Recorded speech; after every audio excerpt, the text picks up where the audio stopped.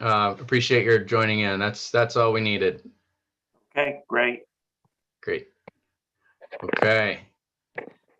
And welcome everyone to the Joint Standing Committee on Energy, Utilities, and Technology. Today is March 23rd, and we'll be holding public hearings on LD 83, LD 511, and then a number of work sessions. My name is Seth Berry. I am the House Chair of the committee. I represent House District 55, which is Bowdoin-Bodenham, most of Richmond, and beautiful Swan Island on the Kennebec. I will ask the committee members now to introduce themselves, and I'll call on folks just based on the way my screen is arrayed. So that will begin with Representative Wadsworth. Good morning, Mr. Chair. My name's Nate Wadsworth, and I proudly serve Southern Oxford County, and that's House District 70. Thank you. Representative Cuddy. Good morning. My name is Scott Cuddy. I represent House District 98, which is Winterport, Frankfort, Searsport, and Swanville. Representative Carlo. Good morning. I'm Representative Nathan Carlo from House District 16, which is part of Saco, Olive Hollis, and a part of Buxton. Representative Grahowski. Good morning, all from the crossroads of Down East Maine. I am Nicole Grahowski. I serve House District 132, City of Ellsworth, and Town of Trenton. Representative Foster. Good morning from the heart of Maine. I'm Representative Steve Foster, serving the towns of Dexter, Garland, Exeter, Stetson, and Charleston.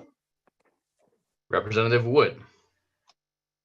Good morning. I'm Barb Wood, and I represent House District 38, which is the western end of the peninsula in Portland. Representative Ziegler. Morning. I'm Representative Paige Ziegler from District 96, Waldo County, the 7 towns of Belmont, Liberty, Lincolnville, Mount Vermorel, Palermo, and Searsmont. Representative Kessler. Good morning, Chris Kessler, representing District 32, which is the middle portion of South Portland and a little smidgen of Cape Elizabeth. And Senator Lawrence is muted. And I think Senator Mark Lawrence. Yep, I'm Senator Mark Lawrence, the Senate Chair of the committee. Thank you, Senator Lawrence, for joining us and providing us the necessary quorum to start. We do have other members of the committee who are unable to be with us today, but as always, they will read your written testimony and also probably watch this proceeding on YouTube, where we are streaming live as we speak. With us today, as always, is Izzy Zox, our committee clerk, and Daniel Tartikoff is our analyst for the day on these 2 bills and our first 2 work sessions as well. Before we begin with the public hearing on LD 83, just a few reminders, a few preliminaries. First of all, we are streaming live, and we invite public comment in this fashion, encourage people to sign up the night before so that they can get a panelist link, and you will be admitted as an attendee to the meeting, waiting to testify, where you cannot be seen or heard, and where we discourage the use of the chat function. And all of us, including panelists and members of the committee, try not to use the chat function for anything except for sort of procedural matters, such as communicating with our clerk or analyst. If you are able to see yourself and you are unmuted, then consider yourself live on Zoom, on YouTube, and on the audio function for the legislature's live stream. Please do update your name on your Zoom square. We want to make sure that it is possible for you to be identified for the purpose of proper transparency to the public. So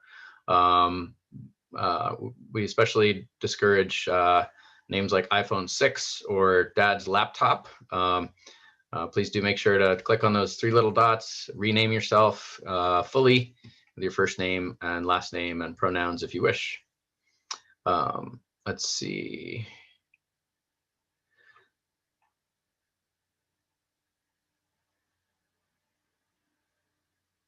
I will call on you to testify, and you will be given 3 minutes to do so. We make an exception for the person presenting the bill. They need to go on a little bit longer to make sure we understand what it does. I will call on sponsors and co-sponsors to speak first. Then those speaking for the bill, those speaking against the bill, and those neither for nor against the bill. Once you're done testifying, we will potentially ask you some questions. And if there are no questions, or once you've answered all questions, you'll be able to exit the meeting on your own and watch the remainder of the hearing on the YouTube channel, or as an attendee if you wish, but you won't be able to come back in to the meeting once you've testified. We do strongly encourage written testimony. You can submit this at any time, but again, preferably before the hearing if possible. If we receive it afterwards, we will also read it and try to digest everything before the work session, which is generally scheduled a couple weeks after the public hearing. So with those preliminaries out of the way, I will open the public hearing on LD 83, which will be presented by Representative Reisman. LD 83 has a title, but I don't have it in front of me, so I'll let Representative Reisman remind me what it is. Welcome to the committee, Representative Reisman. The floor is yours.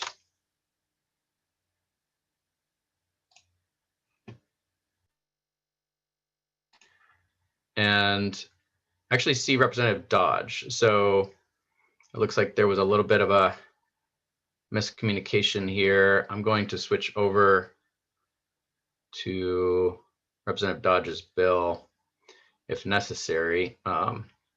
Is Representative Reisman not with us? I had a different order. That was my bad. I'm sorry. I switched him over. Okay, thank you. Excellent. We'll just give Representative Reisman a moment to unmute himself. Okay, thank you very Welcome. much, Chairman. I don't have any Girl Scout cookies here presently, but I can tell you that over a period of years, I've bought 3 tons of Girl Scout cookies. So with that said, I do want to thank you for the opportunity to present this bill to you. So good morning, Senator Lawrence on the phone, and Representative Berry, and other distinguished members of the Committee on Energy, Utilities, and Energy, Utilities, and Technology. I'm Walter Reisman, and I represent District 69, which includes Harrison, Bridgeton, and Denmark, and it includes 2 counties.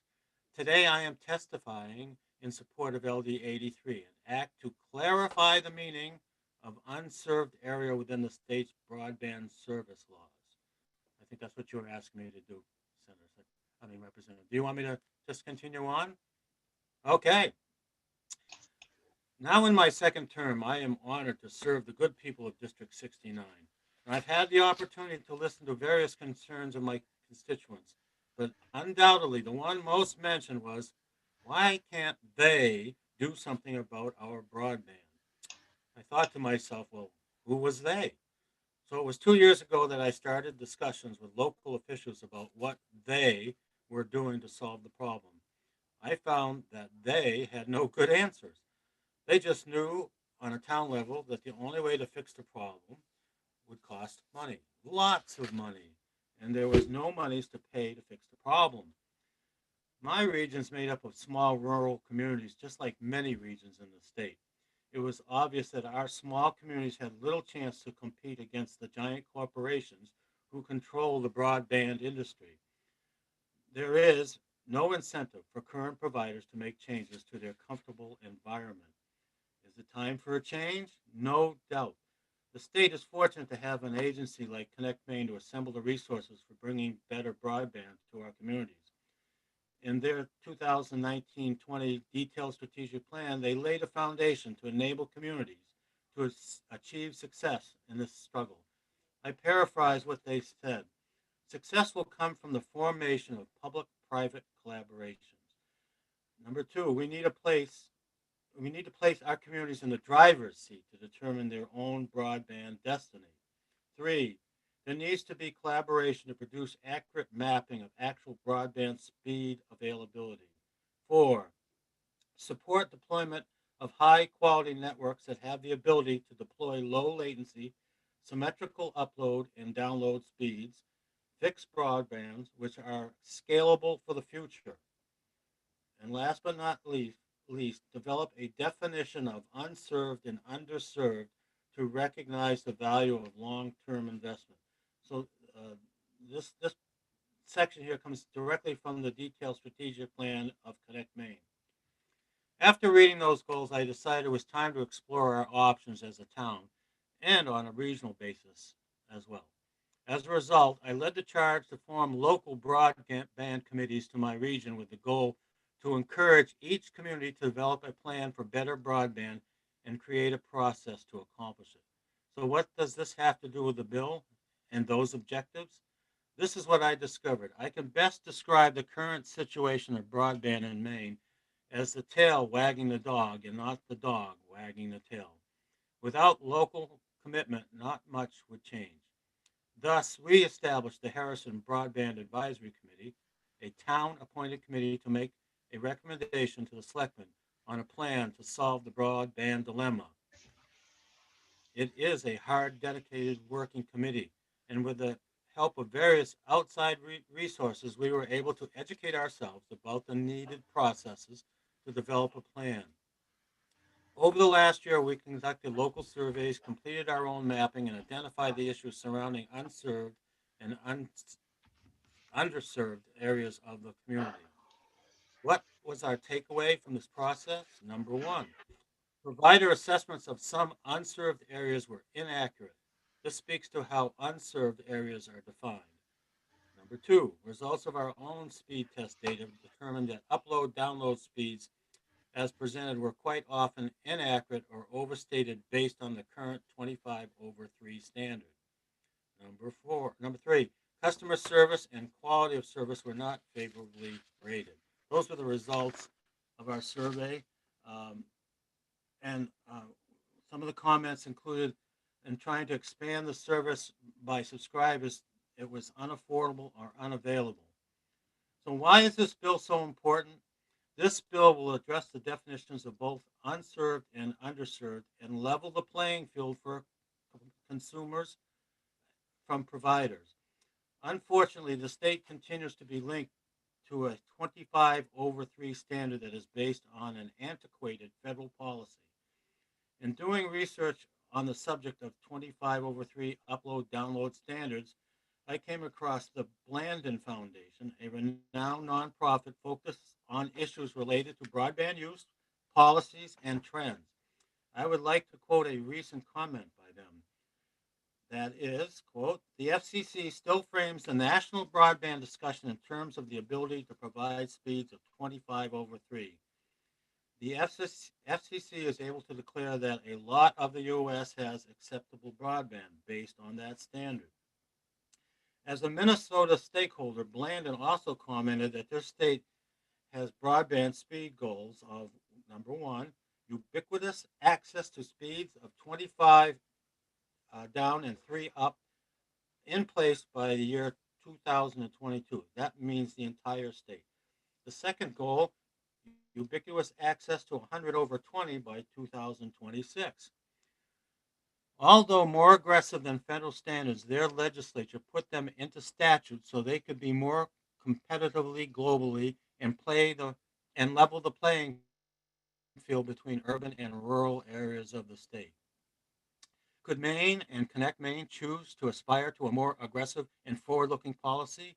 The answer is yes. Look at the history on broadband speed goals. There has been no apparent appetite to look forward, seemingly keeping the status quo, which was primarily benefiting the current broadband providers. That needs to change. What will better broadband look like?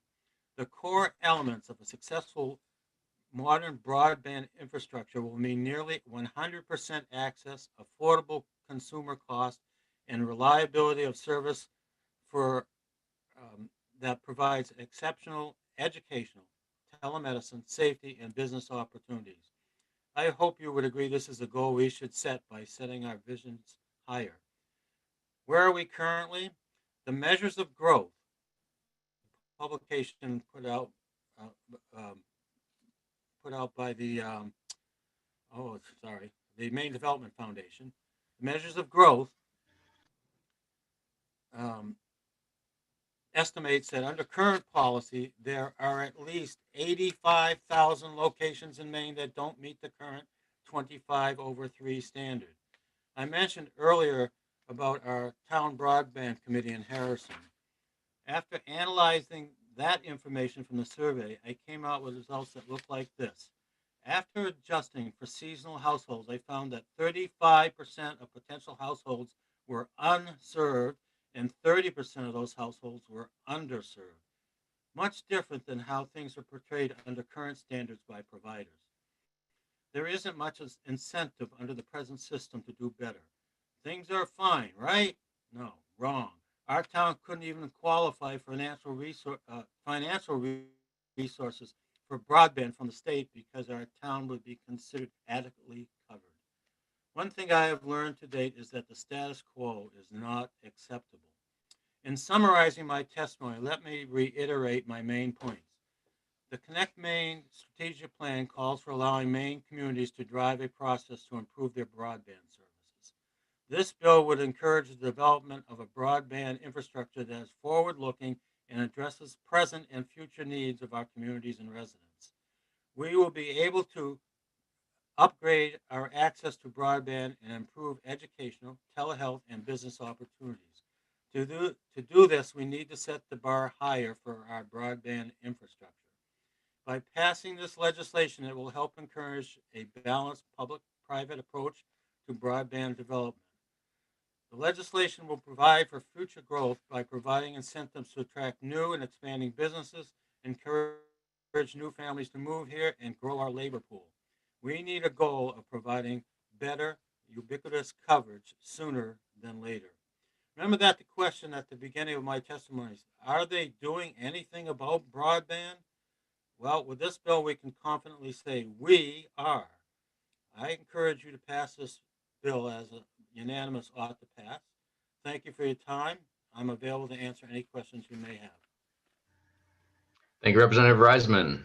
Does the committee have any questions for the sponsor? Representative Grahowski. Thank you, Mr. Chair. Thank you, Representative Reisman, for bringing this topic forward. I do notice that Director Peggy Schaefer is in the attendees room, although I didn't see if she signed up to speak, but I wonder, have you spoken with her or with the Board of Connect Maine Authority when you were working on this bill? And what were their thoughts on it, I guess? And we'll hear more, I'm sure, but.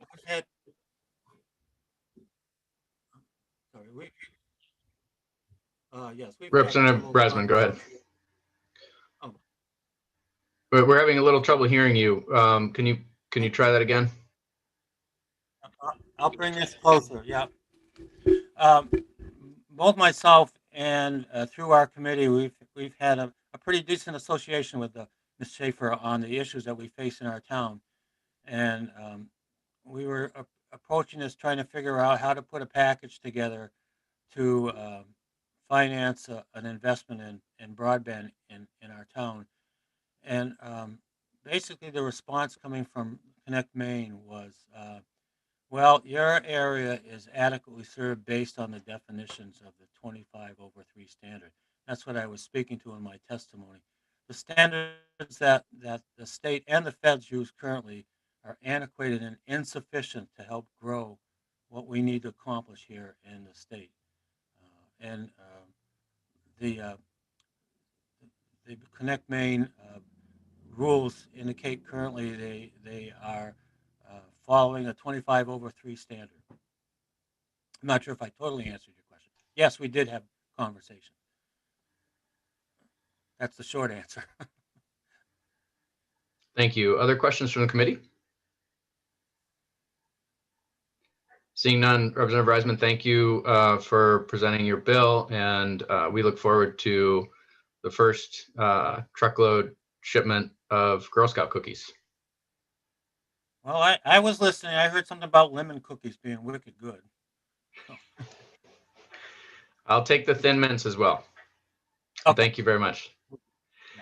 All right, with that, I just want to check whether there are any co-sponsors who are interested in testifying. I don't have any signed up, but I do like to double check.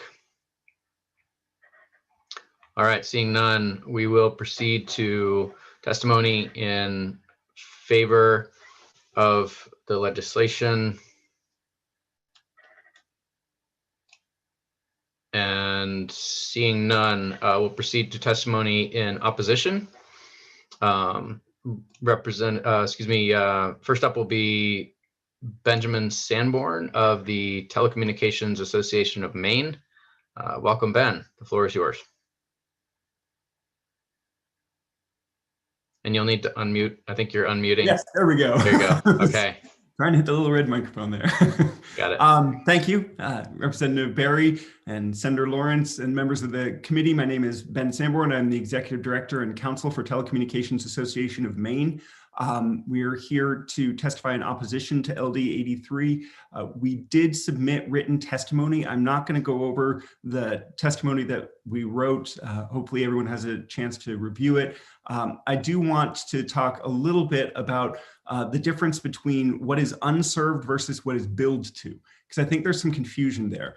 And the issue with unserved is there a baseline where we can say we need to get everybody in the state up to a certain level before we start lifting everybody up to whatever level B is? And so right now, what the definition of unserved is the federal definition of 25 down, 3 up, so that we can get everybody in the state up to this baseline level. And we agree, it's baseline, it's not ideal. It's the baseline level that everybody should have. And once we do that, then we can look at, all right, can we change that number? And the FCC is looking at that. But when we're doing this, and when Connect Maine is giving grants, and when we're working through federal programs like RDOF and similar programs, the build to is something that's well above 25.3.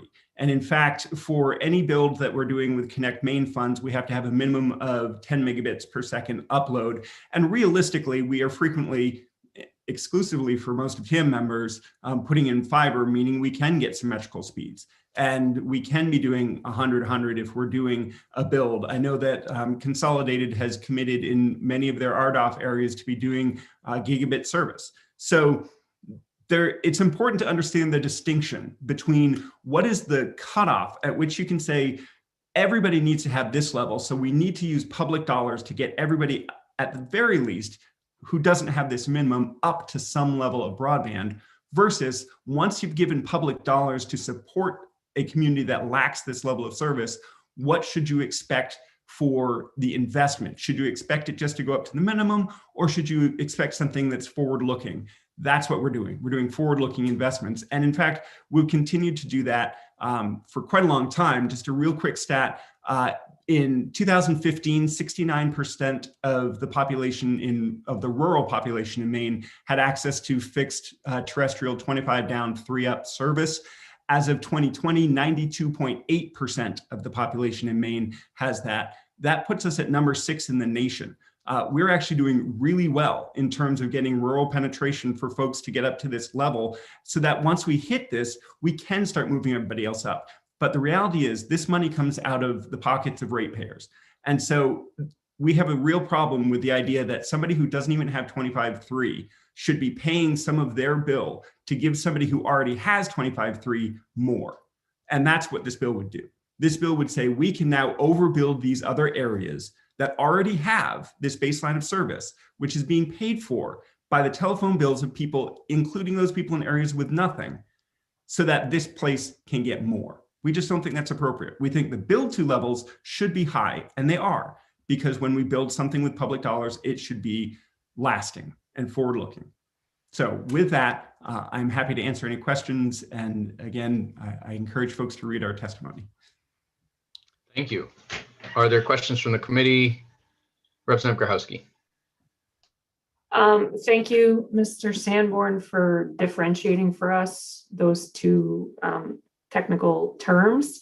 One thing I was interested in speaking with some folks from Minnesota was that they require that anything that their similar authority to our Connect Maine authority is partnering on be scalable to 100 over 100, which I think is the same concept perhaps as the build to, although maybe not, because maybe it means that you're only providing 50 over 50, but you could go to 100 over 100.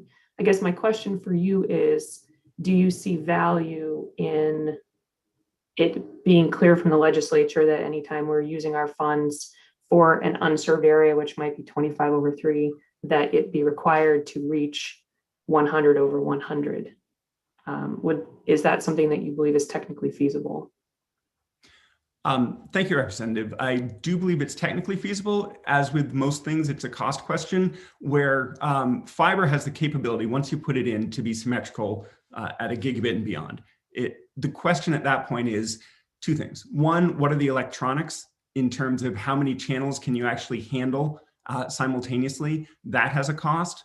And the upload has a cost. We have to get connections down to Boston or Quebec or whomever we're connecting to for the upload portion of the internet, which again is doable. It's a cost thing. And then we have to make sure that we have sufficient what's called fiber to the node, which is we have, when we're running fiber, we have these nodes that we bring a whole lot of capacity into, and from this node, we then go out to individual locations. So this node has to get built up so that when we promise 100-100, we can deliver 100-100.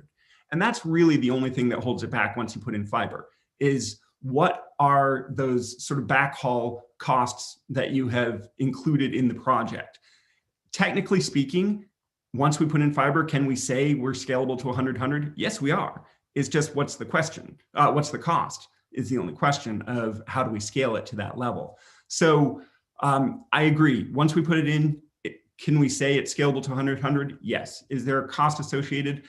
Yes. Maybe it's a lot in some regions and only a little bit in others. So it's hard to make a hard and fast, you should commit to 100-100 everywhere, because that can actually reduce the scope of where you can get that fiber. And our position tends to be, once you get something in there where we have the fiber build up to the node, people will like it and people will buy it. And once people buy it, that gives us the ability to then reinvest into that node and boost up the speeds for everybody and bring the prices down for everybody. So that's our goal. Is it scalable? Yes. Should it be scalable? Absolutely. It should be fiber going in.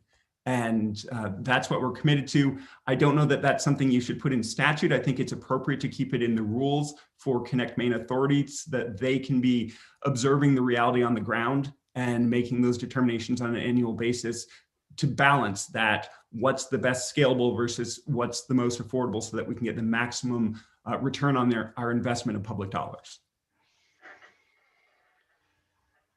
Thank you, Representative Sanborn. Other questions? Mr. Sanborn, I should say. Yeah, I haven't seen your name on a ballot yet. I apologize. Not yet. Didn't mean to insult you there. Representative Kessler. Thank you, Mr. Chair. And good morning, Mr. Sanborn. I was wondering, in your assumptions that this may cause areas of the state that can already get access to higher speed broadband, are you assuming that there won't be a sort of scoring criteria for release of funds when it comes to prioritizing projects, that the whole state will just be under one sort of set of criteria for underserved, and that Connect Maine won't be able to differentiate? Thank you, Representative. I think that Connect Maine can differentiate. The problem is, one of the key drivers, appropriately, is what's the cost per household served.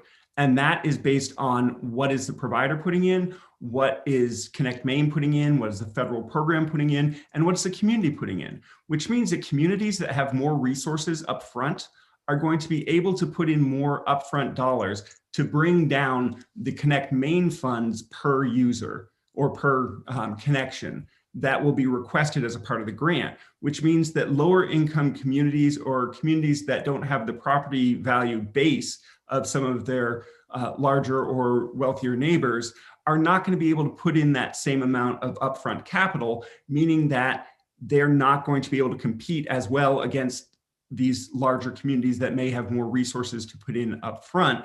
And that's our concern, that's what can increase the digital divide, where we think it's really important to focus on these locations that don't have those resources because they shouldn't be left behind. They should be getting up to this level. And that's our concern with having this higher standard, that we're going to miss some of these smaller areas that really need it and deserve to have this. Thank you. Other questions? Mr. Sanborn, you mentioned that Maine is doing fairly well in rural broadband deployment. That's sort of the basic like 25.3 standard. It's my understanding that that sort of positive situation is actually, it looks very different when you apply a higher speed threshold to the analysis and compare Maine with other states at a truly high speed. So, you know, if we were to look at a 10 over 10 or 100 over 100 standard, it's my understanding that we're actually more at the back of the pack. Would you disagree with that characterization? I think thank you, Representative. I think it depends a little bit on what the data set you're using is. There are two things in play. One, Maine is not only very spread out, but we have very few concentrated cities where you may have a state that has a very dispersed population, but still has some very large central cities. And once you get the central cities, it's much cheaper to serve those locations. And so it's much easier to get 100 by 100 out there. As I was talking about, you bring in the fiber node to serve the area, and the more people who are taking it, the less cost per connection you can do. So the fact that Maine, I mean, Portland's only around 60,000 customers in that area. And so that's really small nationwide. And that's kind of our biggest area, with Lewiston, Auburn kind of tiptoeing up there. So we don't have that concentration. And so that lessens the amount that we're able to provide in the urban areas. However, the reason we're looking at the rural areas is because most of Maine's economy is coming from the rural areas. And that's where we're really trying to promote. The other thing is that when you're looking at some of this data that, especially the data that is driven by speed testing, then that's data that it's really hard to do any meaningful audit on, because it's not clear that all of the tests are happening in the same way and are doing an apples to apples comparison. That's the advantage of the FCC data. It does an apples to apples comparison. Whereas with a speed test, it depends what's your device, what's your modem, what's your router, how many people are using it when you're doing the test itself. It changes over time as a result of that. Where are you pinging off of? For example, I did the Broadband Coalition speed test, and I also did the speed test on my phone through Spectrum. Spectrum pings to Bangor to the Otelco server, whereas the Maine Broadband Coalition connects to New York State. And so there was a distinction in latency because they were going further with where their test was. So there are all these little details that occur when you're doing that sort of speed test and the self-reporting of speed testing that makes that data kind of questionable. So I would say, are we as good in some of these higher speeds comparatively? Probably not, because we don't have the urban concentration. But will this help us get there? Yes, because as we invest in the rural areas, then that's also going to let us invest in the competitive areas as this need grows throughout the state. So it sounds like I didn't hear you disagree with my my understanding. So I'll look for more discussion of that as we go through the day. But just to put a finer point on your discussion of speed testing, the alternative we have, Mr. Sanborn, is to rely on data provided by the industry that reflects an entire census block as if it were served, if one household in that entire census block is served. Do you disagree with that? No, but with a caveat in that, two caveats. One, this is where I get back to the apples to apples. So does every other state in the nation. And so to the extent that has an impact on us, it's the exact same impact on all the other states. So that's why we're sort of focused on that empirical data. But also the Broadband Data Act was passed by Congress, and it looks like it's now being funded, which is requiring a shapefile for future 477 filings. 477 is the form with the FCC wherein companies report their data. So the shapefile means you're no longer going to be relying on these census blocks or census tracts. You're actually drawing a GIS style map that's going to be overlaid. And that is going to allow you to have a lot more precision. And that is absolutely going on right now at the FCC level. It is going to be trickling down to what happens at the state. So I agree. Right now, there are sort of the poison pill census blocks where one customer exists and therefore it's served for the 20 who don't have it. Does that exist? Absolutely. And so there are steps underway at the federal level. It's been enacted. Now it's getting funded. So we expect to see that very soon, much higher quality maps. Excellent. Well, we happen to have a shapefile expert on the committee, and she has raised her hand. Representative Grahowski. Thank you, Mr. Chair. I couldn't help but take the bait on that one as a GIS specialist. Could you maybe for the work session give us more information about the precision of the shapefile? So a shapefile is just a file that contains any geographic data. A census block lives in a shapefile. The state of Maine outline lives in a shapefile. A map of roads lives in a shapefile. So it's like kind of meaningless to say they're making a shapefile. What would be meaningful to know is how precise is it? Is it points of homes? Is it polygons of streets that are 1 mile long? What are we actually looking at when we say shapefile? I don't expect you to necessarily know right off the top of your head, but I'm extremely curious about this. And if anyone could look that up so I don't have to spend a lot of time Googling the federal websites, I would appreciate knowing the precision that we're looking at within the shapefile. Thank you, Representative. I will certainly get that detail to you for the work session. And I can tell you, it is designed to have significant precision, that the idea is not just, here, give us a blob of the state of Maine and that's a shapefile. The idea is to actually be mapping out where on road stretches you have service and what that service is. And a significant amount of the back and forth that's going on at the federal level right now is the precision of the wireless propagation maps, because that has become a question with the shapefile of how do you actually build out a propagation map from a tower for wireless so that you can say, instead of just drawing a big circle and saying, well, we're somewhere in here, to actually say, well, what's the topography of the area? What are the trees? What are the hills? What's blocking it? So that you have a much more precise build out. So the concept is certainly for precision. I will get you more detail for the work session. Thank you. Any other questions? Seeing none, we appreciate your testimony, Mr. Sanborn. And up next is Melinda Kinney from Charter Communications, also speaking against the bill. Welcome.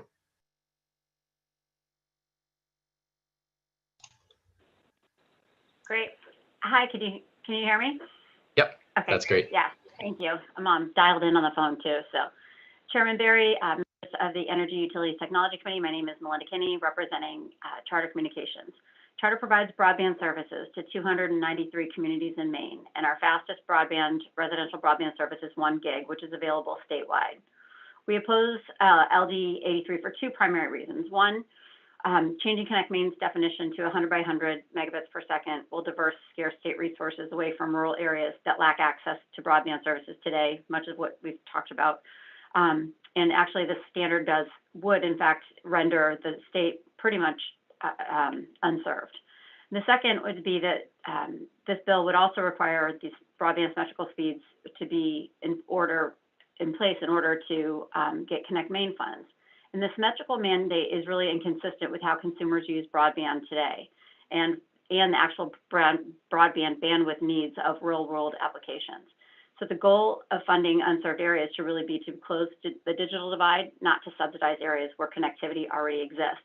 And Connect Maine does have the current authority to reevaluate the unserved speed definition on an annual basis and to review trends in consumer usage and how people are really utilizing their broadband speeds today. The symmetrical mandate is inconsistent, again, with how our real world applications are being used. Like for example, video streaming makes up the vast majority of broadband consumption, which is about 60% of all internet traffic. And it's primarily a downstream, not an upstream experience. And even two-way video conference applications are efficient and do not need symmetrical speeds. According to Zoom, it only requires a 1 megabit connection for both up and downstream. And a study by Cable Labs this past November showed that a 25:3 connection was sufficient for the use of 5 video conference calls at one single time. And the internet usage during the pandemic really creates a great example of why the focus on symmetrical speeds is misguided. Since March 2020, cable broadband providers in Maine saw an increase in upstream traffic of 70% and an increase in downstream traffic of 35%, with no speed reductions or material impacts to our customers' experience. Nationally, pre-pandemic, 95% of traffic was downstream, and actually during the pandemic, that actually declined, oddly enough, but to 93%, but with the 7% of traffic going upstream. So that's a ratio of 16:1 from downstream to upstream. So as these statistics demonstrate, that the focus on symmetrical speeds is really misunderstanding how broadband networks are used and how they function. So redefining broadband to mean the entire state is essentially unserved, and focusing on the speed metric that the consumer demand and really how it's actually being applied are not warranted. It just will shift. Our concern is that it will shift government funding away from these rural areas. And so that's why we oppose LD 83 and hope that the committee will see that as well. Thank you, Ms. Kinney. Questions from the committee? Representative Grahowski. Thank you. Really appreciate the extra details that you provided about usage. The question that I had, and thank you for the written testimony that I can look at later. I always wonder, do we have any information within those statistics about what people have available? Is it a case of if we build it, they will come? Our upload usage is not as high because people don't have good upload speeds. I'm a person with I have an asymmetrical connection that's actually faster on my upload, and for the size of the files that I use in the creation that I do in my job, it's super helpful for me to communicate with my colleagues and my customers. But I wonder if somebody is sitting on a 25/3 connection, they don't even think they can do the kind of work that I do, so their upload is never high because it's not really available to them. So I didn't know if you had any differentiation in those statistics for people that have access to high upload. Are they using it at more than people who just don't have it? I hope that makes sense, but I just wonder if we're getting skewed statistics because it's not even possible for some folks to produce or create in the same way. Yeah, I'm trying to think of kind of how to apply your question to grab a data point. But I'll say, so for instance, the gigabit speeds that we offer across the state for residential services is 940 down, and then it's 35 upload. And so I think that in a lot of cases too, like if it's a business or businesses are treated very differently in that they can get direct fiber connections and have symmetrical services as much as they absolutely need. So I think it's very much kind of to your point, it's very needs based, and what the consumer has to do for whether it's for remote for work or what have you, but then they can increase the speeds and the services that they get. I guess maybe I'm not quite understanding the question as far as what's available. Are you just for a statewide standard? Is that more what you're asking about for upload availability? I think my question is, your information you presented sort of showed that people aren't as interested in using upload speeds and don't need higher upload speeds, but I wonder if the fact that they're not getting high upload speeds in a lot of cases is determining that they're not using it. I think the testimony, I think the data that we've seen and that we've had is really based on what the applications are that the majority of consumers are using. And when you look at video conferencing, for instance, it's just more of a download than an upload, usage. So I think it's more driven by what the consumers are using today and what those various services, whether it's streaming video conferencing, chatting with family. I think that's what's driving. That was what is driving our data points. Representative Cuddy. Thank you, Mr. Chair. Thank you for your testimony, Ms. Kinney. When you hook to someone's house in a residential application, is it a zero-sum game between upload and download? Like, do you only have 1 gigabit, in this connection you mentioned? Mm-hmm. And if you're going to give somebody half a gig download, they get half a gig upload, and it varies like that? Or is it zero-sum? If you take away from one to add to the, do you have to take away from one to add to the other? So our services are designed to be consistent for each individual household. So every cable modem, if you will, is provisioned to provide the service that they buy, whether it's our baseline of 100 by 10 or the gigabit service of 940 by 35. So that is, so they get that, that's the service that they would get for their particular household. A follow-up? Oh, sure. Yeah. Yep. Is it then to say, so I mean, I understand that there's throttling, so you're only paying for a certain level of service, so you're only given a certain level of service, even though the line could hold whatever the line can hold. But is it the case that if I'm buying the 110, that is there anything stopping you from offering 100? Is it just how much traffic would be going either way? I guess why is, and I should point out too, relatively new to the committee, relatively new to this, so you're getting questions from a point of extraordinary ignorance, and I appreciate if you answer them as though I am extraordinarily ignorant. Do you have the capacity to give somebody 100, and it's just that you feel people won't use it, so you can charge them less by not giving them access to it? Why is it 110 instead of 100? Got it. So the network is configured because of consumer usage for a higher download than upload, right? So it's not to say that we can't make the network accommodate that, but it also has their software, and I think Ben mentioned this too. I mean, there's software and equipment that are needed in different standards to support higher upload speeds.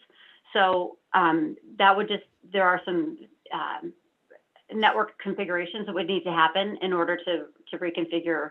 And that's what we do actually for like businesses, for instance. And so if there's a business connection, then we will, we can make certain accommodations for that particular account to make, to provide whatever symmetrical services they need. We actually do have some like condo and apartment units, like for instance, in Portland, although our services are standard, we provide the same services across the board in Maine, but there are apartment complexes that have a 200 by 200 service, but they pay for the technology and the equipment to be able to provision that service. Does that help? It does, thank you. Okay. Great, other questions? Ms. Kinney, early in your testimony, you said that Spectrum/Charter is currently offering 1 gigabit service statewide. Mm-hmm. And I just wanted to double check on what that means. I know that Maine has about 560,000 households, about 40,000 businesses, so that's about 600,000 potential customers statewide. Are you saying that all of those 600,000 potential customers currently have access, or can you qualify that remark a little bit more clearly? Yes. So so we have about 426,000 customers in Maine, and they all have access to gigabit services. Our network passes, I would have to get an updated number, but it was over, 600,000 homes and businesses. So that means homes passed, or like it's who would be capable of accepting or getting our services. And so everyone from, Allagash down to York, we have access to the same services. Thank you. Of those 426,000 customers. Well, those are just the customers that we have. We have potential to get more, but they have other choices and have gone with other providers. So as a follow-up, my road does not have a coaxial cable or a spectrum fiber line running down it. So you cannot physically serve me unless I pay, I don't know, maybe $40,000-$50,000. So can we talk about cost a little bit? What is the cost of that for someone who does have, a spectrum fiber line running by their house and lives close to the road?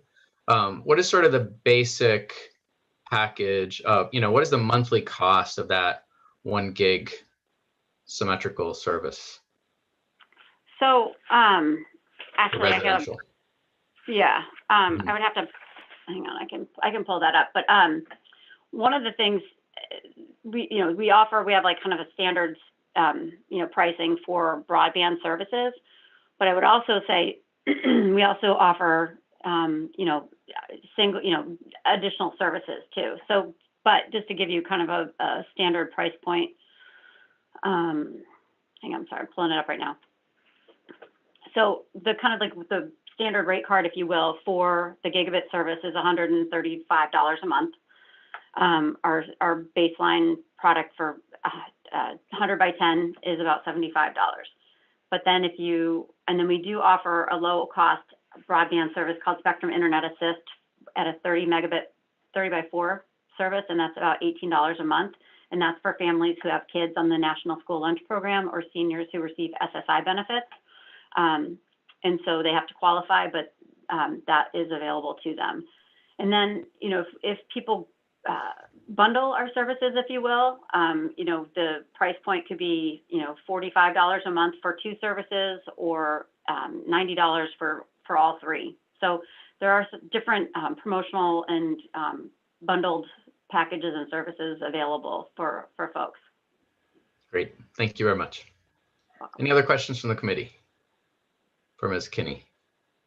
Seeing none, we appreciate your testimony, and we will proceed to our public advocate, Barry Hobbins, speaking neither for nor against. Welcome. Welcome. Thank you very much, Representative Barry, Senator Lawrence, and members of the Energy, Utilities, and Technology Committee. I'm Barry Hobbins, and I'm the public advocate speaking on behalf of the Office of the Public Advocate. First of all, let me thank Representative Reisman.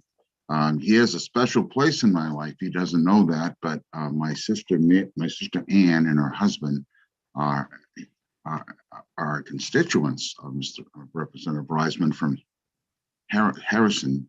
And on the other side of the district in Denmark, my mother-in-law, who I love, and my sister-in-law and my wife Donna all resided and grew up in Denmark, Maine. So just a little shout out to Representative Reisman for a couple of his constituents.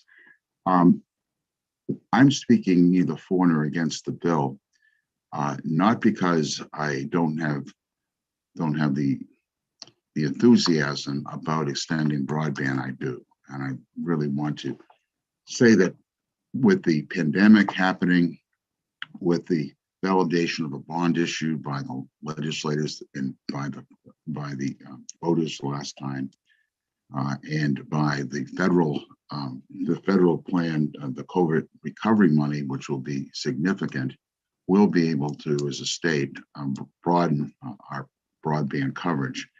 However, the problem I have is that if you raise the, and again, fortunately, I had an opportunity to read the comments of Peggy Schaefer, who is the, as you know, the executive director, and who has really been very proactive in identifying the unserved areas. I really think that although it's good intention, there's a fact that I think has been brought out.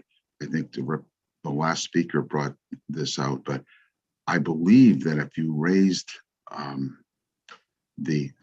100 over 100 to the unserved areas, it might have a situation where everyone in the state would qualify for network assistance, and probably would need to build out.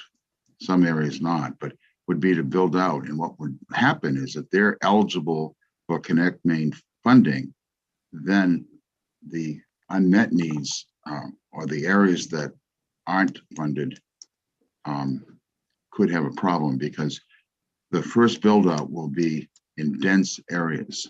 That's the way it has been in wireless telecommunications law and the process in all states. And that's the situation that I experienced in my 28 years permitting wireless telecommunications facilities. I think we're on the right direction. I still wonder whether or not keeping it by rule instead of by statute for temporarily until we see and everything shakes out with the federal money, the state bond money, additional state bond money, which has been asked for by the governor. They're going to very almost immediately, because they're required by rule to revisit the whole unserved definition. And so, and they're going to look at, as Peggy Schaefer will tell you in her testimony in much more articulate detail, that what we think will be the best idea might not be, because I believe only Minnesota has put the figures into statute. I believe most of the states have been by rule. Great. Having said that, thank you very much. And any questions, please ask me, or if you have another work session. Excellent. Thank you, Mr. Hobbins. Questions for the public advocate? Okay, seeing none, we appreciate your testimony. And up next is Nick Batista of the Island Institute and chair of the Connect Maine board to speak neither for nor against. Good morning, Senator Lawrence, Representative Berry. Thank you. Members of the committee, Nick Batista on behalf of the Island Institute, and as Representative Berry noted, also chair of the Connect Maine Authority board. I don't have written testimony today and just wanted to add a couple of comments that are neither for nor against, but probably skew more against this idea. Certainly appreciate the sentiment that broadband is important and small rural communities are struggling. We all of us working on broadband are very, very well aware of this. I would say this probably isn't the way to go about solving some of the challenges that we're facing in the state. But I really appreciate the conversations you've just had and the questions you've been asking and your willingness to dig into these issues. As a policy matter, I would question the wisdom of enshrining this definition in statute. Just as the world changes, it can be challenging to get a bill in and align the legislative timing with considerations around long session, short session, with needs to get funding out to solve these problems. If you miss getting a bill in for the long session, maybe you're looking at waiting 2 years to change the definitions. And I think that's probably not a particularly helpful construct. It's certainly not the best way to meet community needs. And I would just also note that the unserved definition and the goal are two different conversations. Ben Sanborn from TAM spoke well about that. And as a practical matter, solving our state broadband challenges takes money. It's not a definition change. It's the willingness to provide the funding to really tackle the challenges. So if you're interested in going down some of these roads, I would suggest thinking about whether a resolve around the definition of broadband service is a more appropriate vehicle, or some of the other places where broadband ends up in statute. But I don't think enshrining an unserved definition is going to quite get us to solve these challenges. Thank you, Mr. Batista. Questions from the committee?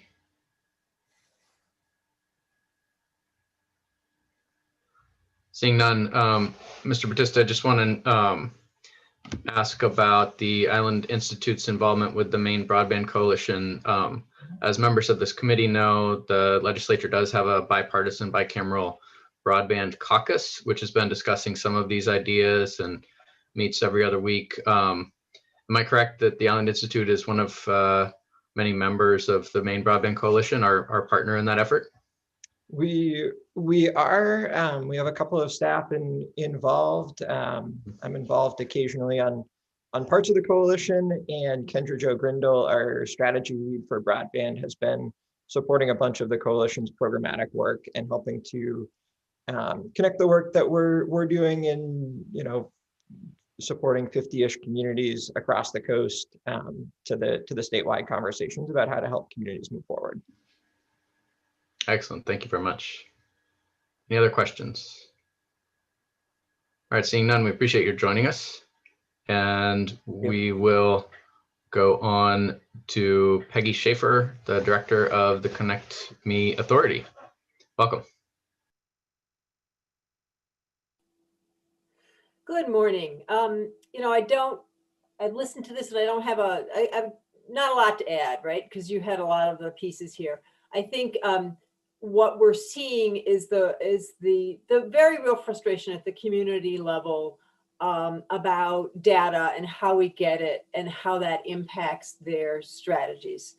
What we have found is that communities really tend to get hung up on this data piece. We try to push them beyond it. We try to say, focus on your goals first, where you want to be, but we know there's several catch points, right? And this is one of them, which is one of the reasons why we are helping support this speed test statewide, is because it gives them sort of the tool to figure it out, also gives them sort of a place to move to, right? So once they can check that box and then they can begin to think about, okay, so what is it we want for a community? I understand completely. One of the things that we know about a lot of Maine is that what we call the urban cores of these rural towns are served, right? Sort of the downtown area is served. And it's when you get out beyond that your service is bad. And we also know that it's really hard to put together a plan that looks a little bit like spaghetti and doesn't bring everybody in town potentially up to the same level. With that, it's important to note that our funding can be used in areas that are unserved, right? So you can put a package together that brings everybody up to the same level. It's just that our funding can only be used for the pieces that are unserved, so you need to figure out where the other pieces come in. The definition of unserved actually was changed, I want to say in 2018, from, I euphemistically say was nothing over nothing. I think it was 1.5 over 0.75 to 25 over 3, which was, not an insignificant jump, right? And so that made a lot more of the state eligible for funding. The build standard, I believe, was put in place about 2015, 2016 as a build standard of 10 over 10. And as Ben pointed out, there is a distinct difference, right? One is what we expect you to build to when we give you money, and the other is where we can fund. So there is a distinct difference there in how we look at those numbers. Both of those are defined by rules so that we can change them. We revisit it annually, and we can change them based on market needs and market desires and market changes. I am a huge fan, as most of you know, of high quality service and especially a high quality upspeed. We are building networks that are going to last 40 years. So while I get that people don't necessarily need an upspeed today or whatever, we are building a network that is going to last longer than today or tomorrow. It is a future network. So it's important that we remember that as we look at all these standards. It is the only state that I know of that has a higher speed level of unserved than the FCC is actually South Dakota. And their definition of unserved is 100 over 10. Everybody else is either at 25.3 or below that. I was just on a call last week with a bunch of state broadband leaders, and we were asked the question, would it be helpful if the FCC changed the speed? And the answer is it would. It would, because it then would set a standard across the country that everybody has to live by. And it's a big agency that can then take the lead on that, right? And since they are like the source of the maps, for them to redefine what is unserved helps all of us. And so I think it's hard for states to make huge leaps around the unserved, where we can provide funding definition without support from national, because then what happens is your federal funds have a different standard than your state funds, and we're trying to match state, federal, and local, and it becomes much more difficult. You know, there are a couple states who have more than a couple, but who have goals in statute that says by X, people in our state will have a service of, you know, 100 over 100, or and that's sort of one way you can look at it. I really think that at this point in time, where technology is changing, where funding is changing, it's really important to maintain the flexibility that we have, which is in rule, not in statute. Statutes, as you know, not impossible to change, but it's on a 2-year cycle, which makes it much harder to change. You know, the board we are aware that we are looking at this every year, and we are starting to have the conversation because we are entering into our triennial plan of what is our next piece going to be. Are we going to raise the build standard? Are we going to raise the unserved standard? We, this year, when we did our rule change, added in the definition section what we call common use applications, which gives us the basis to look at what are the uses that people have of the internet, and how do we make sure that our standards make sure those uses are usable. And so I think that we have set the stage for this. And, you know, to some extent, the letter that Senator King sent with other senators that essentially told the federal government, you know, make a standard that's even across all of your agencies and make it high, is also a good step. But for us to go out on our own right now and change the upspeed or change the whole definition of unserved as we're in the middle of a grant cycle. We got another one probably this summer. We have some amounts of federal money coming. It makes it very, it makes it harder for communities and us to figure out what's going on, right? I don't know if that makes sense. Thank you, it does. Questions from the committee? Representative Grabowski. Thank you. And I should know this, and just for clarity, so I don't have to go running to look at the rules. Is your definition of unserved currently 25 over 10 or 25 over 3? Our definition of unserved is 25/3. Our build to, which in other words, we will fund a project that every project has to serve, it's at least 10 over 10. Okay, thank you. Other questions? Seeing none, thank you, Director Schaefer. You're off the hook. And I do have some news that Sarah Davis from Consolidated has asked to testify as well. So we're adding her to the list, and she has joined us. Ms. Davis, welcome. The floor is yours. Good morning, Chairman Barry, members of the committee. Let me first start by saying I'm sorry I made a mistake when signing up, and I appreciate you indulging me and giving me just a few minutes to talk here. So thank you. I will not be long. I will be very brief. You've heard it all. You've heard the policy issues. They've all talked to you about what the issue with changing the standard and setting that in statute without any flexibility will do in the state. I will address a few of the things I've heard. Chairman Barry, you talked about the state and its ability to serve at a very high level.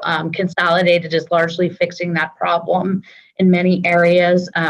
We have a $224 million investment we're making from 22 to 25 in the state of Maine, building out a fiber to the prem 2 gig product to 450,000 locations in Maine. And that gets directly to the heart of this. We heard that the status quo was what it was and that there was no incentive to change that. Clearly there is, and Consolidated is living that out through an investment that will largely reach the areas of the state that have some level of service today that are more densely populated. You know, this kind of investment expects a return, and so it will really go to those areas. And a change to this definition would create many of those areas eligible for state funding at the same time there's private investment in a full fiber to the prem premier product at 2 gigs, which also comes with some commitments on a low price service, thanks to the good work of the public advocate. So, that's the problem with the policy. Some of the saddest stories we hear here at Consolidated, I'm sure Peggy hears at the Connect Maine Authority, are the people that are at the end of the road where there's very few of them and they really need service. And I really think that's where our focus should be. That's where state money should go, to try to get those last people where the private sector is not going to spend its money to get a level of service that's acceptable. I'm sure Peggy and Nick can confirm, but I believe that all of their projects that have come in as a result of the 1010 standard have been fiber to the prem projects. You are getting what you want, which is a lasting service for your state money that will, as Peggy said, live for 40 years. And that's what's important. That's what they see. That's what they get to score when it comes in, and that will continue. We have our first round with the $15 million that was passed by referendum. I think that we need to wait till we get through that process, see what comes in. Everything I've heard is it will all be fiber to the prem projects. They're all in areas that desperately need broadband. I think that's all a good thing. I think if you want to change a policy, you need a reason to. And as Peggy said, one of the challenges is money. If you have unlimited funds, sure, make everybody eligible. But since the funds are limited, I think we need to focus on what we're trying to do, and that is to get those without service to have a level of service that is lasting. And I think that's working. With that, I'm happy to answer any questions. Great. It's 3 minutes exactly. Thank you. Questions from the committee? All right, seeing none, you're off the hook. Thank you, Ms. Davis. And Izzy, is there anyone else who you know of that wishes to testify at this time? I've gone through my list. There's no one that I know of. Nope. Representative Grahowski? I actually did think of a question for Ms. Davis if it's not too late. It looks like she's still with us. So I'm still here. you're in the nick of time. Thank Go ahead. you. My question was, and I think you alluded to it, we heard a little bit about the spectrum cost structure. Could you tell us what's available for folks that are having trouble affording internet through Consolidated? So I could tell you some and not all. So Consolidated currently has a number of products at a number of different prices. We see take rates at very low product levels, not the full service available due to income limitations frequently. And we share that with communities when we work with them. So it is a very real situation that people cannot afford broadband. With our new fiber to the prem build, as I was indicating, we are going to offer a 50/50 meg product at a very affordable rate. We are not advertising that rate. It's confidential because until it's in the market, we don't want to tip our competitors off to competing with us. But the public advocate was part of a stipulation at the PUC. And that was one big thing that was really important to the public advocate, was to get a really good service at a cost that they were very happy with. So suffice it to say, it's very good, but unfortunately, due to concerns with confidentiality, I can't share that with you today. But I think you could get commitments from the public advocate that people will be very happy with that. Representative Grahowski, any follow-up? Nope, thank you very much. Thank you. Okay, and any final other questions for Ms. Davis? Okay, seeing none, you really are dismissed this time. And it's my understanding that is we've gotten through the list for LD 83. So that will conclude the hearing on LD 83. We'll take it up at work session in a couple of weeks and advise interested parties as to when that is. Next up, we have LD 511, and I will go ahead and open the public hearing on LD 511, which is an act to require telephone service providers to provide at no cost to customers services designed to reduce the number of so-called robocalls and automatically dialed telephone calls. It'll be presented to us today by Representative Dodge, the sponsor. And I do want to call the committee's attention to an email that you all should have received, also sent to interested parties who are signed up for the committee's list. Went out under Dan Tartikoff's email at 10:12 a.m. yesterday. with a sponsor's amendment to the bill, which I think she'll be presenting to us today. I just want to make sure people have that language in front of them. It does involve a name change to the bill, so it would now be an act regarding services designed to reduce the number of so-called robocalls and automatically dialed telephone calls. With that, Representative Dodge, welcome. It's good to see you, and the floor is yours. Thank you, Mr. Chair. I would just draw your attention to my backdrop, which includes some significant boxes of cookies. Excellent. More virtual cookies. Good morning, Senator Lawrence, Representative Berry, and esteemed members of the Energy, Utilities, and Technology Committee. I am Representative Jan Dodge of House District 97, which includes Belfast, Northport, and Waldo. I am here to present LD 511, an act to require telephone service providers to provide, at no cost to customers, services designed to reduce the number of so-called robocalls and automatically dialed telephone calls. Legislative service is often judged by the degree of success in solving constituent problems. I am here today to present this bill and ask for your support in beginning to solve the problem of robocalls for the people of Maine. You know what I'm talking about. The problem of inappropriate use of a utility has a long history of attempted federal fixes, such as the Telephone Consumer Protection Act of 1991, the Truth in Caller ID Act of 2010. In May of 2019, the Telephone Robocalls Abuse Criminal Enforcement and Deterrent, or the TRACED Act, increased the fines the Federal Communications Commission, the FCC, can impose and lengthened the statute of limitations. In July 2019, there was the Stopping Bad Robocalls Act. Earlier this month, Senator Collins joined colleagues in proposing the Anti-Spoofing Penalties Modernization Act, which proposes to double previously set penalties. This was announced on March 4th, which was declared Slam the Scam Day. In the 129th legislature, the governor signed Senator Chenette's bill that classified robocalls as an unfair trade practice for a telemarketer to misrepresent their phone number or utilize an artificial voice. But this is not enough. Last year, I got a robocall from my own phone number.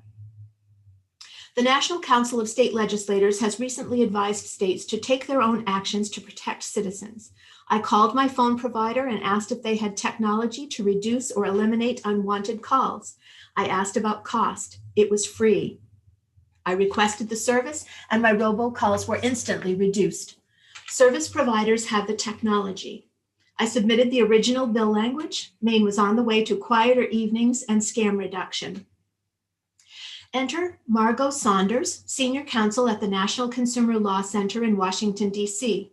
When I asked for advice, she shared that several months ago, the TRACED Act added a new rule, subsection 227J, to the Telephone Consumer Protection Act, 47 U.S.C. 227.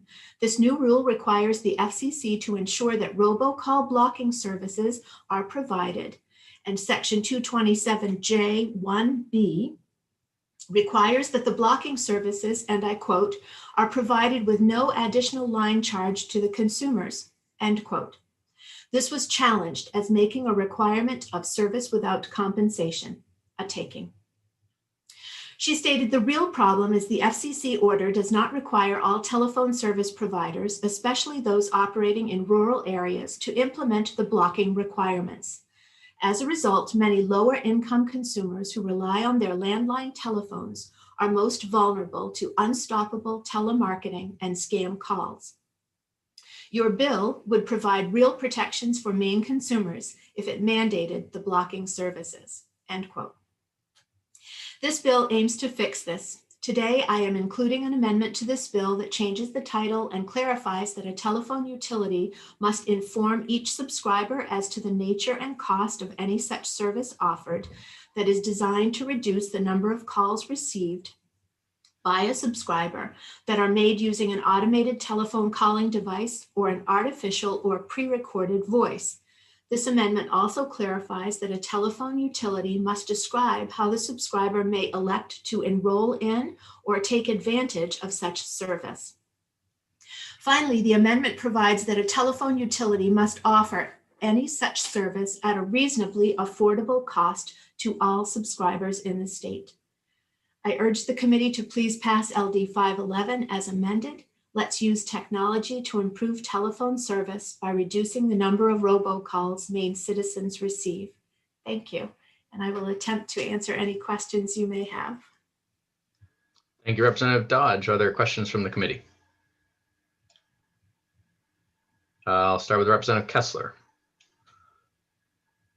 Thank you. Good morning, Representative Dodge.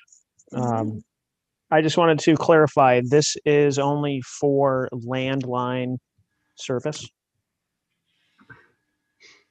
I am not sure about that. I am hoping that this will be all services. Representative Kessler, any follow-up?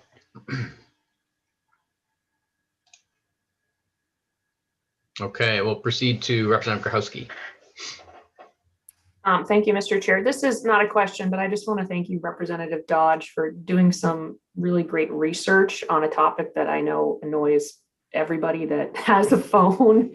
And I've had constituents reach out to me, but it's always very daunting to tackle the state and federal relationship and what we can do while we wait for the federal government to take action. So I just want to thank you for finding some sort of path forward that helps our constituents at least learn about what options are available. And I know it, having worked on things like internet privacy and net neutrality, I know how hard it can be to thread the needle. And I hope we can figure out with you how to sew up this problem.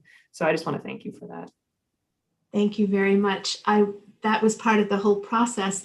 I thought I had what seemed to be a simple solution, but as I consulted more people, it was not as straightforward as I had hoped. And there's still, because this is not my my area of expertise, I still am looking to you folks to help, as you say, to try to straighten this out.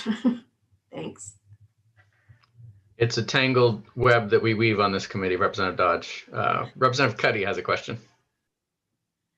Thank you very much, Mr. Chair, and thank you, Representative Dodge. And I definitely echo Representative Krahowski's comments. Your research on this is exceptional. I think you've, by doing it all, you've already taken like the first 2 or 3 steps this committee might have taken, and you've moved them aside so we can really get to the heart of it.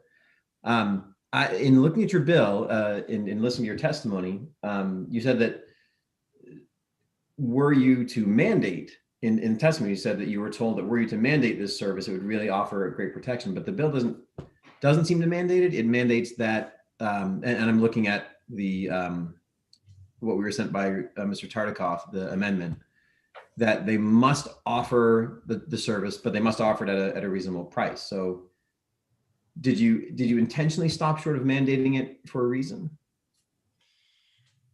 Again, Mr. Tartikoff may be able to clarify that, because I sent him my white paper and said, please, can you help with this? But I believe your question may refer to earlier in my testimony about if you mandate it and you mandate it at no cost, it's considered a taking. And supposedly already the service is mandated, but that was challenged in court. Again, if it's offered for free, it's a taking. So that's why I said, okay, is it going to be too nebulous and too sort of floaty to say at a reasonable cost? That doesn't seem as specific as I'd like it, but if that's a starting point, perhaps. Right. And a quick follow-up, Mr. Chair. Sure, go ahead. I was referring to, you had quoted Margot Saunders, and I'll just quickly read that. She stated that the real problem was the FCC order does not require all telephone service providers, especially those in operating rural areas, to implement the blocking requirements. And then the last sentence, it says, your bill would provide real protections for Maine consumers if it mandated the blocking services. And this seems like, and this isn't a criticism, this is trying to understand. It seems like this is an incremental step toward that, where the service providers may need to let us know what's available to us in trying to block these. I mean, I use a Google Assistant on my phone that most people don't know is available. It doesn't block them, but it adds a firewall that a real human gets past very easily but that a recording doesn't. So it seems like an incremental step towards getting to where everybody could be using this if they wanted to, but we're not mandating that the service providers absolutely have to provide this, even if, if they added a charge to the bill. So it weren't a taking. We're not going to mandate that they're going to do it. We're just going to mandate that they explain to the users of their service that this exists, I guess, is where we're looking. So thank you. I don't think there's even a question there, actually. I just sort of talked myself through it and wound up not asking you a question. I apologize. Well, my answer to your non-question, if I may, Mr. Chair. Go ahead. My answer to your non-question, Representative Cuddy, is I was trying to be careful about using the word mandate. However, if your committee, in its infinite wisdom, sees a path forward to do such a thing, I would be very amenable to that amendment. Thank you. Thank you, Representative Dodge. Any other questions? All right, seeing none, we look forward to the shipment of Girl Scout cookies. And I do want to caution the committee just before we go on to the next to testify that it is important in a public hearing to try to frame comments as questions whenever possible. And we'll hopefully be slightly more efficient that way. So up next is Barry Hobbins from the Public Advocate's Office. And welcome back, Mr. Hobbins. Welcome this morning too, members of the committee, Representative Barry, Senator Lawrence. I'm Barry Hobbins, speaking on behalf of the Office of the Public Advocate in favor of the LD 5111 as amended by the amendment that has been presented to the committee for consideration. You know, the office is supportive of the intent behind the original bill, but after reviewing information the sponsor with her incredible due diligence received from the National Consumer Law Center, I have to acknowledge that it seemed clear that the amendment was appropriate. The amended language would require the telephone utility to provide details of a service designed to reduce the volume of calls received from automated telephone calling devices to the consumer, as well as including how to enroll in the service and at what cost. I don't know about you, but we receive in our office, and individually you probably have the same situation, people complaining about this type of service and this type of practice. What I believe is the compromise in the amendment is to put the phrase reasonably affordable cost. I know this committee has in the past,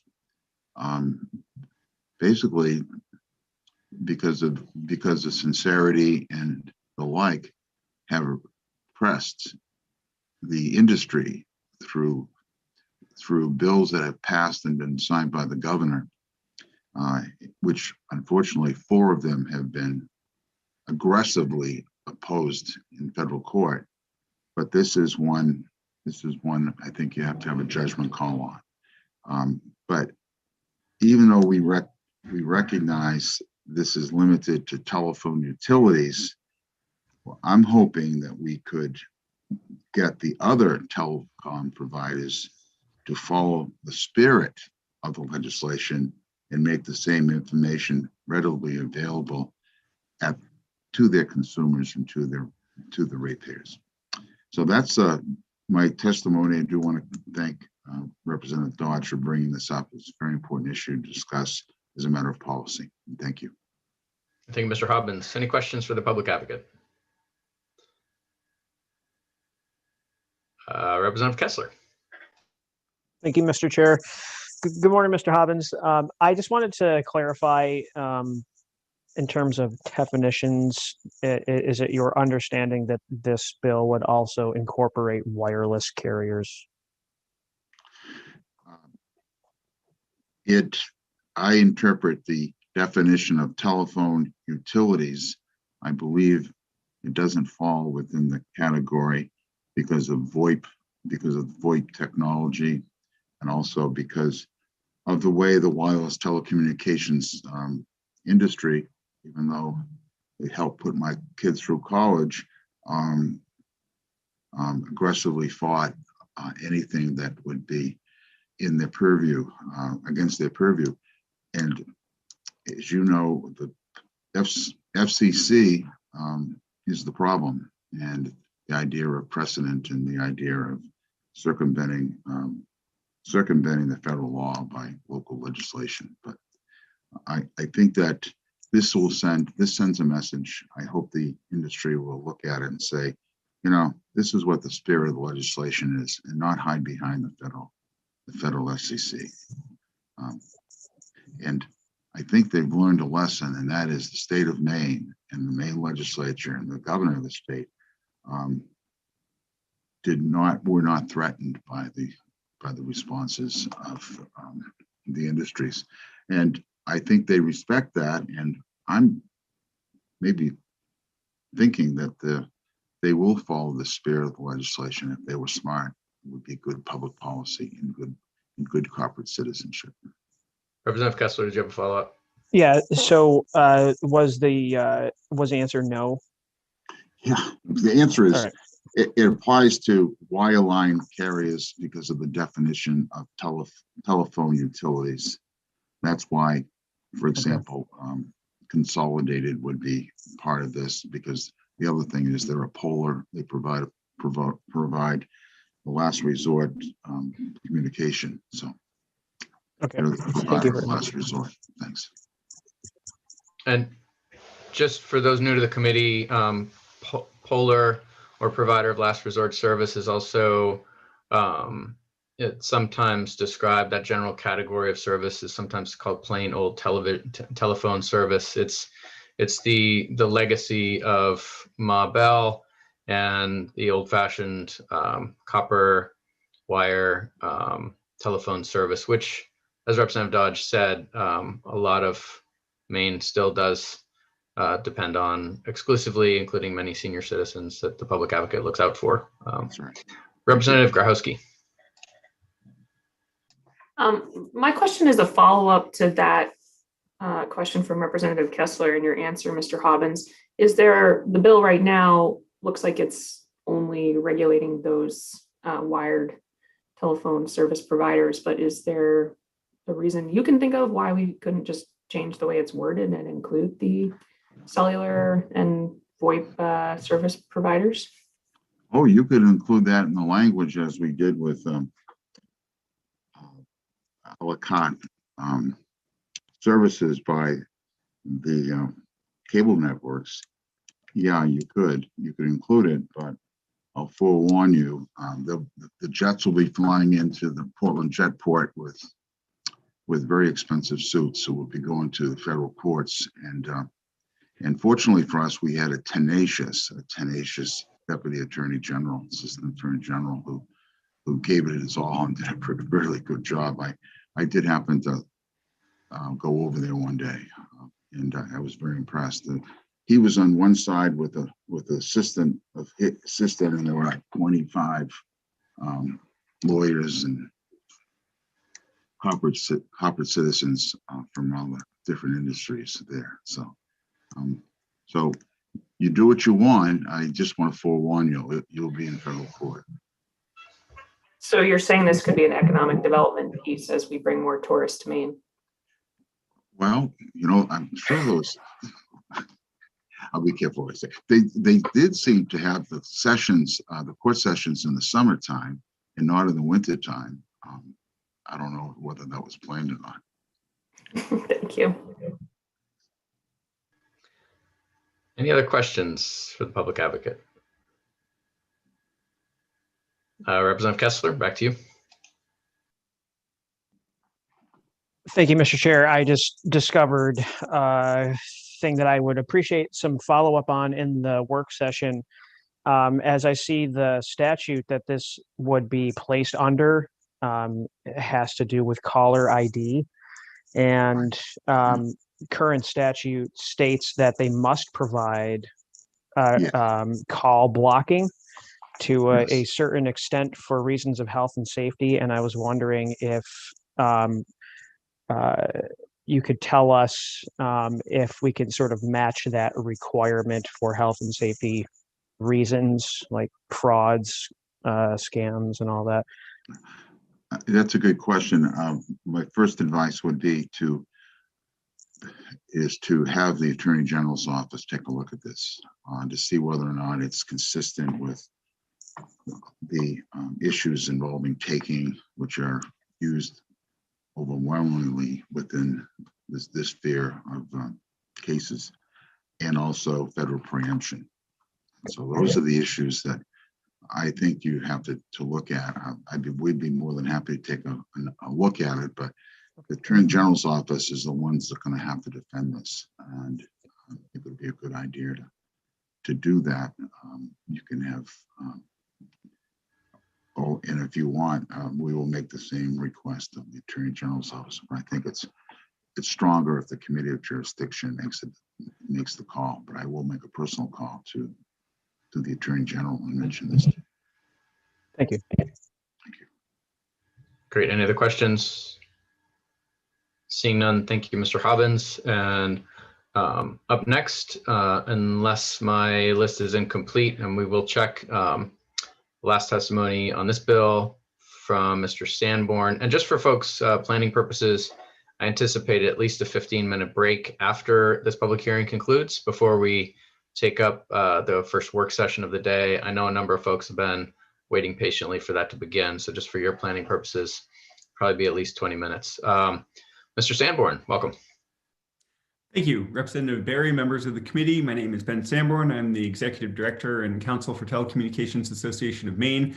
We did submit testimony.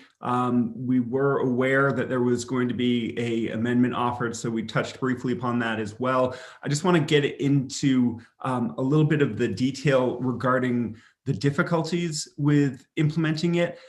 There's something at the federal level called stir shaken. And that is what is going into effect to essentially handle robocalls. And it creates a piece of metadata that travels with calls that gives you information about this call may have originated from an inappropriate site. You do a data dip to find out whether or not this is within the blocked list, essentially, and then that can give you the information as to whether or not to forward the call on to the next of the receivers in the chain of originating carrier to finally the terminating carrier. And all of this was designed with, frankly, wireless and VoIP in mind, and that's what they're doing at the federal level. The problem is that a lot of the rural areas have what's called a TDM switch, which is not a software-based switch. It is a circuit-based switch. And so the metadata that has been developed to handle this doesn't work. So that being said, there are work groups that are trying to figure out how to go around this. There is data that gets passed with calls. It's called System Signaling 7 or SS7. So they're trying to figure out ways to essentially, how do we get a similar metadata into a SS7 that will go into a switch circuit. So it's not that any company I'm aware of doesn't want to do this. We absolutely do. This is why we're neither for nor against. We think it's a good idea. And the tricky part is, can some of these switches do it right now or not? It's not that we don't want to, it's that it's a question of how do we get that technology moving forward. So with regards to the amended bill, the only questions we had, and I laid these out in the written testimony, were notice is fine. The question is, when do you give it? How do you give it? What do the contents need to be? Again, we're not opposed to the idea of having some sort of notice, but we really need to get that spelled out in terms of what the expectation is, just so we know what we're supposed to do. Because we do get a lot of feedback from our customers about spam, and we don't like it any more than anyone else. And if we can block it in a way that works, we want to. We just want to make sure that we don't get into a situation, as was noted by the sponsor of the bill. Representative Dodge had received a call that had spoofed her own number. We have seen circumstances where a person's personal number is getting spoofed, or in one example, a sheriff's office number was getting spoofed. And so the reason you need a sophisticated system for doing a data dip is that you need to be able to figure out when was this spoofed versus when was this a legitimate wrong number that should be blocked, because we don't want to be blocking calls from the local sheriff's department because at an earlier point someone had spoofed that number and it got reported as spam. So it's complicated. We're working on it, and that's why we think it's important to keep this at the federal level. The added benefit of keeping it at the federal level is that wireless and VoIP do get rolled in at the federal level. They are subject to federal jurisdiction. And as I said, stir and shaken are being undertaken by both the VoIP providers and wireless providers. So I think if you implement a notice requirement at the state level, that makes a lot of sense. And we don't oppose that. It's just, I think as this process moves forward, we need more detail as to what a notice requirement means. What is the notice and how does it get out there? So with that, I'm happy to answer any questions.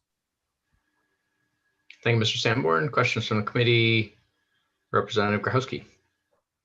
Thank you, Mr. Chair. I can't help that I'm in a silly mood, I guess, but when you say you would like more specificity, should we entertain our usual style of specifying font sizes, where and how often you should be notifying people on their bills? Is that the sort of specificity you're looking for? Thank you, Representative. I think that what I had put in my written testimony was, for example, is this an annual notification? Is this at a point of sale? Is this something that we do in a bill stuffer? And at that point, maybe it is sort of a bill stuffer. It cannot be any smaller font size than you would advertise any of your services, things like that. That's fine. I think that from our perspective, we've said this in a lot of different venues, we just need clarity and stability, and that's what businesses want. We just need to know what we're supposed to be doing, and then we can do it. And so we would prefer to have this spelled out. I think ideally what we would think would be appropriate would be a point of sale and then maybe an annual bill stuffer, or a point of sale and keep it on a prominent site on your website. Something like that would make sense because a lot of people don't necessarily get physical bills anymore. And so a bill stuffer might not really work. So I think that's probably what we would do, but we haven't thought a lot about what that would look like. So. Great. Representative Kessler. Thank you, Mr. Chair. I had a question about the feasibility of just banning robocalls altogether. And in some research that I'm doing during this public hearing, I had seen how last July, actually, the Supreme Court ruled that states can ban robocalls altogether. And I'm just wondering how easy that would be for the companies that you represent to do. Thank you, Representative. I think that that's where the tricky part comes in of how do you know that it's a robocall versus somebody spoofing a legitimate number versus a legitimate outreach. As a personal example, at one point in time, I had DirecTV. I don't have DirecTV now, but I get a whole lot of outreach from them about we want you back.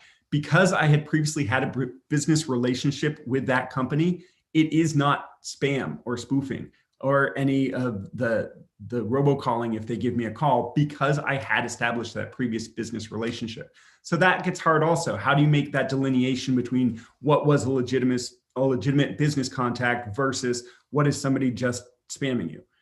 So that's the detail. That's where it gets hard. That is what they're working on with the stir and shaken, to really try and parse out, at the very least, those calls that are clearly illegitimate and those calls that are clearly being handled in a manner that is designed to either scam individuals or to deceive them in some manner. And I believe that's why there has been language put in by the state to declare these to be unfair trade practices or deceptive trade practice when you are in fact spoofing another number, to make that clear so that there is a cause of action. So we absolutely support coming down hard on these situations. It's complicated, and frankly, they're good at what they do when what they do is scamming people and finding loopholes. And so that's what we're trying to kind of race against is how do we close the loopholes faster than they find them? Any other questions? Seeing none, thank you, Mr. Sanborn. Thank you. And Izzy, do we have anyone else that's jumped in since last night asking to testify? We do not. Okay. Very well. In that case, I will close the public hearing on LD 511. And what I'd like to do now is give the committee a break, a chance to stretch your legs, feed the chickens, whatever it is you need to do. And we will come back for our work sessions. So we'll take up a 20-minute break and resume at 11:15. If everyone could please remember to turn off your video and mute your audio, that would be great. And we'll see everyone at 11:15.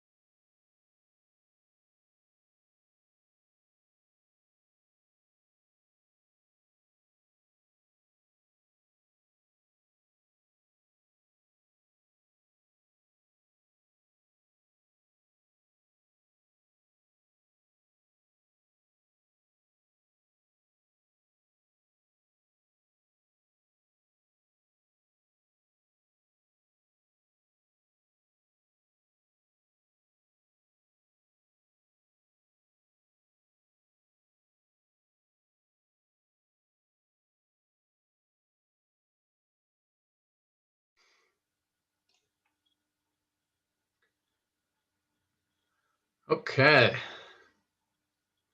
We are back. If folks could just turn on their video so I know you're with us, that would be great. 1, 2, 3, 4, 5, 6.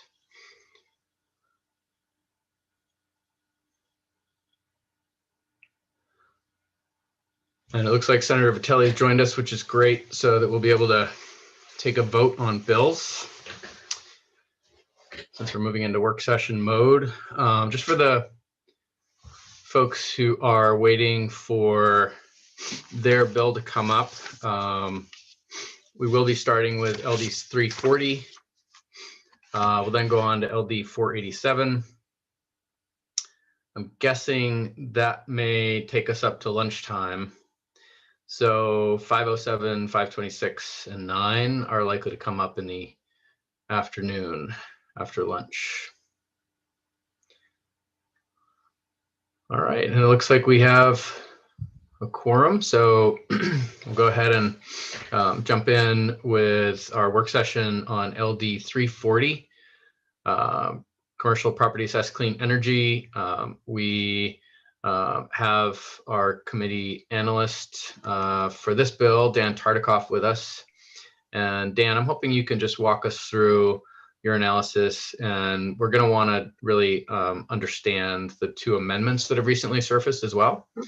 So I'll turn it over to you to walk us through everything. And I forget, do you guys like to do a screen share? Yeah, okay. Yeah, that'd be great. Thank you. So I just mailed out a couple of documents to you. Some of them you received before.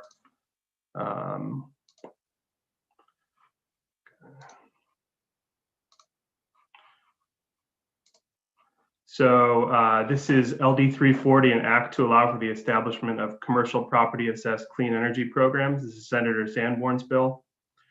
The bill allows the Efficiency Maine Trust or a municipality to establish what we'll call a CPACE program to finance energy saving improvements on qualifying property. CPACE is a financing structure available in many states. It was suggested during the hearing there are 24 states with CPACE programs. I wrote suggested because I tried to verify this, and there seems to be some discrepancy about whether states have a commercial PACE program, a residential PACE program, or whether it's combined, but there's a number of programs in other states.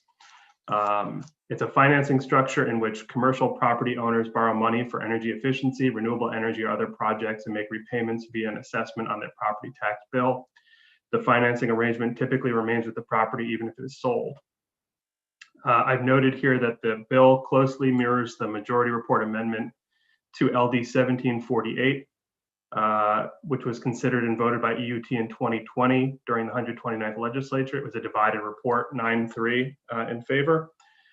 It was voted in February 2020, but it was not reported out of committee until July, and it thus died upon the conclusion of the 129th legislature. I've noted here that Maine currently has what I guess you could call a residential PACE program on the books. It was enacted in 2010 and codified at Title 35A, Chapter 99. That program is in many ways structured and administered in a manner similar to the CPACE program proposed in the bill. However, that residential program is designed to provide loans to residential homeowners to finance energy upgrades or energy efficiency improvements on their properties. I've listed in the analysis those individuals and entities that tested in favor of, against, or neither for nor against on the bill. And so I'll move into some notes and proposed amendments. So there were a number of issues raised by what I'll call the banking/lending community. This was from the Maine Association of Realtors, Maine Bankers Association, and Maine Credit Union League. And so they had raised the issue that under the bill, with a couple exceptions, a CPACE lien on a qualifying property will take priority over any other liens on the same property. In the case of a municipal foreclosure on a property with a CPACE lien where the assessment, the CPACE assessment, is delinquent or in default, those entities asserted that the state municipal foreclosure law does not require a municipality that forecloses on that property to pay excess proceeds to any subrogated lien holders. I believe that law, which is 36 MRSA section 949, would allow the municipality to take the money owed and then provide the rest of the proceeds directly to the property owner. Those entities suggest that this creates an increased lending risk that may restrict the availability of the CPACE program to interested property owners. You were all sent through me yesterday a proposed amendment, which I understand was drafted by the Nature Conservancy, which Senator Sanborn is sponsoring, and it makes a number of changes to the bill. As described by the Nature Conservancy in the email you received, the amendment is designed to address concerns raised about the bill by that banking lending community that I just described, namely that a municipal tax foreclosure triggered by a delinquent CPACE assessment could result in a tax sale of the property, and the excess proceeds from that sale would not be dispersed to lien holders. The amendment requires that if a CPACE assessment is delinquent but the subject property is otherwise in good standing, then the municipality would assign the CPACE lien to the CPACE lender, who could then commence a judicial or non-judicial foreclosure action, resulting in a disbursement of the sale proceeds to the lien holders in order of seniority. I've noted here that the Nature Conservancy proposed in its written testimony three, I guess you could call sort of minor amendments to the bill. Those amendments appear to have been incorporated into that proposed amendment sponsored by Senator Sanborn that you received yesterday. As Representative Berry indicated, there was also some proposals from, again, what I'm calling the banking lending community. This was, I'm sorry, I'm getting ahead of myself. At the hearing in written testimony and in person, those members of this banking lending community made a couple suggestions for amendment to the bill. One was to amend state municipal foreclosure law to allow for the disbursement of excess funds to subrogated lien holders in the event of a municipal foreclosure on a property with a CPACE lien. Another suggestion was to follow the model taken by some other states with CPACE programs and establish what's called a debt service reserve fund and or a loan loss reserve fund, which would protect lenders under those same circumstances where there's a municipal foreclosure. And the third option was to establish a working group to propose solutions to this sort of more narrow issue in the bill. As I've noted here, yesterday you did receive some recommendations from the Maine Bankers Association and Maine Credit Union League regarding the establishment of a state loan loss reserve fund with a couple funding options that were described, as well as a proposed modification to the mortgage lender notice and consent provision that's in the bill. I've also noted here that the Office of the Public Advocate had suggested that the committee may want to consider to allow for the program to planning to commence immediately to make the bill emergency legislation. Although there's no fiscal information available at this time, the fiscal note associated with the majority report amendment to 1748, which appears to have served as a basis for this LD, may be of interest to the committee. That note, which did not require an appropriation or allocation, did reflect a current biennium cost and revenue increase for the Efficiency Maine Trust. And I've noted here the detail from that fiscal note. So I'm going to stop my share, and I will note that in the email I just sent you, I also included the Nature Conservancy's proposed amendment that Senator Sanborn is sponsoring, and the comments from the Maine Bankers Association and the Maine Credit Union League. And I believe that Senator Sanborn is with us today, as is Rob Wood from the Nature Conservancy, as well as Ellen Parent from the Maine Bankers Association. Great, thank you very much, Mr. Tartikoff. And I'm sure the committee will have questions for those individuals, but let's start with Dan. Does the committee, that was a lot that was just presented, so does the committee have questions for our analyst to help make sure that we've fully digested all of that?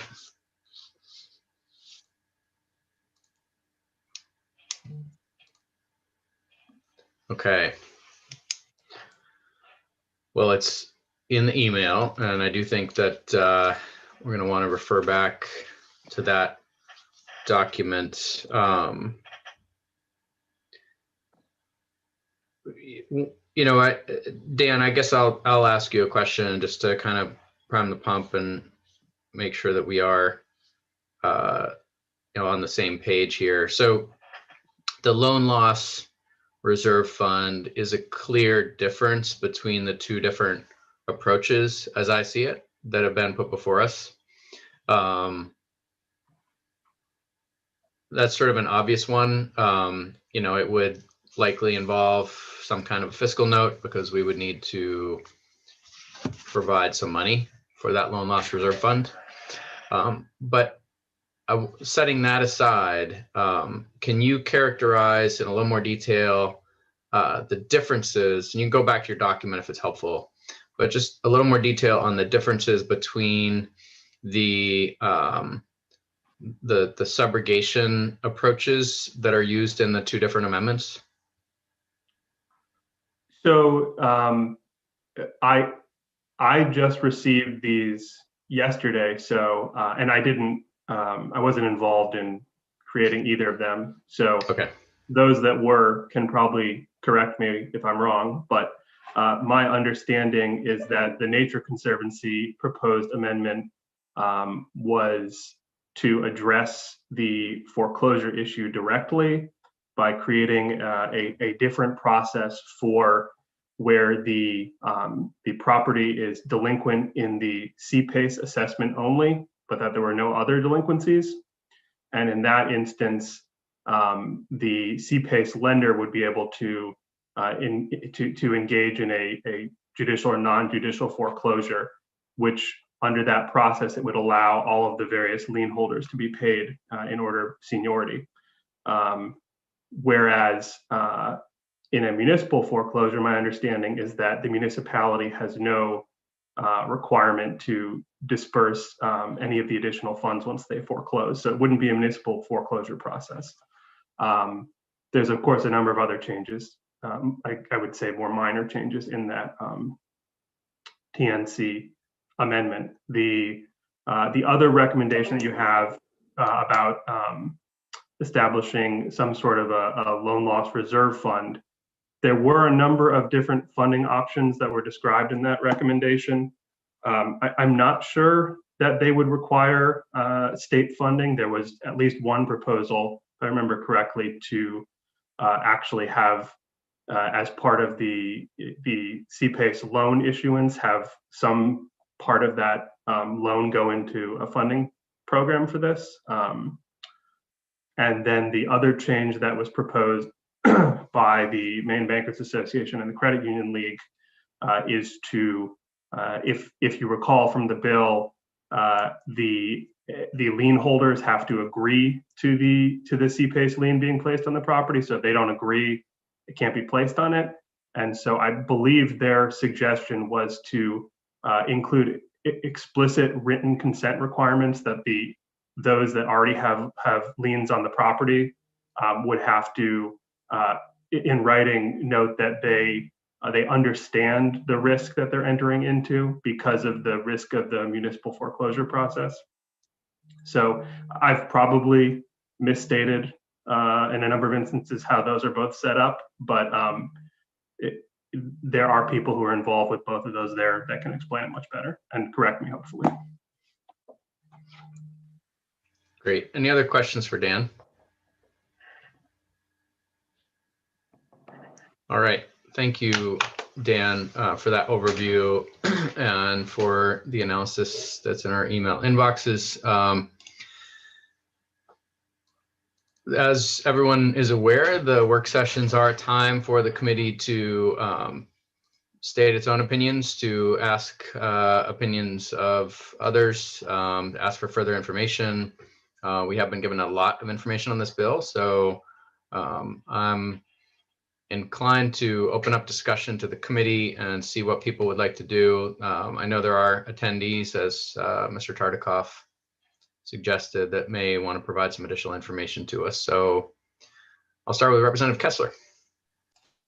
Thank you, Mr. Chair. May we have Rob Wood from the Nature Conservancy come up for some questions? We sure can.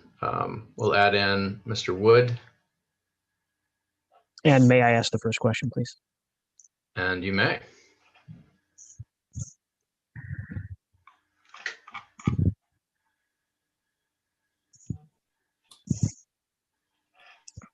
Good morning. Good morning, Mr. Wood. I had a question about the other financial institutions that are participating in CPACE around the country. And I'm wondering if you could tell me if you're aware in the states that they operate, what percentage of those have a loan loss reserve type fund that they have as a backstop for the lenders. Thanks, Representative Kessler, and good morning to Chair Barry and to other members of the committee as well. Again, I'm Rob Wood, Director of Government Relations and Climate Policy for the Nature Conservancy in Maine. Really appreciate the opportunity to present this amendment, an amendment to the bill with Senator Sanborn, and then also to help answer questions that I can. So, the loan loss reserve, my understanding is that so there are 23 states, and I know this was we said 24 states in the analysis of the bill, but I think it's 23 states that have active CPACE programs and 3 more that are currently developing programs or have programs that are just starting. California, my understanding, was the first state to adopt PACE. They have a commercial PACE program and a residential PACE program, and I think importantly, this bill is just commercial PACE. So my understanding is that California created a loan loss reserve up front because they were the first state to move forward with PACE and didn't really know what to expect. And also they have both a residential and a commercial program. And so since that time, I do not believe there have been other kind of set aside loan loss reserves created. The Maine Bankers Association and the Maine Credit Union League, who of course can also speak this as well because it's in their testimony. In their testimony, they pointed to Vermont. Vermont, to my understanding, does not have an active CPACE program. I did look at the language in their legislation, and it comports with the proposal that they've put forward for kind of requiring CPACE lenders or property owners to pay into a loan loss reserve in order to participate in the program. And I appreciate that kind of suggestion or consideration. However, I think that the amendment we put forward directly addresses the concern at hand, and that we won't need to go in that direction, but that's a little bit beyond the scope of your question. So I hope that helps answer your question. Yes. May I ask a follow-up question, Mr. Chair? You may. I just wanted to clarify that participation in a CPACE program is completely voluntary. Is that correct with this bill? Yes. Yeah. Thanks for that. Good question. Yes, absolutely. And so just really quickly, I mean, there are several steps to it being voluntary. A municipality has to pass an ordinance opting into the program to begin with. So they have to understand the lien process and what it means to place a CPACE assessment on a property and their responsibilities with respect to, either administering a program if they choose to do that, or if they choose to work with Efficiency Maine, what that means in terms of, billing and collection of assessments. So the municipality has to opt in first and foremost. And then once there is a program, a property owner that is interested in doing a CPACE finance energy efficiency or renewable energy project has to provide written notice to the mortgage holder on the property that they are looking in that direction. And then they would also, the mortgage holder on the property would have to provide written consent for the project to move forward. And so if they choose not to provide consent, then the project doesn't move forward. So they have that veto point in the process. That is a big protection. So I hope that answers the question.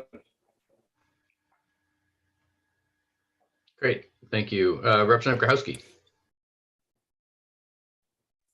Thank you, Mr. Chair. And I think you started to allude to this, Mr. Wood, but it seems like the circumstances that the lenders are concerned about that would require a loan loss reserve fund, in their view, are made moot by the amendment that you proposed to make sure that the process would change and that lien holders, other lien holders would get funds back based on the foreclosure. I forget what it was called, but it would basically go to the judicial or non-judicial foreclosure action. So is that an accurate understanding of the process that would protect them, that amendment? And then secondly, what are the downsides of having this loan loss reserve fund for potential takers? Thank you so much, Representative Grochowski, just writing down those two questions. So, so I just want to, first of all, provide a lot of credit to the Maine Bankers Association, Maine Credit Union League. I mean, there's been a lot of good dialogue around this bill, and I think that's good. And I appreciate that, and I do appreciate them raising the concern around the municipal foreclosure process.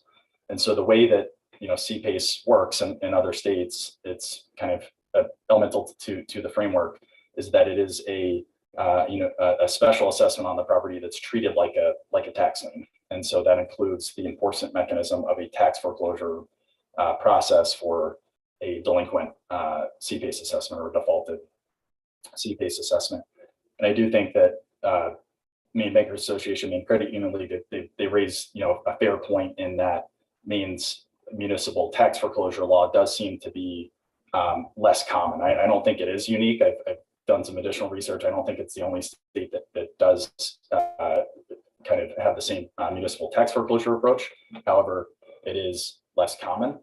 And so we have been researching, trying to develop a solution to the specific concerns raised by the opponents, which is that in their testimony, they stated their primary concern is that Maine's municipal tax foreclosure process does not require the former lien holders on a property that goes through a tax foreclosure process to be reimbursed from the proceeds of the sale of that property. And so we've directly addressed that by saying if it's a CPACE in this amendment that Senator Sanborn has submitted, if a CPACE assessment is delinquent, that the property is otherwise in good standing, and so the CPACE assessment would be the impetus for going into the tax foreclosure process, that would no longer be the case, that the lien would be assigned to the CPACE lender, who could then conduct a judicial or non-judicial foreclosure. And that's a standard foreclosure process that a mortgage holder would use to foreclose on a property, and that does not result in the former liens being wiped from the property, and the excess proceeds can be dispersed to the mortgage holder. So that's your first question. On the second question around, was it on the loan loss reserve, Representative Grochowski? Just to double check. So I believe our amendment has addressed that concern. The proposal for the loan loss reserve was specifically to address the additional risk that would be created by Maine's municipal tax foreclosure process. So again, I think our amendment has addressed that. A loan loss reserve, I mean, there's two challenges. I think the proposal has not been this session to create a separate pot of funding from the legislature, so it wouldn't require that appropriation from the legislature. But my understanding is my reading of the proposal from the Bankers Association and the Credit Union League is that the CPACE lender, so the financial institution that's providing the capital for the energy efficiency project, or the property owner who is hoping to complete the energy efficiency upgrades on their property, would have to pay into a loan loss reserve fund in order to participate in the program. And so that is challenging in terms of actually getting projects completed. And so I think that the way that the concerns have been framed is that mortgage lenders will not consent to CPACE projects because of the risk created by the tax foreclosure process, and that would result in a less successful program. However, I think creating a loan loss reserve that requires the property owner or the CPACE lender to pay into a separate pot of funding just in order to participate in the program, that itself would actually prevent projects from getting done and would result in a less successful program.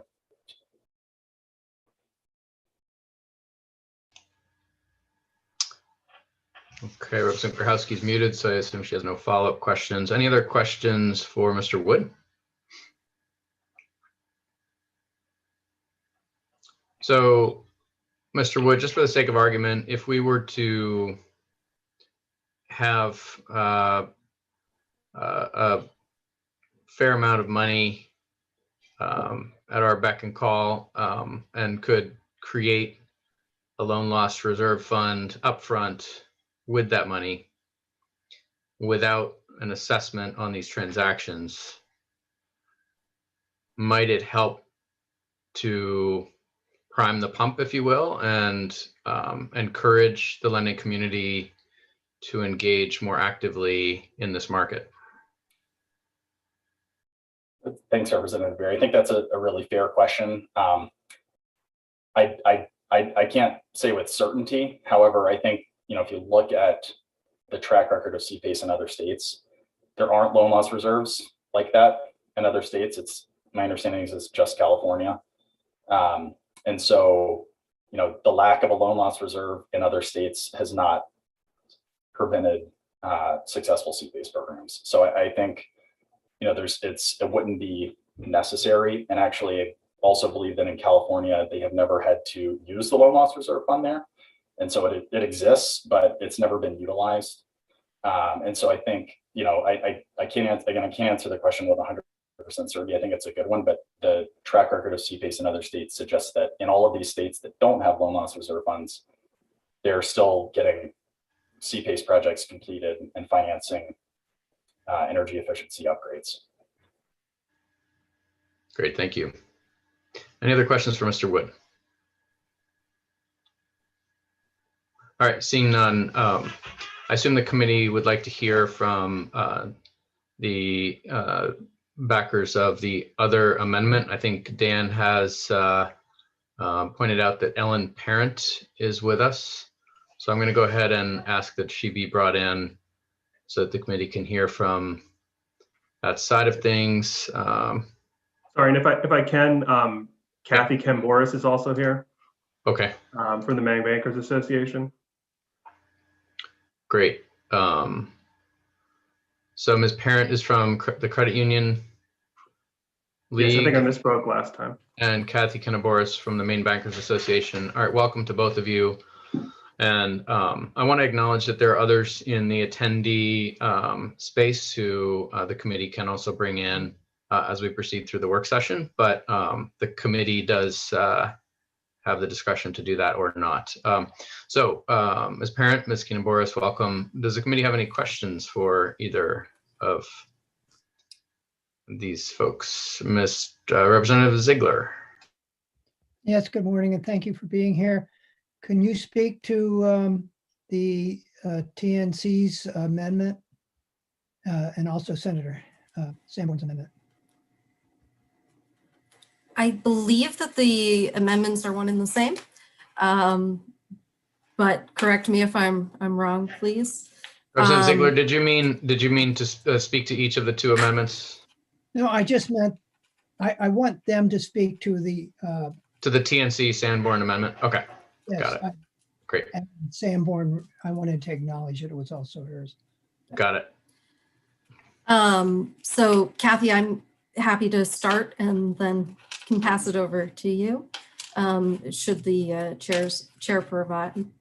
So the amendment certainly does mitigate some of the risk. But one of our concerns is, not exclusively the municipal foreclosure problem. We are also it is very unusual that a mortgage holder would be in second position to any other type of lien.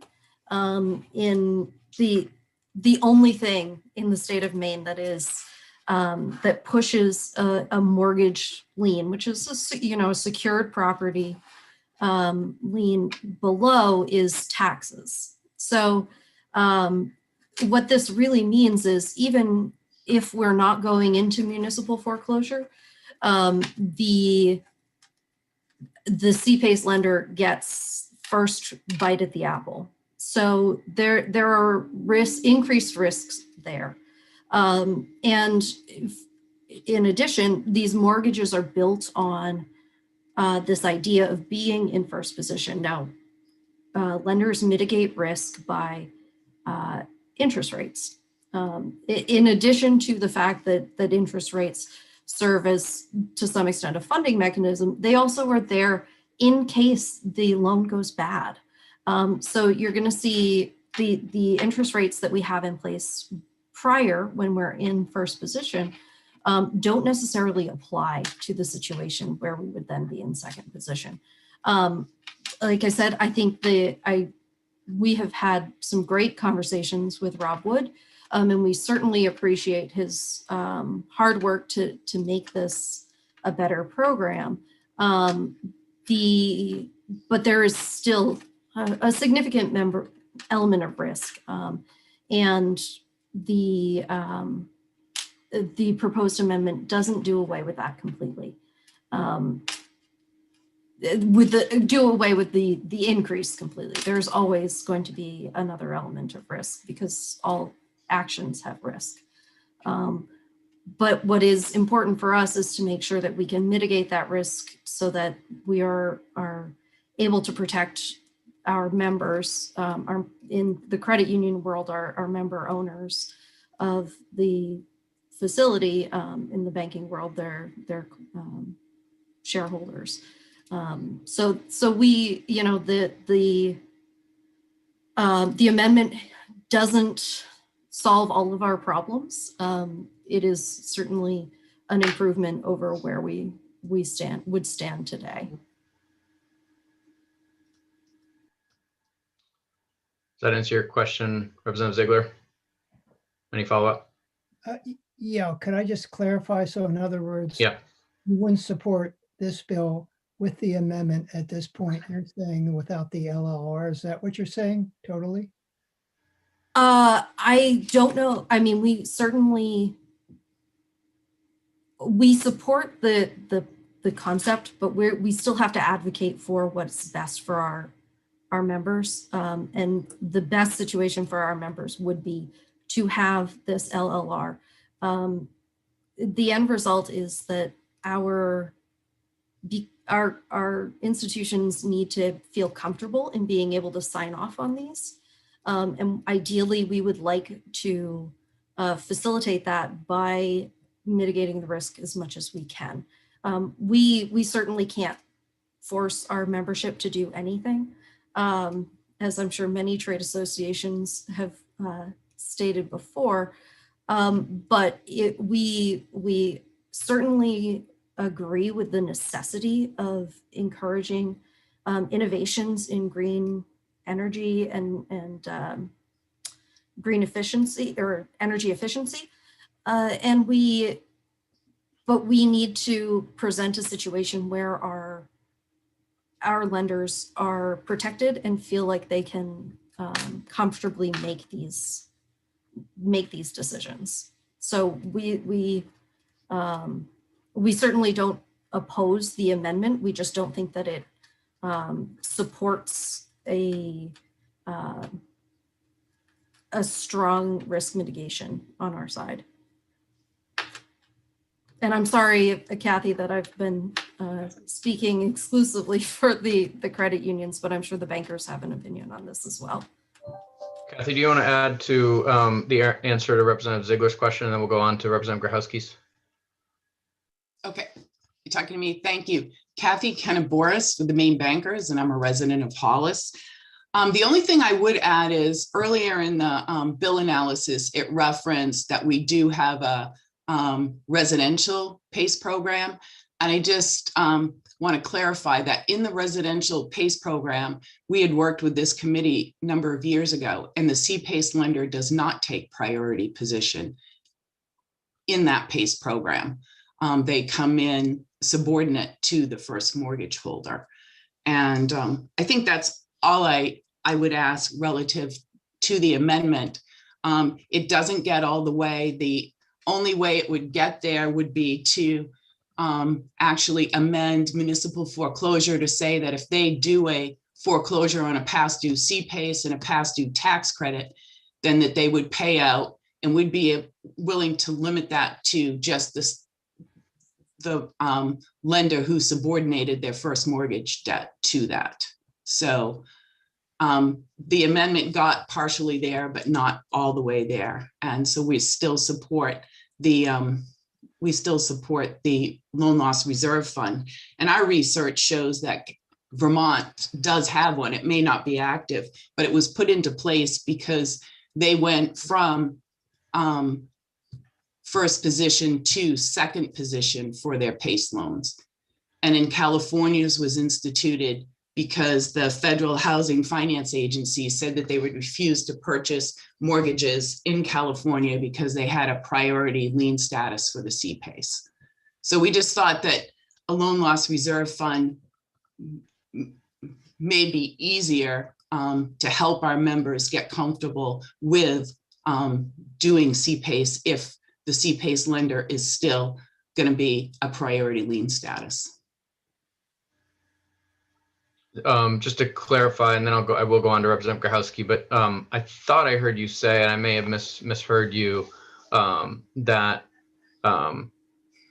the CPACE lender does not occupy first position in the residential PACE program, but I think you meant that the PACE lender does not occupy first position. Is that right? Okay. Yes, I apologize. That is correct, Representative. Thank you. Okay. Representative Grahowski. Thank you, Mr. Chair. And thank you, Ms. Farron and Ken Boris, for being here. I just want to back up for a second and see if you can verify this statement or question. So with the amendment that was proposed by Senator Sanborn, if your member, credit union or member bank is uncomfortable, they do not have to sign off on the property having a CPACE loan. So they can mitigate their own risk by just not participating. Is that correct? I'll answer that. Whoops, I'm sorry. That is correct. What we were trying to do with our proposed amendment is we had surveyed our membership and they were very uncomfortable with agreeing to subordinate to those. So what we were trying to do is come up with a solution to make them more comfortable so that they would embrace the proposal of the CPACE in Maine. So giving them some kind of guarantee would help them participate more, because the customer cannot get the CPACE loan unless their first mortgage holder is willing to subordinate. So we were just trying to encourage more participation in the CPACE by the financial institutions. Representative Growski. Thank you. And I appreciate that you're trying to help us create a system that actually works. I think that's important. My question is, what's going on with our credit unions and banks in Maine that they have discomfort whereby hundreds of other institutions, some of which do business in Maine, have been consenting to CPACE loans? I mean, have your members talked to these other banks? We have a list provided to us by the Nature Conservancy. I mean, I'm looking at it, I see, big ones, Bank of America, Citibank. I mean, is this just, I'm trying to understand why our banks and credit unions feel differently, or even if some of your members are already doing this in other states. I think I can answer that. I think we alluded to the fact that Maine's municipal foreclosure, because this brings it in, is a little different than those other states. And that we're not here to say that every single one of our members wouldn't do a deal. It would depend on the circumstances. And I've seen that list of financial institutions as well. I don't know what the laws were in those states that had them participate, or the circumstances for their customer that they agreed to do it. I just know that we surveyed our membership and they're still uncomfortable with it. And that's what we're bringing forward to the committee with a proposed suggestion to make them feel more comfortable with doing it. I hope that answers your question. Ms. Parent, did you want to address that one? Yes, just to speak to the credit union side of things, there are, well, first of all, we represent the credit unions that are here in the state of Maine. I believe there's only one credit union that has branches in Maine that are not based in Maine. So our members are not participating in these in other states. Though other credit unions in other states may do so.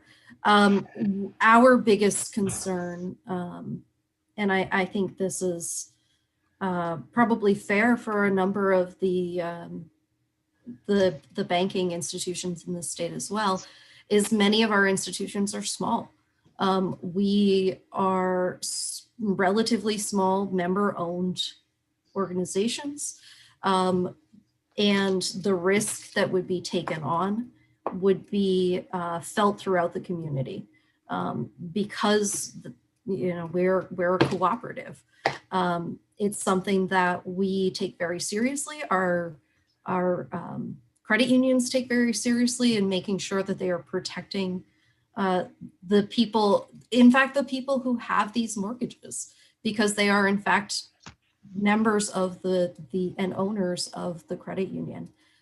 So while it may not be much of a risk for a Citibank, the risk to a much smaller institution that is local and helps provide some of the vibrancy of our local communities, that's certainly a concern for us. And again, I think that the differences in Maine's municipal foreclosure law do make it a concern. But we also would certainly we would love for this to be a program that works.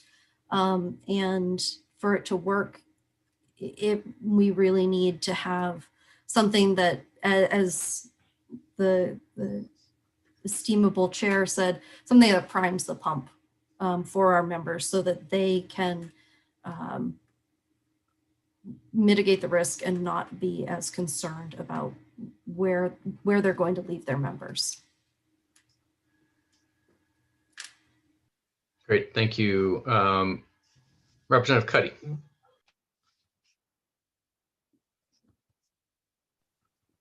I only got halfway into what I was saying before I realized I was muted, so I'm pretty proud of that.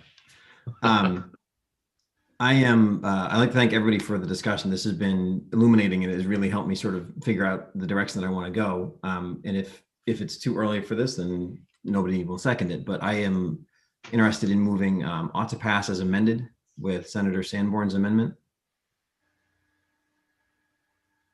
Okay, I'll take that as a motion of ought to pass as amended. Is there a second? I'll second. Seconded by Representative Grochowski. All right. With that motion on the floor, we can proceed with further discussion and perhaps a little more clarity to that discussion.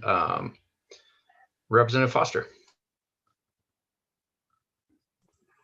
Thank you, Mr. Chair. And I would have a question for either of the representatives from the lending institutions that is here and just finished with their questioning. To clarify, this seems like a very complicated issue, but to clarify in my mind, I've got a couple of scenarios I'd like to pose, and then I have a final question. But it seems that the institutions that you represent, if they hold a mortgage on a property, and that property, someone comes to you for a loan, C-PACE loan, that obviously you have the opportunity to say no or yes. Likely it might be yes because you are also the mortgage holder for the property itself. If somebody comes to you and you do not hold a mortgage on a property, they come to you for the C-PACE loan, obviously you have the opportunity to say yes or no in that situation. And I assume that that is not of concern to you with this bill. If somebody comes to you and if you hold a mortgage on a property and somebody is seeking a C-PACE loan from another institution, My understanding is that you have to be consulted, if you will, and either approve or you have the opportunity to disapprove that loan being made. My understanding of this bill from the 129th is that it has been modified so that municipalities, and maybe someone from them can speak later on to this, municipalities are no concerned that they are now moved back in the lien holder schedule, if you will. They still hold first lien to be addressed. And finally, my question, if all of that is correct, I think I understand that. If not, please let me know.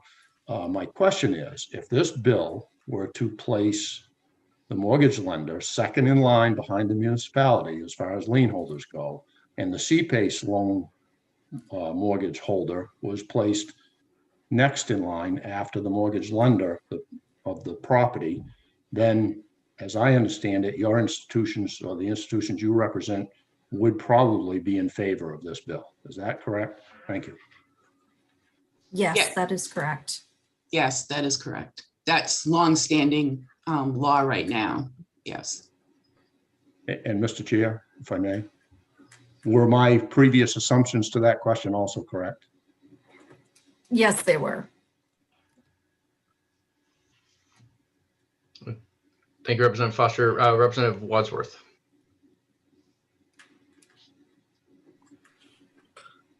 Thank you, Mr. Chair. I was wondering what level of funding would a loan loss reserve fund need, or would make your industry feel comfortable? How much capitalization in an account would help? So that's a difficult one for us to answer, and I think that the proposal that we sent along to the committee outlines that to some extent.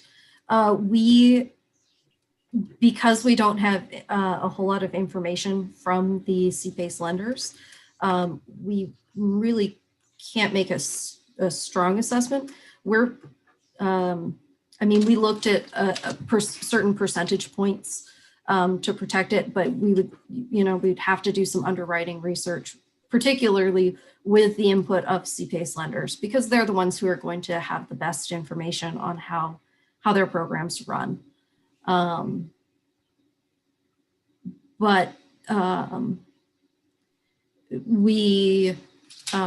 It probably would not need to be a significant percentage or a large percentage of the loan volume, because obviously in any loan situation, most are not going to fail.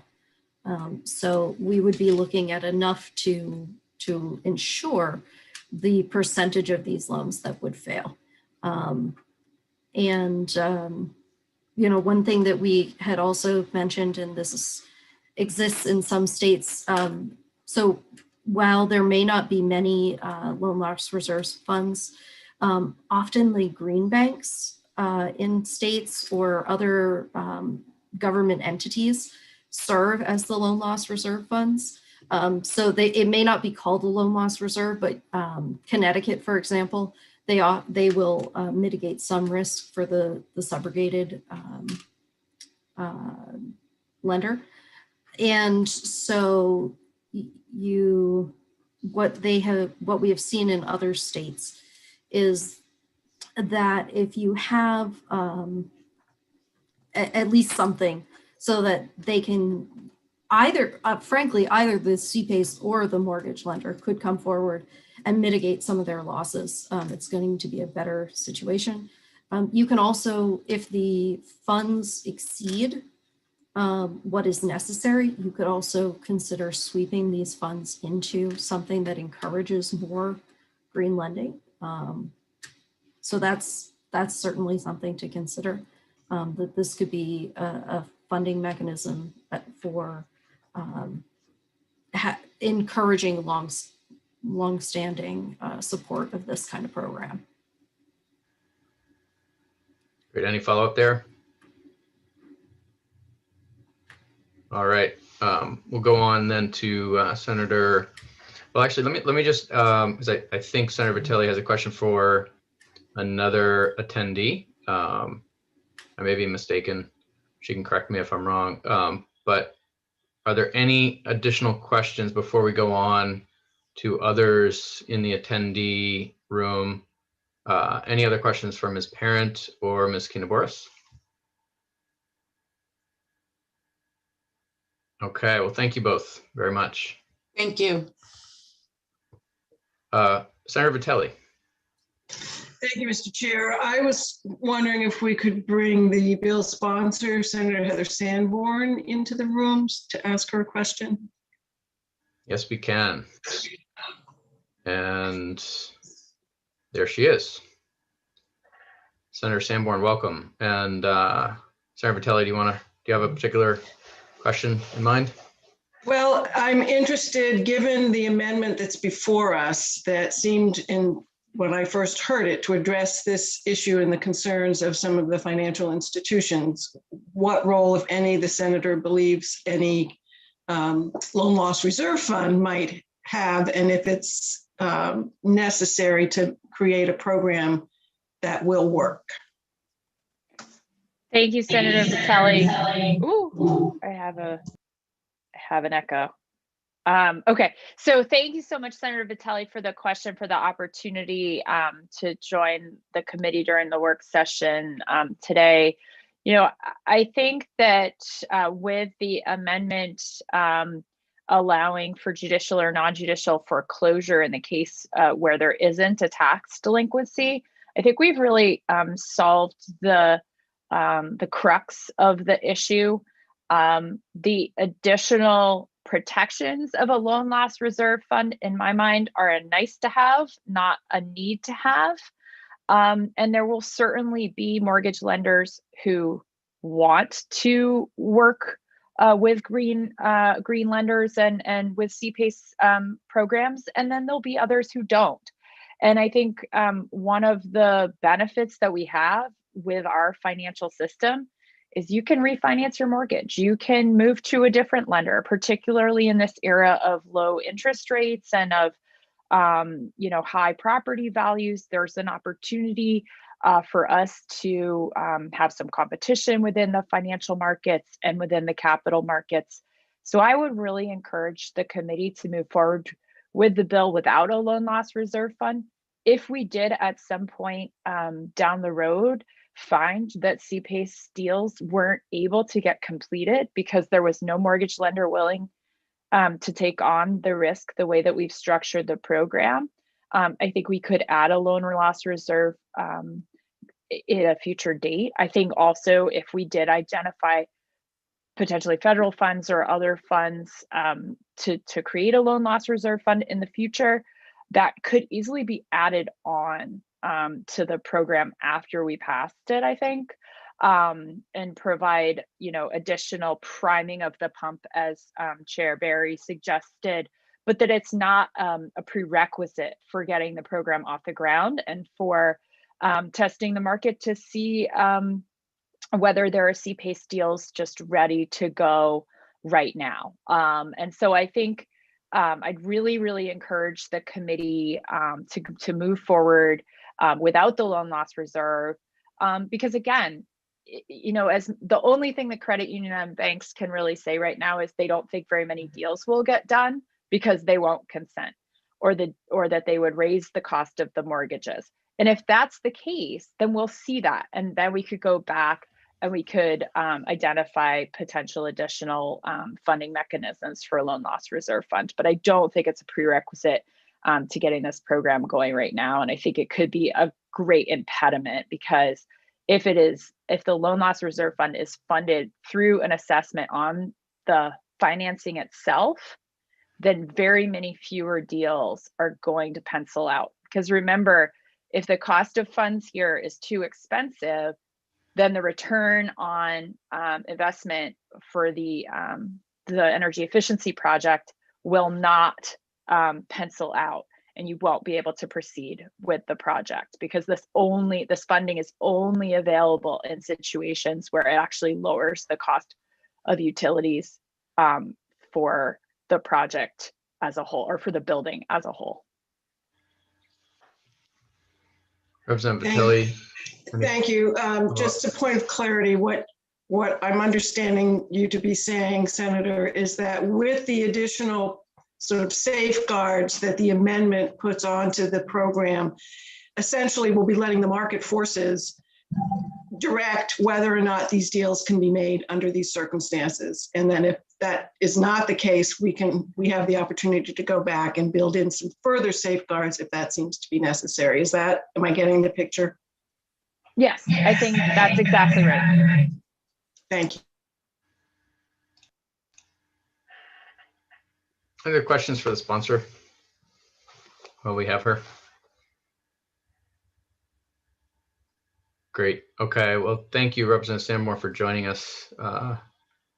Good to see you, as always. And I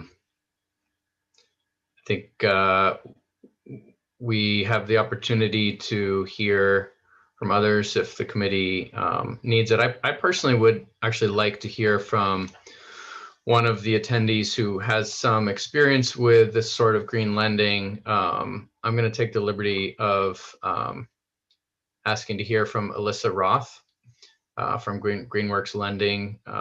Izzy, if you could let her in, that would be great.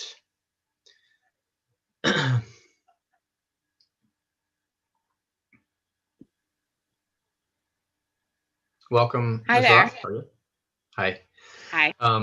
I wanted to hear from you about this whole question of loan loss reserve. I confess that I am a little concerned about not knowing how many lenders will step up to the plate under the sponsor's amendment as we've heard it, and to what extent the market will provide. We do want this to work. We have been a little bit scarred. I'll speak for myself, a little scarred by the failure of the residential PACE program to really take off the way that we had hoped.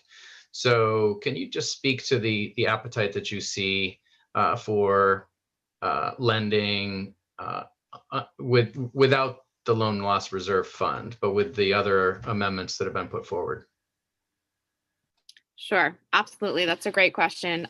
Thanks for inviting me to speak, and hello to everybody on the committee. Thanks for providing this opportunity. So I think one of the really important things to think about here that hasn't been brought up is framing the actual risk. I should introduce myself. My name is Alyssa Roth. I'm the Senior Director of Policy and Programs at Greenworks Lending. We're the leading CPACE lender in the country. We, as an industry, the CPACE industry has closed over $2 billion in CPACE projects. And we have seen, I think, one municipal foreclosure ever in the industry.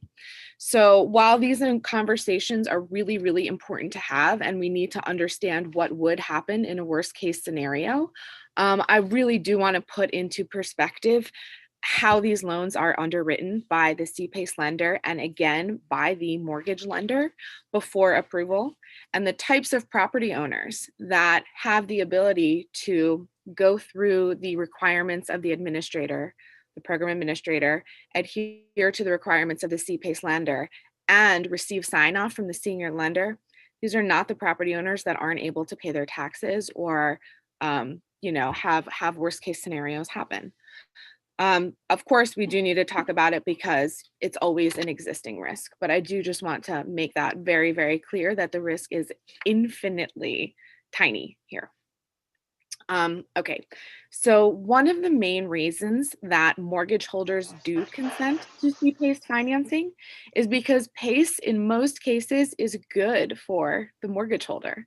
And that depends on the statute as it's written. And the main statute establishes that the savings from a PACE program, from a PACE improvement, must outweigh the cost of that PACE improvement. So that ensures that every single PACE project must be generating cash flow for that property owner. Because of that, the value of that collateral increases for the mortgage holder, and it actually enhances the property owner's ability to pay their mortgage. And that's why mortgage lenders consent to CPACE. And that's why you've seen this list of over 200 banks and also credit unions that have consented. But if there is a scenario where this doesn't pencil, where the mortgage lender is uncomfortable, they can always refuse to grant consent. So that's kind of the framing of how this works from the mortgage holder and CPACE lender perspective. So because of these factors, this is why we have not seen it necessary to have a loan loss reserve in any other state. And I do want to acknowledge that while echo what Rob said, that while Maine's municipal foreclosure law is unique, it's not the only law like this. Michigan has a similar statute, and there are other states where it is not required for the mortgage holder to be paid out if there is a worst case scenario mortgage foreclosure. There are no states ever that have used a loan loss reserve for CPACE. So as Rob mentioned, one was created for the very first CPACE program ever that launched in 2008, and that was in California. And that loss reserve has never been drawn upon since 2008. It's not necessary and no one's touched it. The Vermont statute, which did write into the statute that they could establish a loan loss reserve, that program never launched because the CPACE lien is actually subordinated in the statute, therefore making it no longer CPACE. The crux of CPACE is that this is a public-private partnership between the local government and the CPACE lending community.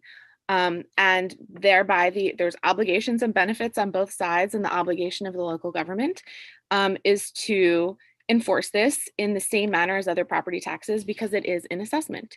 So that is why it takes precedence in the same way that any other public benefit like sewers or schools or any other assessment you see on a property would take precedence over a mortgage lien. So I think that answers your question, but I'm happy to weigh in on any other questions that anyone has. That does very well. Thank you. I think as a follow-up, I may be misunderstanding the concern from the lending community. So I apologize in advance to those listening in from that community if I get it wrong. But I almost sense that maybe a concern is that if this program doesn't take off, if we don't see the results that we envision for this program with a lot of green lending coming online, that maybe a future legislature, not this one, but a future one, might decide, well, we need to take away the consent from Maine-based lenders. Has that happened anywhere to your knowledge, Ms. Roth? No, it's actually the opposite. And CPACE lenders advocate for lender consent because we don't want to get in any fights with the banking community or the banking association. We want to remain in good standing with all lenders. And in states that don't have lender consent written into the statute, we're actually working to add it in. So we're doing that right now in Florida and some other areas. Great, thank you. Any other questions for Greenworks Lending while we have them? Okay, well, thanks for joining us. We appreciate it. Thanks very much. So there is a motion on the floor. I do also have a request for a 10-minute caucus before we proceed to a vote. So I just want to check whether there's any additional discussion that the committee wishes to have before we proceed to that caucus.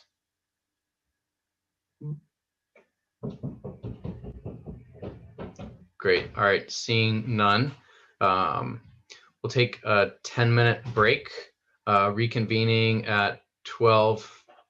I'll make it 12:31, and I'll give us a chance to caucus.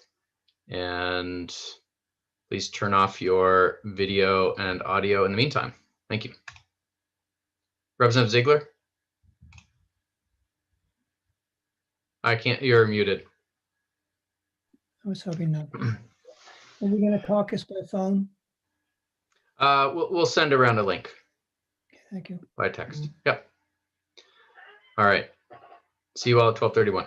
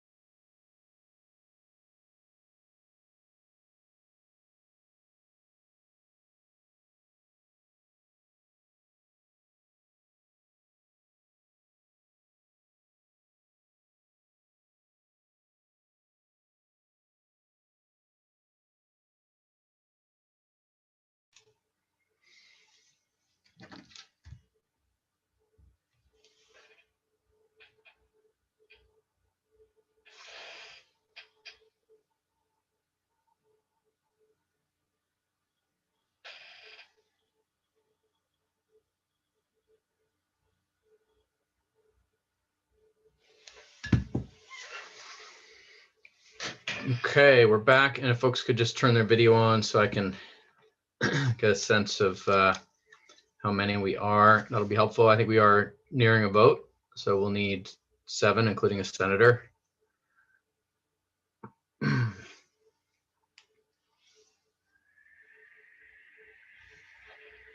it's my understanding,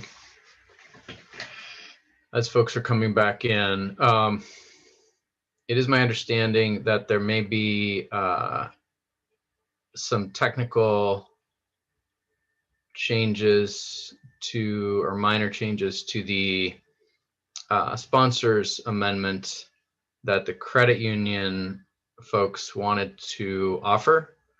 And this is a pretty big bill, so I do want to give them the opportunity to present that. You know, these amendments were coming fast and furious in the last 48 hours. So Dan, have you received that language already?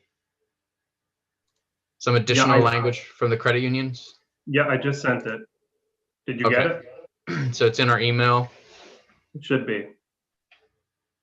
Okay, so we can, I'll ask the committee to go ahead and check your email for that language. And Izzy, could you please let Ms. Parent in?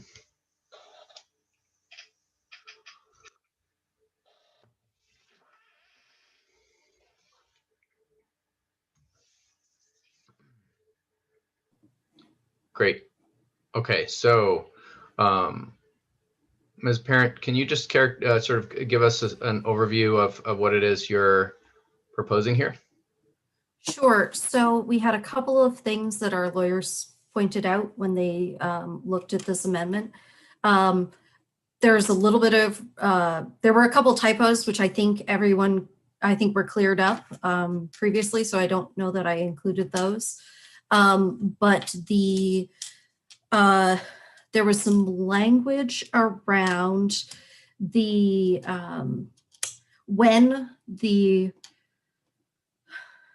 let me bring it up. That's going to be easier than me trying to recount it to you. So on page 6 of the amendment, basically pulling the commercial PACE lien and assigning that from the municipality to the PACE lender was proposed if the borrower or property owner was current on municipal taxes and other mortgage liens. And we would just ask that they be pulled out in any time that they are trying to, if the CPACE assessment is delinquent in any position. So rather than if the PACE loan is delinquent on, let's say, their mortgage and the PACE assessment, we should have that opportunity to still go to judicial foreclosure rather than municipal foreclosure. As it is written, it requires both. And I think if the proponents are trying to avoid a municipal foreclosure in the case of a commercial PACE assessment, it shouldn't matter whether or not they are delinquent on their mortgage as well. I think that kind of gets at the whole essence of what they're trying to do. And I think it was just an oversight, but obviously they would speak better to that than we would. Okay, thank you. Representative Cuddy, something on this one? Yeah, I'm trying to understand the amendment. Banking is not my first language. That's fine. So you've removed the phrase, looking at page 6 in the yellow block, you've removed the phrase "and mortgage liens" from the first sentence. Yep. And then added "to enforce the lien and collect past due assessments by judicial foreclosure or by non-judicial statutory power of sale foreclosure." Nope, so we didn't add that. That was in the original. We just wanted to mention that is redundant language because that is in fact what that title referenced. Oh, does. I see on the side. Yeah, I see on the side. Yep. And walk me through again what the removal of and mortgage liens, how that Sure. changes this section. Sure. So this is setting up the situation where traditionally, under the way the laws or the bill is written now, when a commercial PACE loan is delinquent, it has a tax sale in essence. So it goes into the municipal foreclosure pool. And they're trying to avoid that because they want to provide us with some excess funds, which we very much appreciate. So this sentence right now says, if only the commercial PACE assessment is delinquent, then the commercial PACE lender will accept the assignment of the lien, and you get out of that municipal foreclosure bucket, if you will. And it makes sense that you don't want to take them out of municipal foreclosure if the borrower is also delinquent on municipal taxes. We don't want to interfere with municipal tax law or municipal foreclosure there. But if they are, but to say that they, it shouldn't matter whether or not they're delinquent on their mortgage. Their mortgage is not linked to the default of the PACE assessment. So if they are delinquent on both, they should still go into judicial or non-judicial foreclosure, as the case may be, as opposed to simply staying in that municipal foreclosure where the mortgage holder gets no relief. Does that make sense? It sounds to me like, I think so. Let me restate Okay. it. You can dig through the ignorance that I put out and try to find a nugget of anything good. So it seems to me that by removing those words and mortgage liens, you leave for a bank or credit union the possibility of moving into that judicial process if the mortgage, if they are behind on the mortgage. That would always exist. This is only in the case where their CPACE, the CPACE, yes. Right. Okay. So yeah. It would. So it would remove rather than it being. You go ahead. Sorry. No, you go ahead. Zoom is terrible for this, isn't it? So rather than removing, so rather than having it be an and, it can be an or. Right. So in essence, they can be delinquent on both their CPACE and their mortgage lien at the same time. And we would like for that to go into, in fact, that's probably more than likely what would be the case. And in that case, if you have a delinquency on both, it should revert to a judicial or non-judicial, as the case may be. In most commercial instances, it is a judicial foreclosure or a non-judicial foreclosure. It should go to that realm, not into the municipal foreclosure realm. So I'm going to ask Izzy to also let Rob Wood in, and since the Nature Conservancy, I think, did a lot of the drafting on this with the sponsor, just check whether he can speak to this first item in the credit union's recent amendment to the amendment. Again, Chair Barry and committee members, and in short, yes, I think that makes sense, and it was. I appreciate Ellen, Ms. Parent, and the Credit Union League for flagging that. I think that was the intent. Is that if a property is if a property owner is current on their municipal property taxes, but not on their CPACE assessment, that the CPACE assessment could be decoupled and assigned to the CPACE lender. And so the status of the mortgage lien should not really factor into that. And so I think that was just a drafting error. We were working with a municipal property tax attorney to get the language squared away, and I think that was just an oversight. Great, thank you. Ms. Parent, anything else on this, or maybe if not, you could go ahead with the next portion of your recommendation. Sure. Nothing else on that. We did include a section in the definitions, which you may recognize as very similar to what we submitted with our proposal. And that just outlines consent and or mortgage lender notice and consent, just defines it. We're hoping that will just provide an additional safeguard. Somewhat technical in it as far as a change goes, but that was our hope. And that is on the second page of the document that you've received.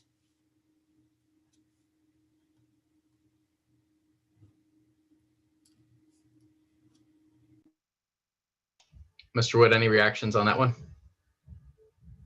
I'm sorry, I don't actually have the document. Got it. That would be an issue. All right, we'll get that sent to you. And in the meantime, I saw a hand from Representative Krahowski, I believe. Representative Krahowski. My question was just clarifying that it was the highlight in gray on the second page. We could also consider maybe doing a screen share so that anyone out there in the attendees room who's interested in what we're talking about can see the language changes. That is an excellent idea, and I'm going to ask if our analysts could help us with that. I think that would help to make this proceeding a little more transparent, so a little more accessible to the public and even to some of us in the room. Great. Thank you, Dan. And Rob, I did manage to send you that just now, but all right. So Dan, can you just walk us through what we have already been through and what the sort of the next portion is that Ms. Parent is referring to? So what we were talking about before was changes to this in the TNC amendment that you saw earlier, changes to their language. And I believe the primary discussion was the striking of the phrase "and mortgage liens" there, which I understand the Nature Conservancy is okay with. And then we had moved up to discussion of, in the definitions section, a definition for mortgage lender notice and consent, which, as long as I have the floor, will note that this should not go in the definition section, but the substance could go elsewhere. Got it. Okay. Any objections, concerns, questions on this piece?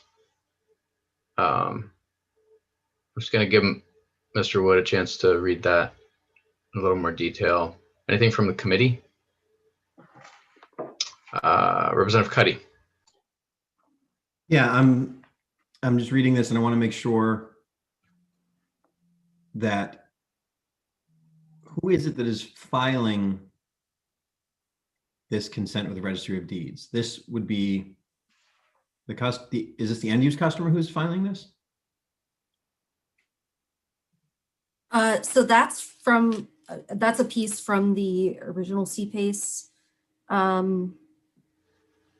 bill, and I believe that the consent is filed by the mortgage holder. Okay, thank you. But that might be a better question for Rob. So your amendment, I'm sorry, Representative, your amendment then in gray is the A and B? No, it just exists elsewhere. Our amendment is all of 4, but the requirement of the Registry of Deeds section is also elsewhere in the statute, or in the proposed amendment, excuse me. If you want me to jump in, in the original bill, new section 10205, subsection 4, this is on page 5 of the bill, describes the mortgage lender notice and consent, and this is has to be filed by the financial institution holding the lien, mortgage, or security interest in or other collateral encumbrance on the property. They have to provide written consent to the commercial property owner and the municipality of their agreement for the property to engage in the CPACE program and take on a lien, and that written consent has to be filed in the Registry of Deeds. And so this is, I understand this proposal would add a little bit more clarity to what that written consent has to acknowledge and include an understanding of the collection and priority status of the lien.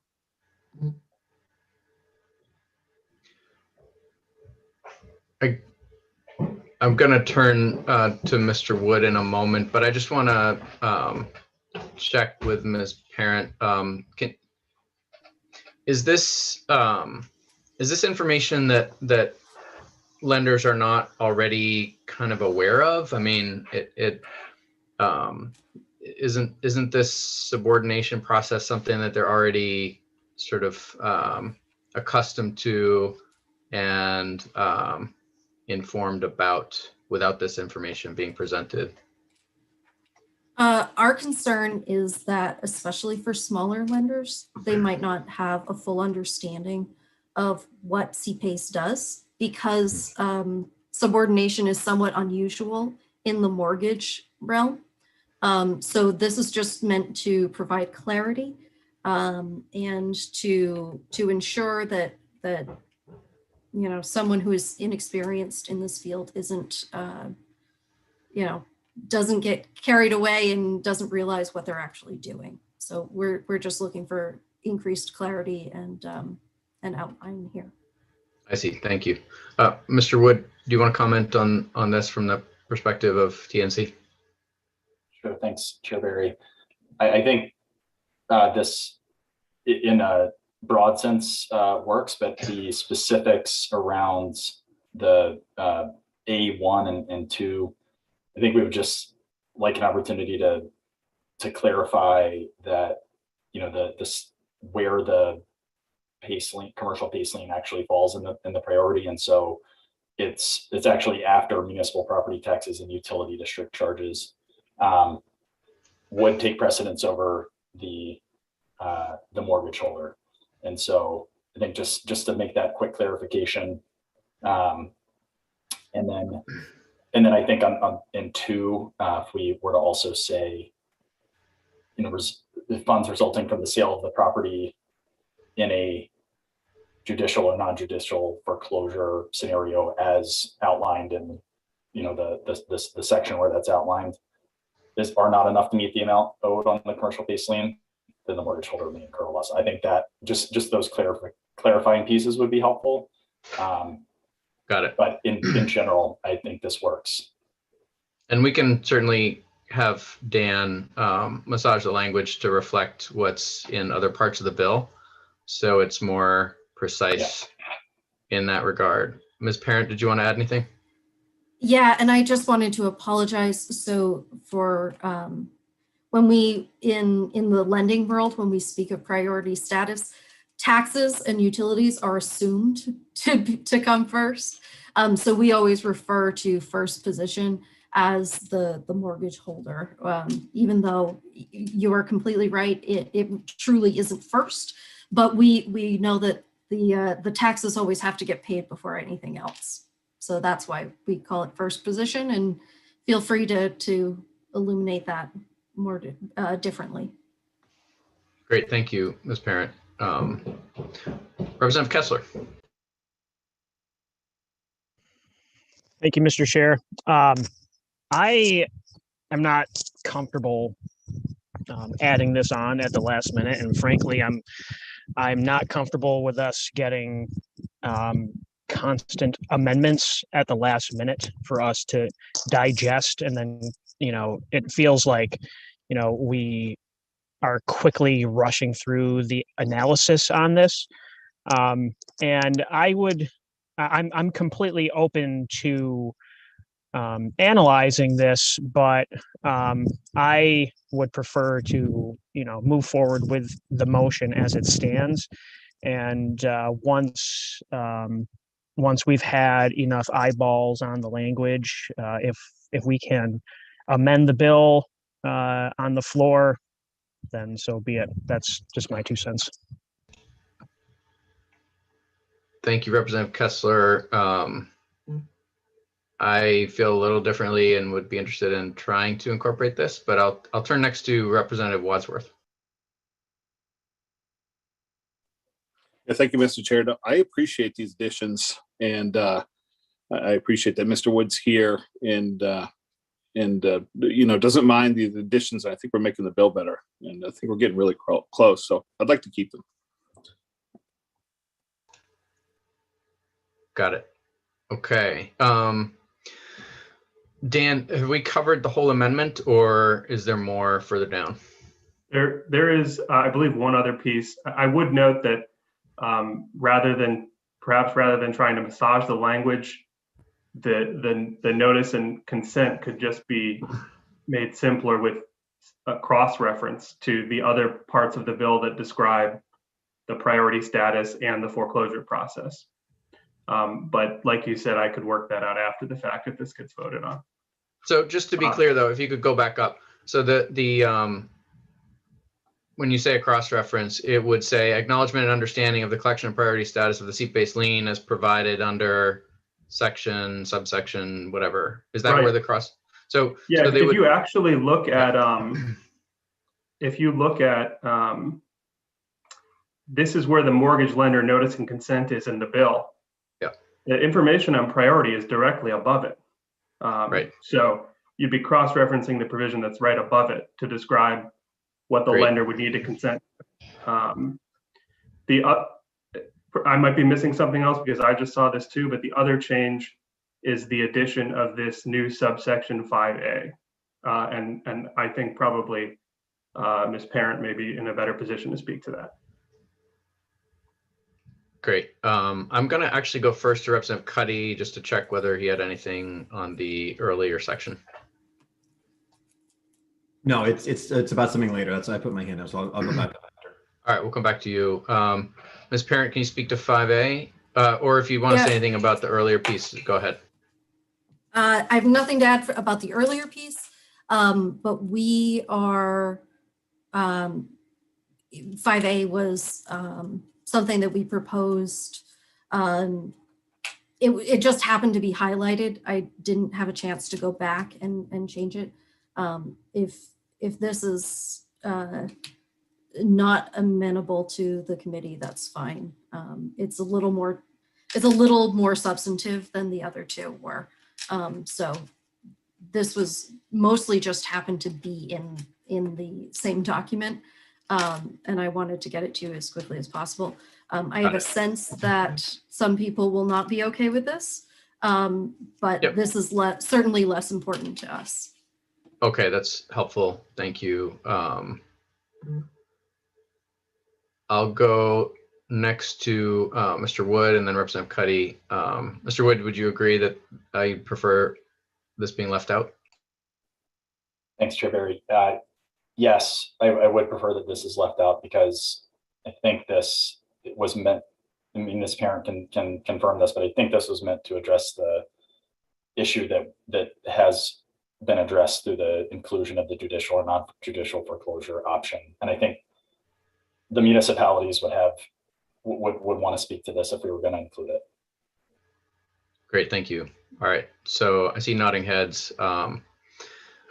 Representative Cuddy? I was just wondering if Dan, if you could come down to page 6, there was the other piece that Ms. Parent had identified as being redundant language. And is that in fact redundant language that we would want to get rid of, or is that language that needs to be there? Is that a question for me? I'm sorry. Yes, Dan, I apologize. I haven't looked at the section and title yet, so I'm not sure if this is actually redundant language or if it's language that we need. You are in the same boat with me. I got the amendment the same time you did, so I'm not sure. So, Ms. Parent, can you speak to that? Yeah, I would just say that was a recommendation from our attorney. If it is redundant, I suppose it doesn't hurt to have it in there. But yes, that was why we included it at that section. Got it. Representative Cuddy. that was an old hand. I apologize. Okay, well, there are lots of old hands around here. Mr. Wood, any comment on that redundancy piece? Are you concerned about that language being added, even if it is redundant? Okay. I don't have any concerns. Right. So have we covered what is in this additional language from the Credit Union League? Dan, have we covered all the bases? There's a lot of various highlighting in the document. I believe so, but I'm not 100%. I'm seeing heads shaking yes. Would you like me to stop the screen share so you can see each other again? Why don't you go ahead and do that? I think not all of us have multiple screens, so that's probably a helpful idea. I think what we've just heard, and please speak up now and correct me if you disagree, is general consensus among those who were in favor of the motion that was pending before we broke for a caucus, general consensus that what Ms. Parent has presented and what Mr. Wood has agreed to, leaving out 5A, is acceptable. So I see nodding heads. I think obviously if you're not planning to vote in favor of the pending motion, then that's fine. You might have your own report anyway. But I just want to make sure that those who were intending to vote for that pending motion are generally comfortable. And it sounds like the answer may be yes. Let me go to Representative Wadsworth. Yeah, thank you, Mr. Chair. Yeah, that's exactly where I'm at. Those additions, we can drop 5A, and I'm ready to support that. Great. And Representative Cuddy. I just want to make sure that, I'm in, good. I just want to make sure that we're going to have the opportunity, that Dan will look this over, we'll have a language review, and that at that point in time, we'll have the opportunity, if something was missed, to remove that at language review. That's my only concern, is that Dan really hasn't had a chance to go through the second, and it's just one of those deals where somebody forgot to strike something they meant to, and it makes its way into law. That's a huge problem. So I want to make That's sure. right. Yes, thank you, and I appreciate that that thinking, and I think this is a good moment for us to kind of bring new members up to speed, in particular on how this works. Typically, when we have crafted an amendment that the committee is generally comfortable with, and some of it may be in writing, some of it may be verbal. It might come from 2 different documents, as we've seen today, or even 3. That we have an agreement and we vote based on that agreement, but there's a language review. So Dan will take this back as he understands the motion that prevailed. Maybe there are 2 different reports and he has to write up 2 different bills or amendments to the bill. And then we get a language review. So at that point, if Dan has a question about our intent, he will bring that to us and we can sort that out. If it's anything substantive and and requires a change from what we voted on today, then we would have the opportunity to reconsider our vote and revote the bill, and that does happen. So language review is a very important kind of safety valve, if you will, to this process, and I think it's helpful that Representative Cuddy reminded us of its existence. Dan.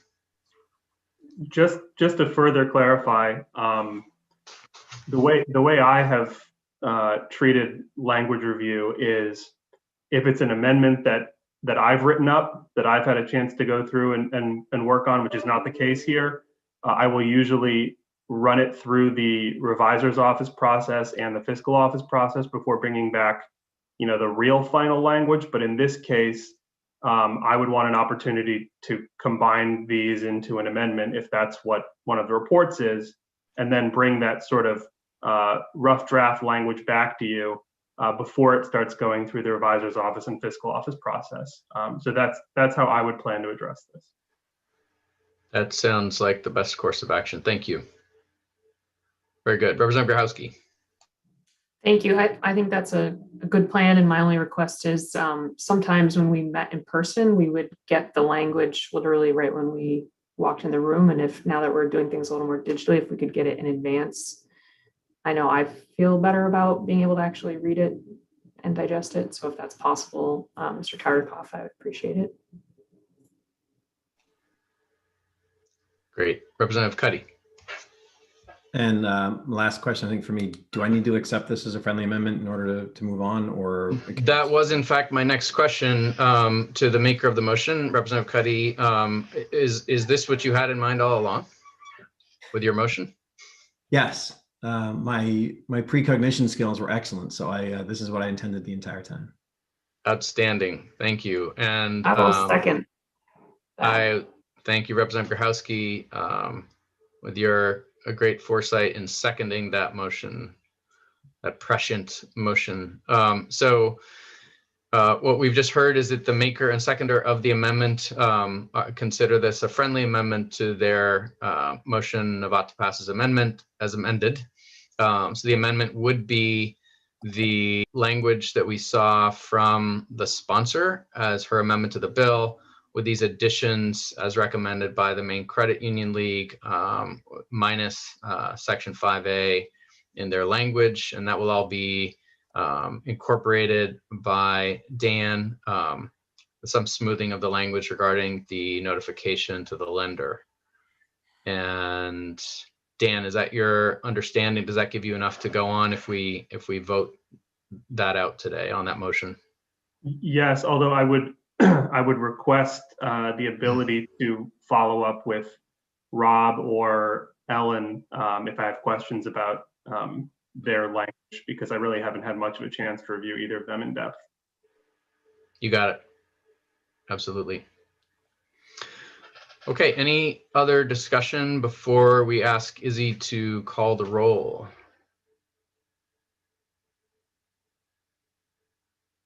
All right, seeing none, we will proceed to a vote. And Izzy, this is your big moment where you get to call the roll. And actually, I think this is your second roll call vote. So you're an old hand at that already. And please proceed. Perfect. It doesn't look like we have Senator Lawrence, so I'll go to Senator Vitale. Oh, yes. Awesome. Senator Vitale, yes. It doesn't look like we have Senator Stewart either, so I will go on to Representative Barry. Yes. Representative Barry, yes. I'll go on to Representative Cuddy. Yes. Representative Cuddy, yes. Representative Grochowski. Yes. Representative Grochowski, yes. Representative Kessler. Yes. Great. Representative Kessler, yes.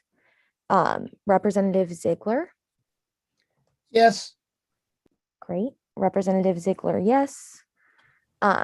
Representative Wood. Yes. Representative Wood, yes. Representative Wadsworth. Yes. Representative Wadsworth, yes. Representative Grignon, it does not look like we have them present, so I will move on to Representative Foster. Out of a great deal of caution, no. Okay, Representative Foster, no. Representative Carlo. No. Representative Carlo, no. The result is 8 in the affirmative, 2 in the negative, and 3 absent. My bad. Great. Thank you very much, Izzy. And the folks who voted no, Representative Foster and Representative Carlo, what is your minority report? I don't want to assume anything. I won't assume what Representative Carlo would say, but I would work with Ben to establish that the CPACE creditors would move behind the main mortgage holder on the property. Thank you. I concur. Got it. Dan, does that give you enough to draft? Just to clarify, that would be added on to what is the majority report, or just added on to the bill? That would be an amendment to what was just voted on in regards to the lien holder status. Thank you. It may in fact conflict with some of the language that was presented in there, so you'll have to, that's why I said, well, I'll work with you on that. Sounds good. Got it. Okay, well, that concludes our work session on this item, and we do have a number of other items on our agenda for today, but it is past 1 o'clock, and I think we do our best work when we're not overly hungry or tired or cranky. So how would the committee feel about taking a break for lunch? Any objection to that? Okay, and apologies to those who are waiting for these other bills, but I think— I object. Only because I was eating lunch with the camera off. Thank you, Representative Kessler, for sharing that. The rest of us do need lunch, so we're going to break. We'll come back for 487, 507, and hopefully the storage and power to gas bills afterwards. But it is almost 1:10. Do folks need, would 40 minutes be enough for lunch? All right, so we'll come back at 1:50. And in the meantime, if you could turn off your video and audio, that would be great. Have a good lunch.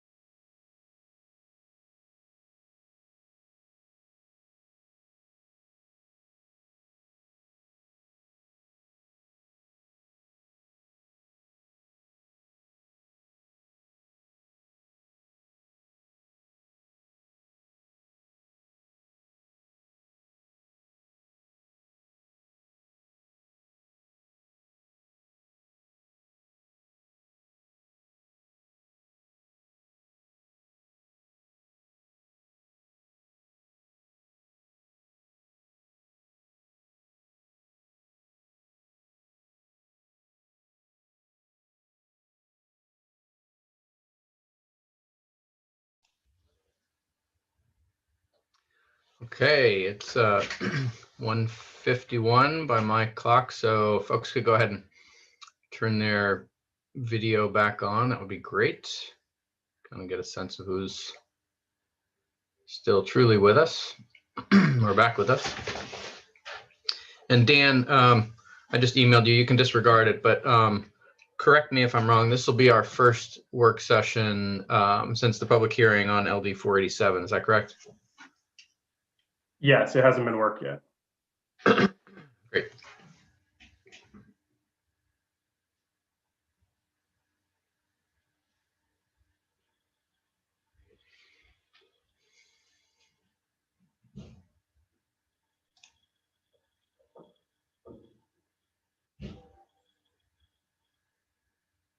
Okay, I'm just gonna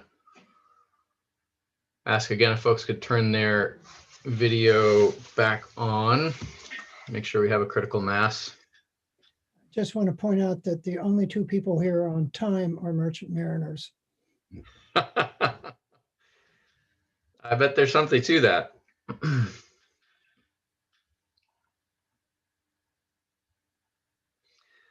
I don't think I ever told either of you about it, but one of my favorite adventures ever was when I took my 11-year-old son to Philadelphia and we hitchhiked on a freighter from Philadelphia to South America. It was pretty amazing. And the crew was entirely Filipino. And I'm proud to say that I managed to hold my own in the karaoke with them. That's pretty good.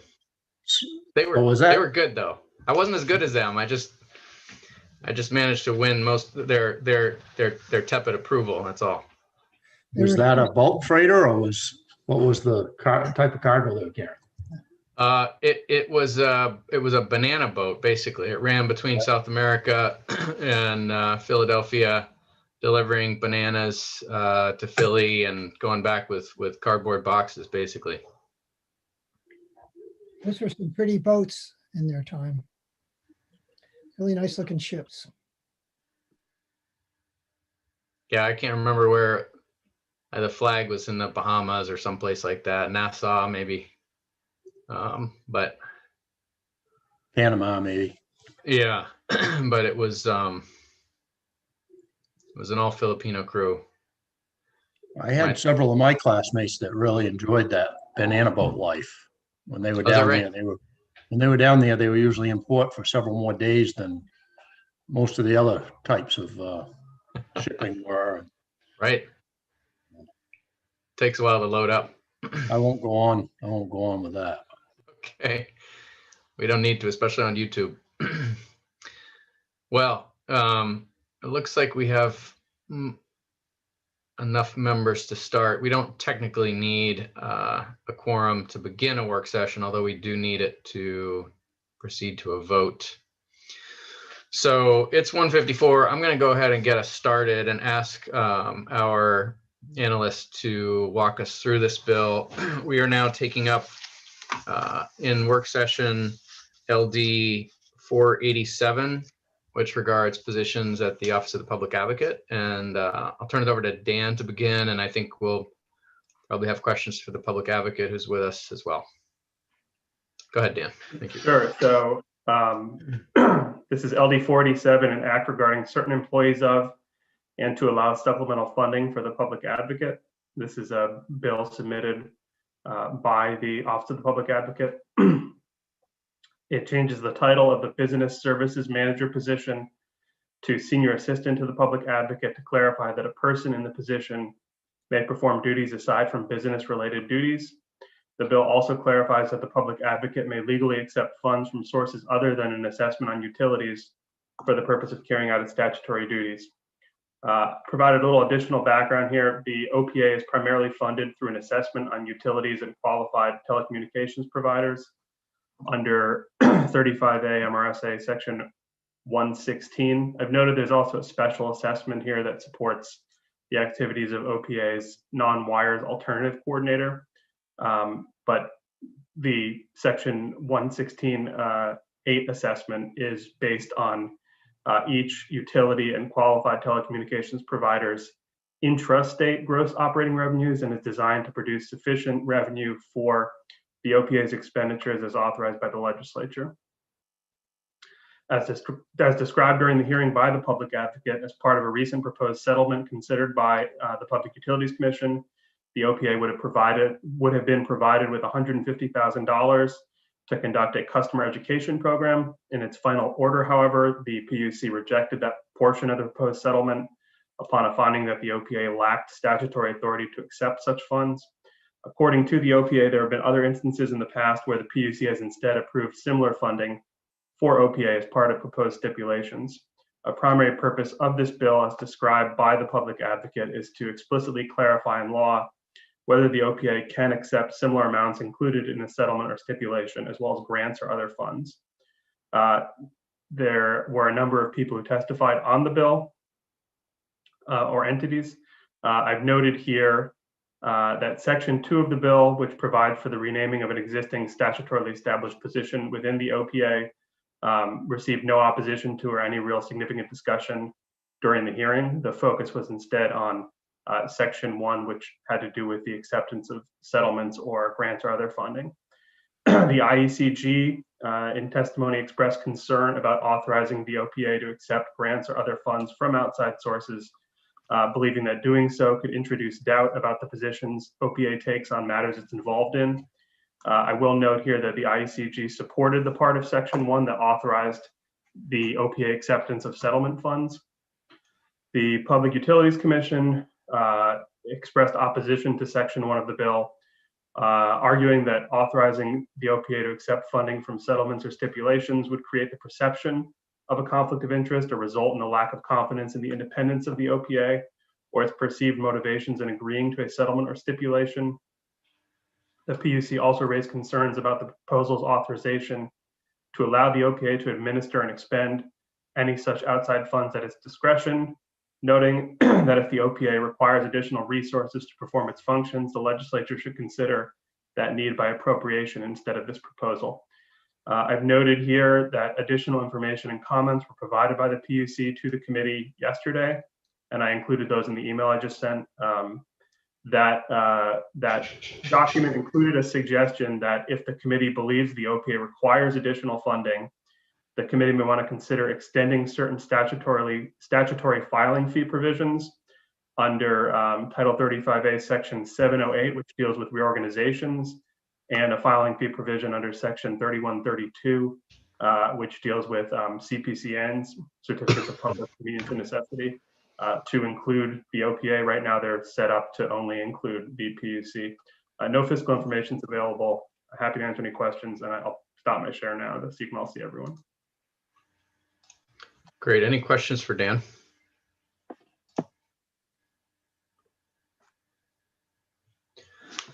So I have one, Dan, that I'll ask you, and I think others may, other attendees might want to weigh in on this as well. But that suggestion from the PUC, which I'm interested in, I'm interested in pursuing it.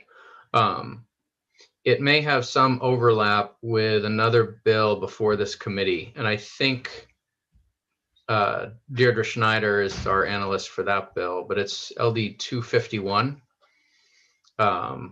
which is regarding public utility fees, assessments, fees, and penalties.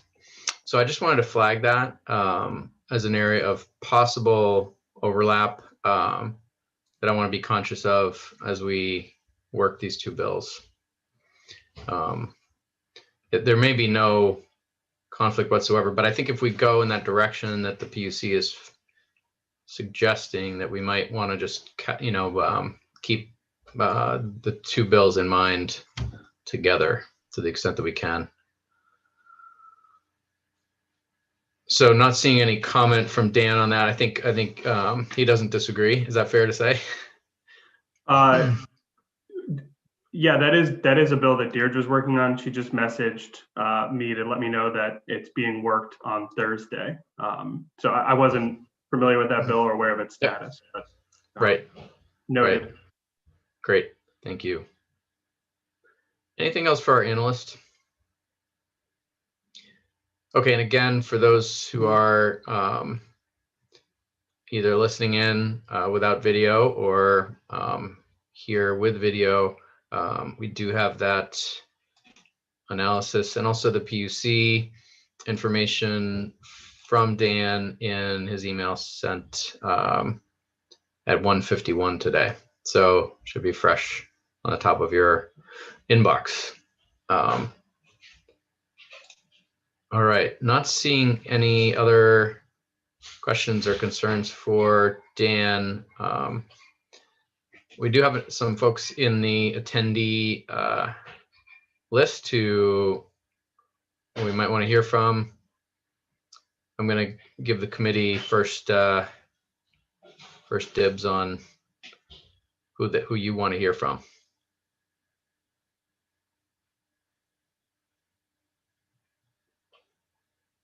I'm not seeing any immediate motion on that. Why don't we call in the public advocate? This is a bill from the public advocate. So if Izzy, if you could let in Mr. Hobbins, that would be helpful.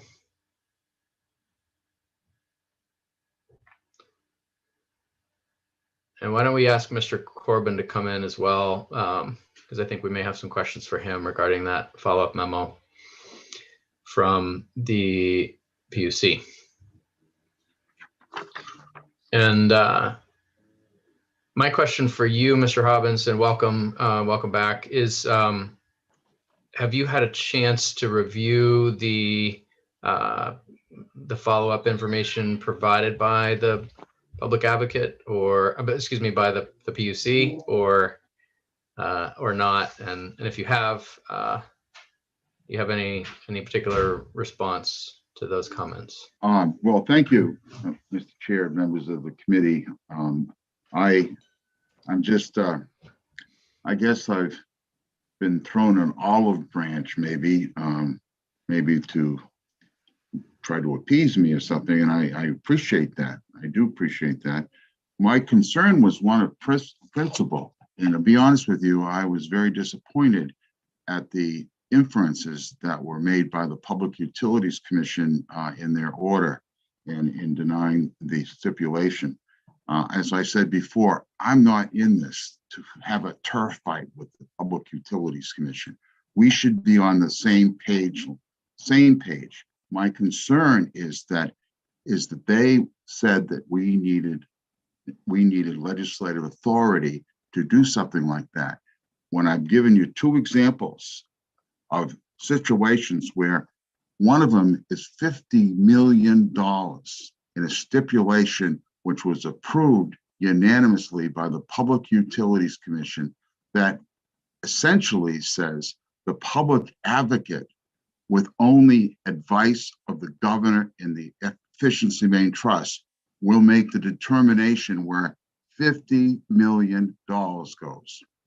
And the interesting part about it is that there was a disbursement, small one, and obviously I'm a team player. That money's gone into escrow along with in an escrow account of Efficiency Main Trust. And I've, as I said before, the reason I got $50 million is because I played hardball with Central Maine Power Company, who didn't want to give us a penny. And fortunately, the persistence of my office and others involved, we were able to, ICEG, we were able to negotiate a settlement. The other instance is the situation involving the MPRP, the original high intensity wire project that occurred about 8 years ago. And in that particular case, there was money that was put into a fund as part of the stipulation for CLF, Grid Solar. They would basically be involved in forming a transmission planning group to open up others, main stakeholders, that would, CMP would provide $1.5 million in funding to the group. And the players were, OPA, ICEG, Grid Solar, and CLF. And in that stipulation, it says, quote, funds for this grant shall be payable to the OPA to be distributed consistent with Maine law.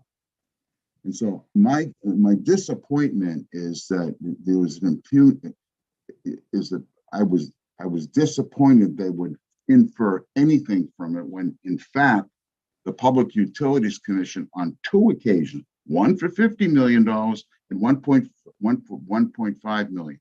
The reason we attempted to start an educational program is because there's none. Look at the problems we've had with competitive energy providers. Look at the problems we might have involving the process involving community solar. There absolutely needs to be a program. We don't have that money. That money should come from the wrongdoer, which is efficiency, which is the competitive energy provider that was basically fined or penalized $500,000. The interesting part about it is that I negotiated a settlement for $1 million, and it was turned down. It was turned down because they thought that the punishment should have been greater. Ironically, the punishment is essentially the same as we suggested. So please understand, I don't want to get into a turf fight. I appreciate the offer, extending me the offer. That's wonderful. But the bottom line is there has been precedent in the past, and I basically, when they said it wasn't approvable because there was nothing in the statute or whatever, they didn't have the authority. They've demonstrated authority on 2 different occasions, a lot more than $150,000. Now, the money, if you want to say the money could come from a wrongdoer versus some other entity, that's okay. I don't want to, in fact, inject, anti-consumer money, pro-consumer, anti-environmental money, pro-environmental into the process. What this was, the $150,000 would come from Electricity Maine. Unfortunately, we walked away from the table with $500,000 in the penalty when we could have penalized and given some positive money without having to go back to the utilities and basically the ratepayers, because the money gets burned right through to the ratepayers. Don't let anyone kid you. All the money from the Public Utilities Commission budget and all the money from the Office of the Public Advocate is somehow an expense to the ratepayer, and for expense from the Public Utilities Commission and the Office of the Public Advocate. If this is something that you want to look at, but I just want, for the principle of the thing, is that they've done it on 2 occasions. They say in their order, please look at it again, I know you've read it, that they needed there was no authority to do so. Well, I put a bill in to give the authority to do so. Now, if you want to change the bill to take out, any grants or whatever, and just have it come from the wrongdoer, I think that's a good idea. Because if they're not going to put the money up, if the Public Utilities Commission isn't going to put the money up or start the program, we're willing to do it. But obviously, we'd like to go out and do some outreach, and that will cost money. We don't have it in our budget. And why shouldn't the wrongdoer pay for the freight instead of the utilities that have acted in compliance? Because our money comes from all a formula, which is the same idea as the formula from the Public Utilities Commission. So I'm sorry if I'm a little emotional about it, but I quite frankly was a little insulted by the tone and tenor on the remarks about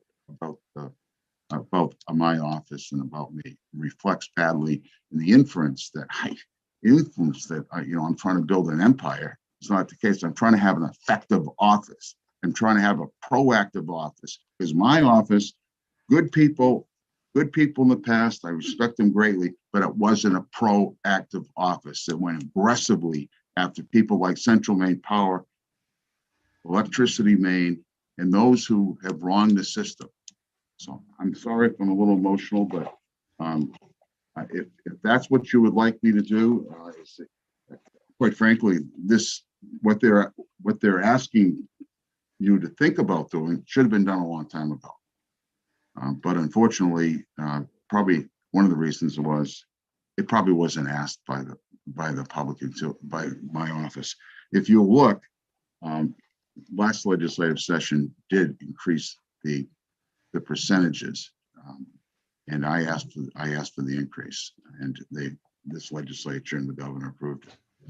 So I'm sorry if I'm a little emotional about it, but you know, I run a good office, efficient people, and it's only right that we have the resources to do the job.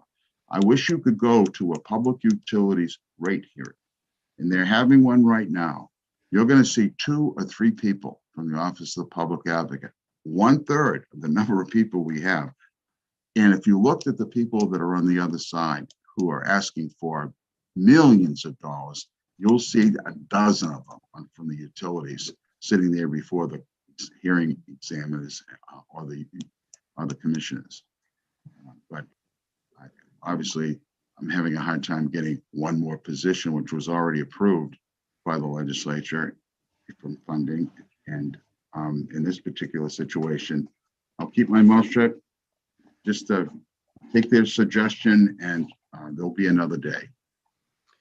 Thank you, Mr. Hobbs. And we do have with us the Public Utilities Commission as well, and they'll get a chance to speak also. But while we have you and we're kind of on that track, I want to offer an opportunity for the committee to ask you any questions. Oh, anything you want to ask, I'll be more than happy to. Not seeing anything, I'll start. Mr. Hobbins, the picture you just painted for us of, you know, 1/3 of your staff, you know, 2 whole people sitting on one side of the horseshoe table that's used for Public Utilities Commission proceedings, you know, arguing on behalf of ratepayers in a rate case with a dozen or so utility lawyers, accountants, engineers on the other side is troubling to me. I'm concerned about that dynamic, about that possible imbalance, and I think it's more than a possible imbalance. I'm probably being generous here in characterizing it that way. And I also take real note of something else you said, which is that ratepayers foot the bill for all of it. You know, the customers of the utility pay not only for the good offices of the public advocate, who is sort of their representative in these proceedings, but also pay for the work of the commission, who serves as a sort of a judge and jury. And in fact, they pay for the 12 or so people on the other side of the horseshoe as well, because the Utilities Commission generally is required to allow the reasonable regulatory proceeding expenses of the utility to be recovered in rates. So I know, for example, in the most recent rate case for CMP, and this is in the memo that we received from Mr. Corbin today, there were about $2.4 million of regulatory proceeding expenses incurred by CMP, which were folded into our rates in the CMP territory, customer rates, over a period of years. So it's about $412 million per year that's included in the annual revenue requirement and customer rates. So I just, is your office able to, should we be looking at increasing your funding significantly more in order to really make sure that when CMP has 2.4 million to spend, arguing that you know, their customers' rates should be higher, that you can match them in, you know, dollar for dollar? Well, let me just say that ask yourself this question. Why would an agency, have you ever seen an agency have to change their name on an employee in order to have an employee in the office? We're one of the very few agencies that list out the number of employees, what the transparency is of what they're doing. And the irony is that the weaker we are, the better off the utilities are. The weaker we are. And I'll tell you one thing, for a small shop, we grabbed them for $265 million on the process. And it wouldn't have happened. The money would not have come from Central Maine Power or Hydro-Quebec if we hadn't been aggressive.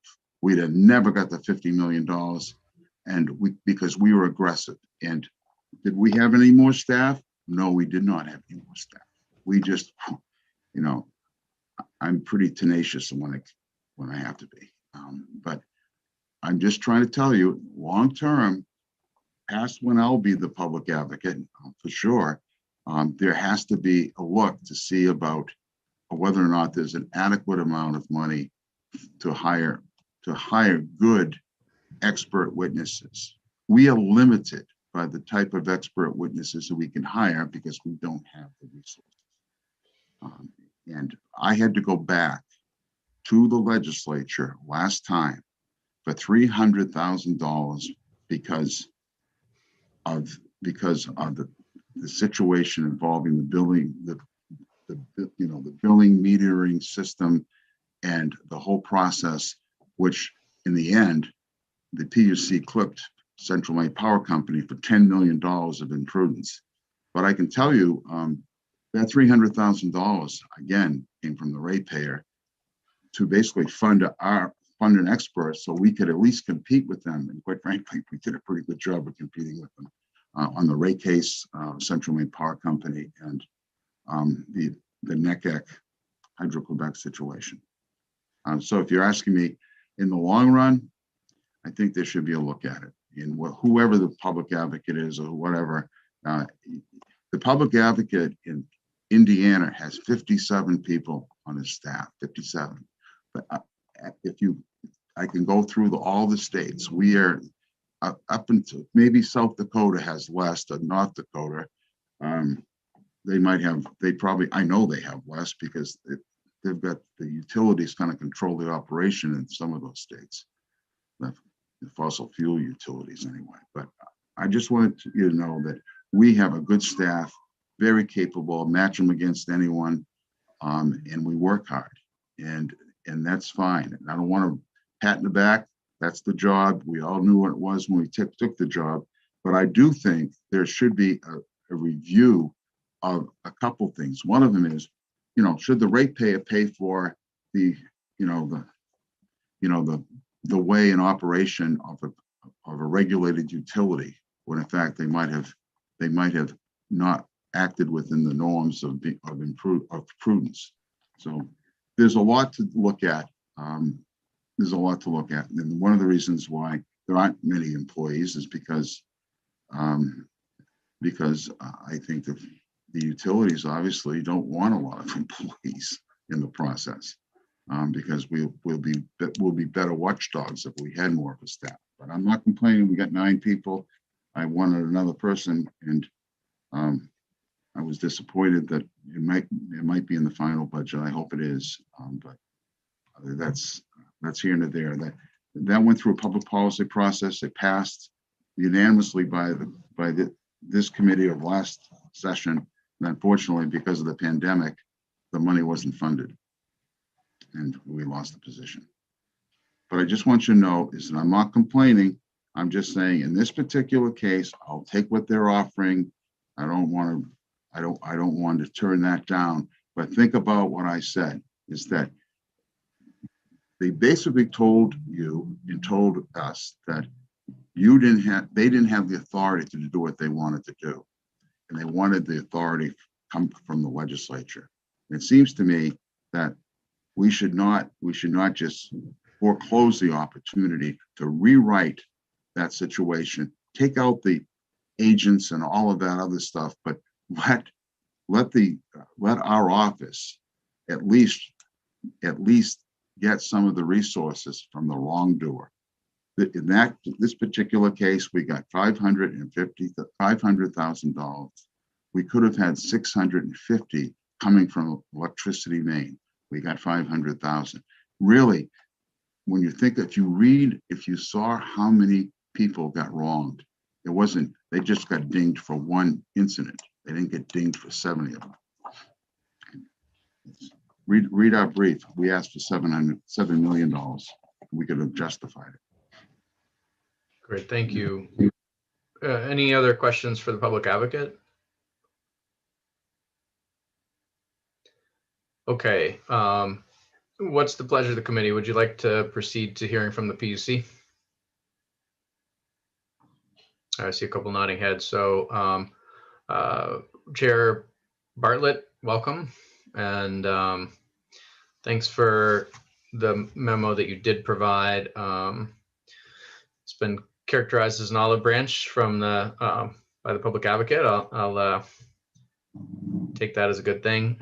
Is there information that you want to add to that memo or anything you've heard today? Yeah, if I could just make a few comments.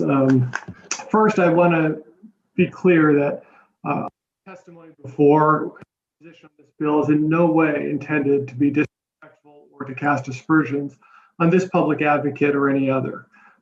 I have tremendous respect, and the commission has tremendous respect for the public advocate's staff that do show up and case after case representing ratepayers, adding real value to a lot of the cases before us, and we very much appreciate that.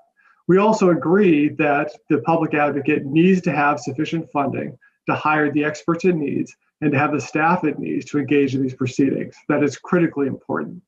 The issue for us, though, is when the public advocate is negotiating for its own office as part of the settlement, it creates the appearance or the potential appearance of a conflict and raises real questions in the minds of the commissioners, the fact finders, on how to interpret a change in position over the course of a case when the stipulation comes with a payment directly to the office. I just think that as a practice, it is not serving the office of the public advocate in the long run, and it's not serving the ratepayers in the long run. Because if we are not valuing a position taken by the public advocate or minimizing its support for stipulation, I don't think that's good for anyone. So what we try to do with the proposal is to think through, okay, what's the real problem here? It seems to be a lack of ability to have enough expert witnesses in these cases. And one way of dealing with that, of course, is a filing fee. I did want to raise Chair Bartlett, I just want to interrupt for a moment because I'm having a little trouble with your audio. It seems to be fading in and out. I don't know. Do you have a microphone that's partially covered, or it might be maybe a loose jack? Yep. Let me try. I think I just moved pad of paper. Did that give us a little more clarity? Yeah. That's so far so good. Continue. Yeah. My apologies.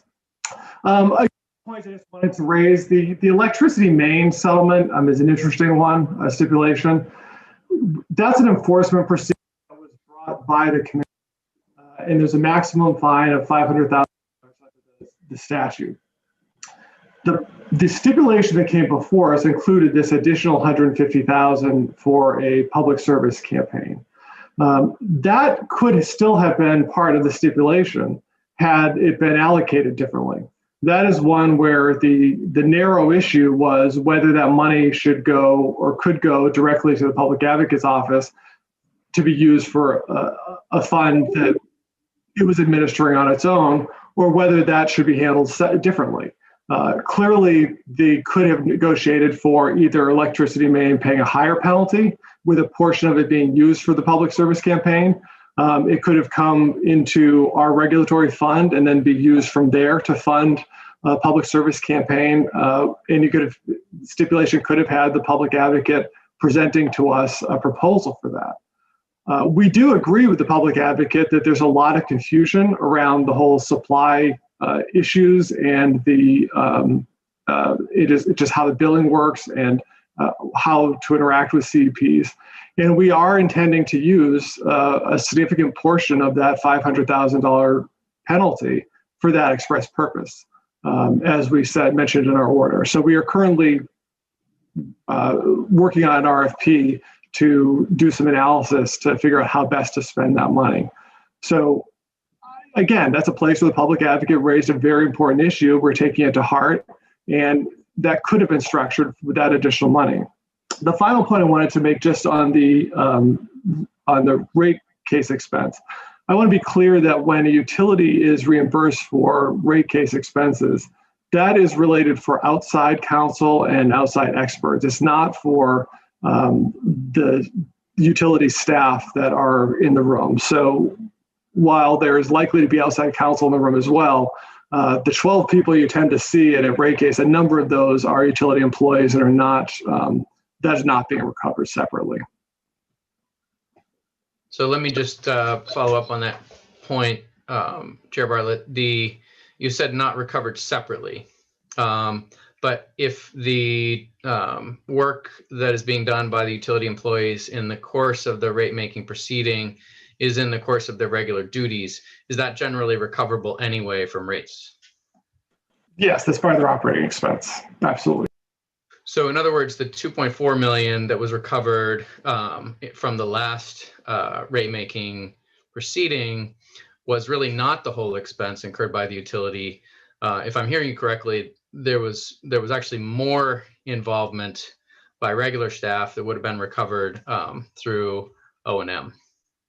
Yes, that's always true. The utility staff, especially their senior staff, that is built into race, at least at some level. I think in CMP's case, it's a little bit interesting because some of those folks are Avangrid employees, and we have a cap in place on how much of that's recovered. So a lot of those, it's questionable how much of the Avangrid employees' expenses and time really are being paid for in the context of that rate case. But absolutely, they're utility staff, and then that money is for outside experts.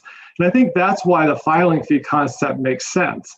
That if what we want to make sure is that we're trying to level the playing field to make sure that the public advocate has sufficient resources, the place to do that, I think, is the filing fee. So that right up front, they are getting the money to compete in that arena rather than having to compromise something away potentially in order to get reimbursed for expenses that they've already incurred.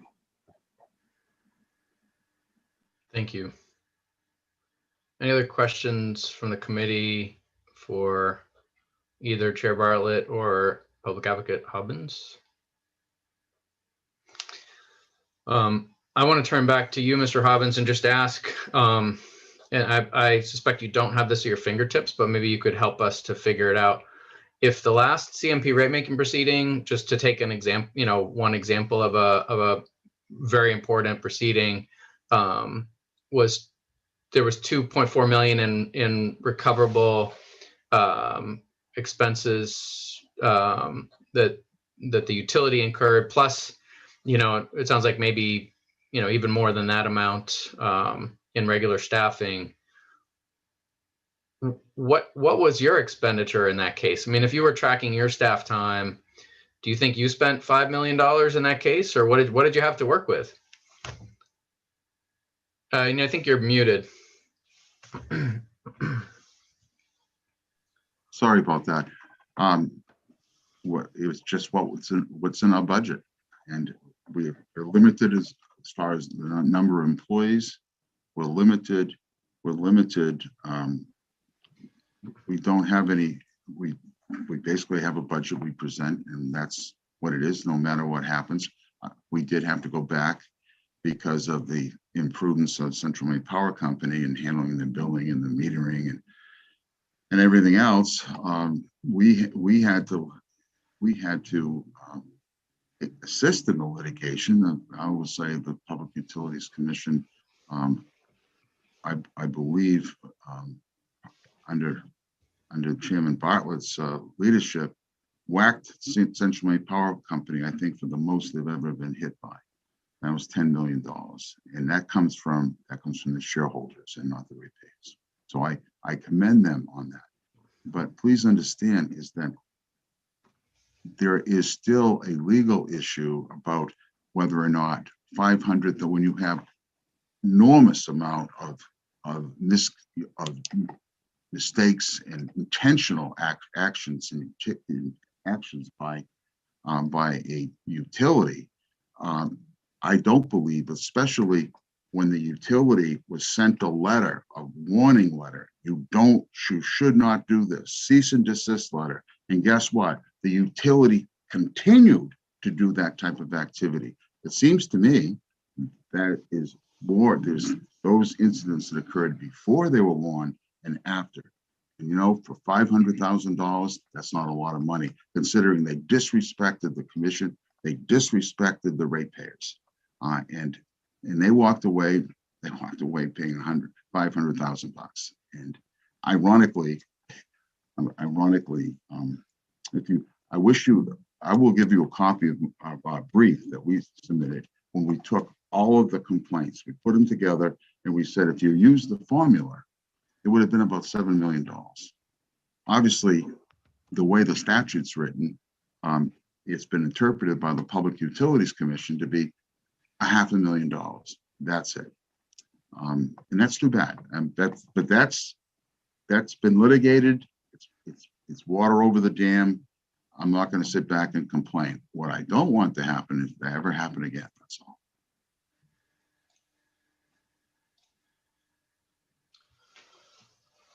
Any other discussion? Representative Kessler. Thank you, Mr. Chair. This is a question for Chairman Bartlett. Would those filing fees be recoverable in rates by the utility if, say, we were to add on that suggestion? Yeah, I'll have to double check. I'd have to double check. Likely so. So let me check. Okay, thank you. And related to that, although I am intrigued by the PUC, proposal here, am I correct in understanding that wouldn't really get at the sort of CEP question? That's a whole other kettle of fish, correct? That's right. And I think the issue there is what's the appropriate penalty? I mean, I think the issue is not that we were not enforcing and they were not going to pay the maximum penalty. Clearly the evidence was there and they were. The issue is whether that penalty is sufficient. I don't think having the public advocate or anyone else sort of swooping into an enforcement proceeding to then extract something additional for themselves is a good practice. I think it is better to have a much higher penalty if we think that they're not being punished enough. So I would to me, that would be the appropriate response if we feel like that is sufficient. Now, because I agree, I think $500,000 is not a lot when you're looking at the amount of damage they caused. Absolutely. In no disrespect, but the $150,000 was doing something that probably you could have only collected the way you're talking, $500,000. This was taking $650,000. None of it was going for any benefit, but for the ratepayer, and came from the wrongdoer. The money came from the wrongdoer, and that's a big difference, because you even admitted you're strapped, you're limited under your interpretation to file a penalty for anything less than, you can't do it for more than $500,000. Mr. Robbins, just a reminder to please direct the comments through the chair, this chair, not the other chair. But this chair will now recognize the other chair. I think Chair Bartlett, go ahead. I would just say, in the context of a stipulation, electricity main could have agreed to pay more, and for this additional fund. There's as with all stipulations, there are frequently provisions that we might not be able to order on our own, but the parties could agree to. So, I really thought one alternative would have been, when the stipulation was initially rejected, is for a new stipulation to come forward with that $150,000 being used for public service campaign, but just not being directed into the OPA's account because of the issue that was raised by my fellow commissioners about whether they could that was statutorily allowed or not. So I just want to be clear that the ruling in that on the stipulation would not have precluded an alternative to get $150,000 or more for a public service campaign. And I, again, just want to emphasize that we took the Office of the Public Advocate's position to heart and are, in fact, going to be doing a public service campaign with the penalty funds that we collected. And I guess my response through the chair. I'll recognize Mr. Hobbins. Thank you. For any comment. My concern is, again, you have a pie of $500,000.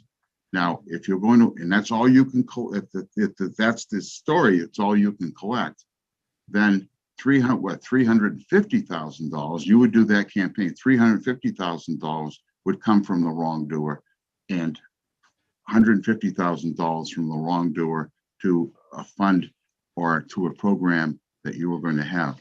My whole point, no disrespect, you made the decision, and I live by that decision. That's the process.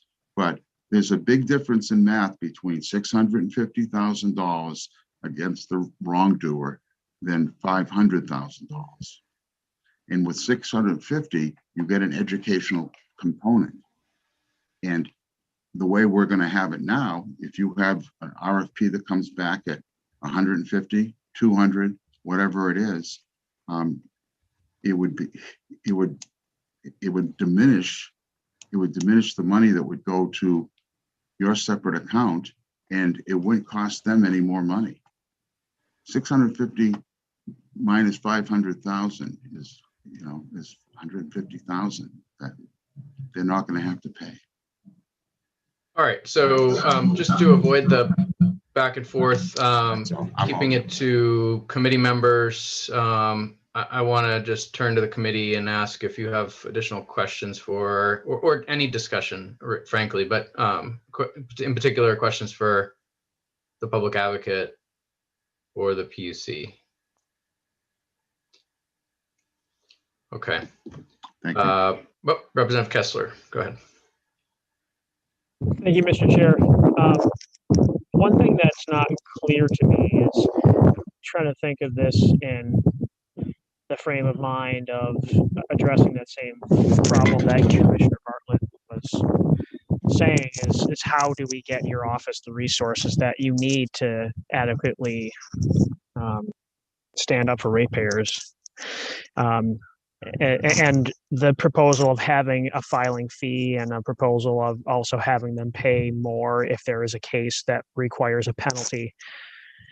How much of the penalties and fees is the PUC collecting that is from, or what percentage is a penalty versus how much is from filing fees? What does that ratio look like? And I guess that's a question for Commissioner Bartlett or Chair Bartlett. Chair Bartlett, you want to comment on that? I missed the end of that. It was sort of garbled, and I'm not sure if it's me or. What percentage of the revenue that the PUC gets is from penalties as opposed to filing fees? I don't have that. I should also note that when we receive filing fees, we are using whatever portion we may need. For example, if we have to hire consultants, we would use it for that. And any leftover money would be then reimbursed to the utility. So we are only, the filing fee is, it may or may not all be used, and it doesn't go into our general fund if it's not used. and the fees really vary year to year. I don't know. I couldn't tell you exactly how much we take in a year, but I don't know if it's in the $1 to $2 million range or something like that. Thank you. Representative Grochowski. Thank you, Mr. Chair. I think this question is for Chair Bartlett. Would it be possible, just as a person involved in the reorganization of what is now Versant, I recall that the OPA contracted with a number of experts that it seemed everyone was in agreement were a benefit to the case. Is it possible that if we had some sort of provision in advance that if that happened and the PUC approved that the public advocate was prudent in hiring such experts, that then it would be acceptable for the expert fees to be reimbursed by the utility? Because I think that was the proposal. And I understand that after the fact, it did look a little funny that, or could have been conceived as odd that, oh, the utilities now pay, and maybe they were happy about what the expert said. But if we knew in advance and then there was a check that the PUC said, yep, we agree that was prudent, then that could be part of the stipulation. Do you see that as a feasible solution to that aspect of this question? Yeah, potentially. What I would say is remove it from the stipulation context. I mean, if the issue is reimbursing experts that are fees that are prudently incurred, you could have that determination made in any case, and then an order of reimbursement, whether there's a stipulation or whether it went to a final order. There's no reason to limit it. I think pulling it out of the stipulation context takes away the concern that we had, which is that if the stipulation includes payment of the expert, what do you do if there's been any change or modification of an expert's testimony along the way? How do we, as a fact finder, interpret that? And that's where it gets really challenging. And so I think if you just take away any negative incentive for an expert to change their mind because of how they're being funded, that solves our problem. So I would just say if you want to go down that road, a way to do it is to simply say, if they're prudently incurred, the utility pays, period. If I may, through the chair, Mr. Hobbins, I don't want to do a I don't want to go back and forth, but I think it's important to clarify that the stipulation between NMAX and Emera through the process, the company who was set with buying were willing to pay for our expense. And the reason they were is because the Public Utilities Commission did not hire an expert. The Public Utilities Commission basically utilized our services because we had very competent people that thought the same way as the Public Utilities Commission. And so that money would have come from the company, and it was turned down. And so that means that was $80,000 that we couldn't use for future cases. And that's why it's very discouraging. And the implication of that was that we were doing something wrong, just because I guess it's never been done before. But they were so impressed with our expert that they realized in Canada, the experts are paid for by the utilities. They're not paid for they pay for their utilities. They pay the experts of public consumer advocate, public advocate, or whatever you want to call it. I'm not going to get back into anything else, but I just think that clarification you should be aware of. Well, I think that one of the truest things or most fundamental things for me today, Mr. Hobbins, is what you said earlier, that whether it's your office's work or the PUC's work or the work of the utilities themselves in these rate making proceedings, it's generally the customers who will pay for all of it at the end of the day. So finding efficiencies is probably a good thing in general. However, that needs to work. But I'm particularly interested in understanding how this question is dealt with in other arenas. I think of our state's attorneys general, who often argue on behalf of consumers in the states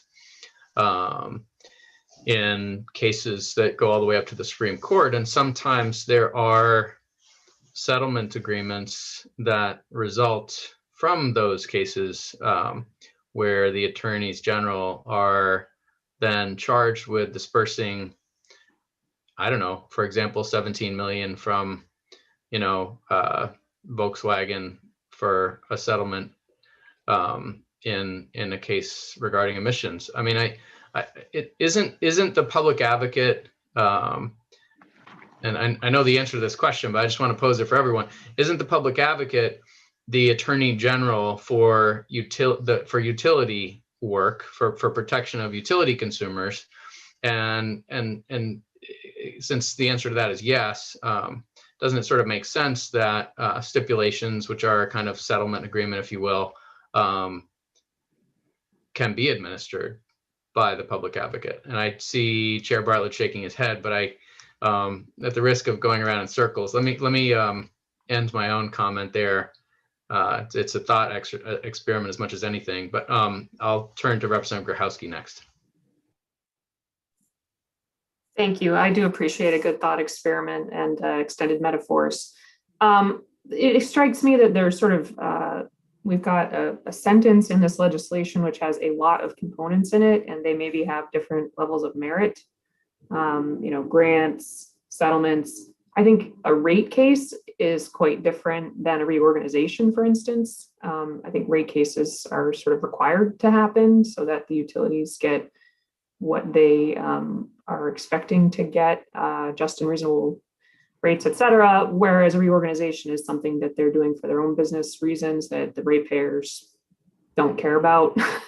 Generally, to put it, it's not something they ask for, if you will. So I feel like I have a different level of comfort around reimbursement or filing fees, depending on even those differences. There's probably even more types of cases that I'm just not familiar with at the PUC. So I don't know how to proceed, except for I think this is not a yes or no question to that whole sentence. There's yes or no questions to each portion of that sentence, and even more detail than that one sentence in the proposed legislation provides. So I don't know how we proceed a straw poll with each aspect. But I don't feel comfortable with the entire sentence. I think I feel comfortable with part of it. And I just wanted to express, I think there's more complexity here to be addressed. So I'm not hearing a clear sense of consensus on the committee. I am aware that there's some interest in pursuing what the PUC has put forward as a kind of a suggestion on this bill. It sounds like Representative Grochowski, you might want to go a little further. So we could go ahead and do your straw poll just to see if you like, or if you want to make a motion on the bill, we can certainly do that as well. I just want to caution that, again, we have LD 251 on Thursday, and that will be our work session on that bill relating to utility fees, penalties, and assessments. I think some of this may be related. So if we go forward with what the commission is recommending on this bill, it might be good to make sure that we're kind of squaring it up with whatever we do or don't do on LD 251 as well. So just before we get too carried away in motions, I just wanted to flag that one thing. We could certainly, flesh out a concept today and let it sit, let it percolate. and table until Thursday, as much as I hate to recommend tabling, but I think we want to make sure we get this right, and that might be one way to proceed. If folks want to go ahead with a motion and try to vote it today, I'm certainly amenable to that, and we could just be aware of it on Thursday, either one. So, Representative Growski, do you want to try a straw poll on your? Unless anyone has any other suggestions, it feels like we're going around in circles. But maybe Representative Foster has an idea. Let's go to Representative Foster. Well, seeing how Mr. Kessler is, Representative Kessler is outdoors, unable to speak up, I will move to table this. All right.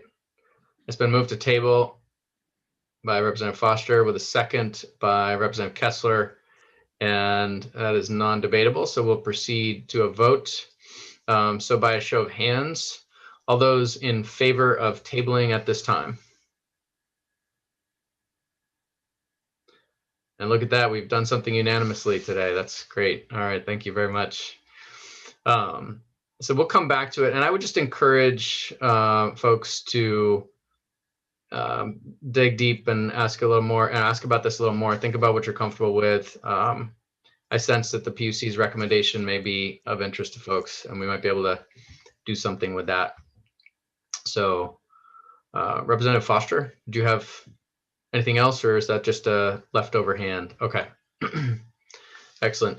And before we go on to the next bill, I do want to just flag, and maybe Dan, you could help follow up on this. I would appreciate getting from the PUC for the committee's purpose a tally of the expenses incurred by the public advocate in the last CMP rate case, just so we have some benchmark of how those costs stack up.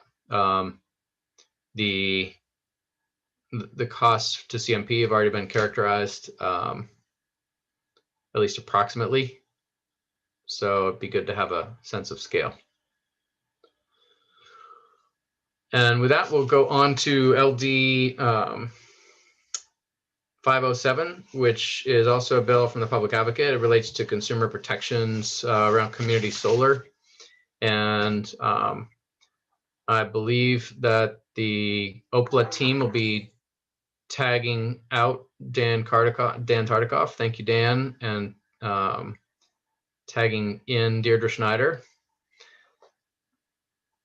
And she'll be walking us through the analysis on this bill. Let me just pull it up on the screen. Hold on. Great. Switch over. Took me by surprise. And it's 507. Everyone can see that fine? Yep. Okay. So this is an act to improve consumer protections for community solar projects. This bill directs the Public Utilities Commission to adopt consumer protection rules for customers who participate in or are solicited to participate in community solar projects through a net energy billing arrangement based upon a shared financial interest in a distributed generation resource from fraud and other unfair and deceptive business practices. It allows the Commission to impose administrative penalties upon a project sponsor, as well as order restitution for any party injured by a violation for which a penalty may be assessed. It provides the Commission through its own counsel or through the Attorney General to apply to the Superior Court to enforce any order or action taken by the Commission pursuant to the law. The language proposed in the bill is similar to the general consumer protection provisions related to competitive electricity providers and provides the same directive to the Commission to adopt rules to protect a consumer from fraud and other unfair and deceptive business practices as contained in law related to shared distributed generation resource projects. Right here is a list of those folks testifying at the public hearing. I don't know, I've labeled this as a possible amendment. Representative Berry, you can clarify, but at the public hearing, you were discussing that perhaps there needs to be more clarity regarding RECs and whether that customer is buying green energy and if that could be considered false advertisement, and that you had some conversation about that. So that was raised at the hearing. And additionally, the Commission noted if moving forward with the bill, the commission requests the committee clarify the expectations regarding the enforcement of the proposed provisions in detail and consider specifying certain portions of the bill be delegated to enforcement by the Attorney General, and then other parts of it to the commission. The commission recognizes the language in the bill is very similar to the language in section 3203.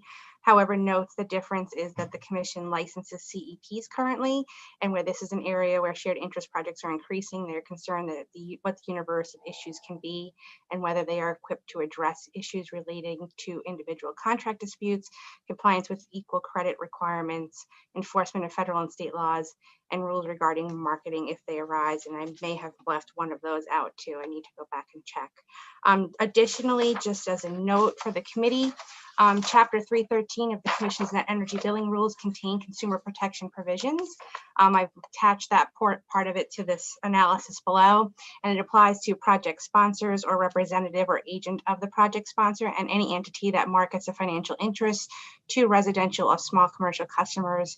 The rules specifically require those subject to the rule to comply with the Unfair Trade Practices Act and related consumer protection statutes, requires those subject to the rule to register with the commission, allows the establishment of financial security requirements, requires prior to the sale, resale, or lease of a financial interest in the output of the facility for those subject to this portion of the rule to provide disclosure that includes the usage of plain language explaining information regarding a shared interest, and provides for sanctions and imposition of administrative penalties for violation of the rule. Furthermore, at the public hearing, there were some sort of information requests, I'm saying sort of because they weren't clearly defined in my notes, but I think Representative Berry, you mentioned, is there a way to clarify the enforcement of the PUC and the AG, and can language be drafted that is run by the AG and the OPA? PUC response at the time was that subsection 5, paragraph A through C in the bill are traditionally in PUC's wheelhouse, where D through I is traditionally in the wheelhouse of the AG. And depending on where the committee decides to go with this proposal, the commission would be happy to work on this language going forward. And Senator Lawrence, in connection with that question, had raised an issue about checking with the AG about this split enforcement. I would note current law does allow for the commission to refer actions to the AG, which would result in split enforcement, as does the language in the bill.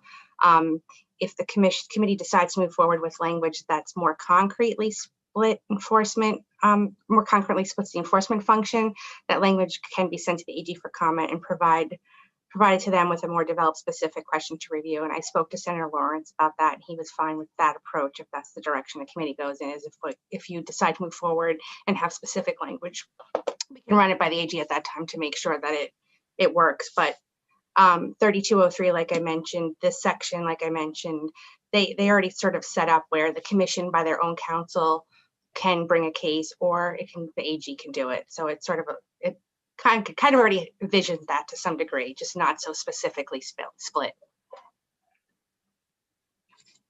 Great, thank you, Ms. Schneider. Any questions for our analyst? I'll ask one. I need a little reminder about exactly where my concern came from regarding green energy and RECs. Did I any more detail at the time? Because I've completely forgotten. So in my notes, I think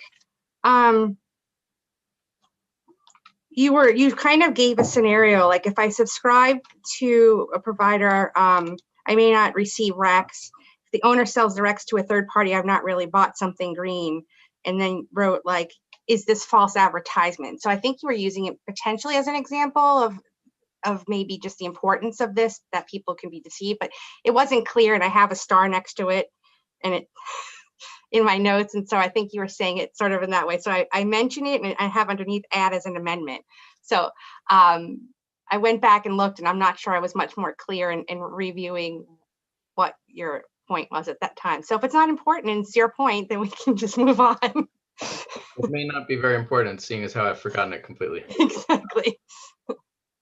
All right, so if the committee is interested in proceeding, a motion to advance the discussion might be of use. I'm inclined personally to move forward with an amended version of this that basically would assign parts D through I to the Attorney General. Let Deirdre draft that and run it by the Attorney General before we, move forward with the bill. But let me ask you, Deirdre, if we were to do that, you would not, we'd have to vote it and then you would draft it and then you'd bring it back to us for a language review, I guess, with comment from the Attorney General, or could we just sort of provisionally instruct you to draft that up and run it by the AG? Yeah, you don't have to vote on it. You could direct me as the committee or a member of the committee to draft an amendment. I can run it by the AG's office, run it by OPA, run it by PUC, make sure all the parties agree, come back with that amendment, distribute it to the committee maybe before we even come back. Everybody can take a look at it and you can vote at that time. So if that's the preference, we can easily do that. Or you can vote it. We could do language review, and if it has to be reconsidered, that's the other option.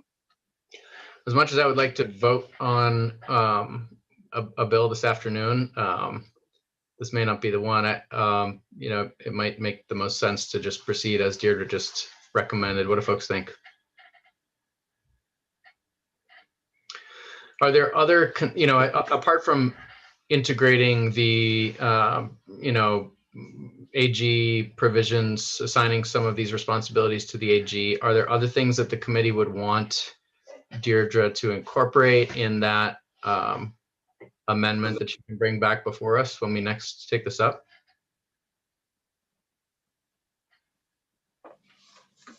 Great. Okay. Representative Foster.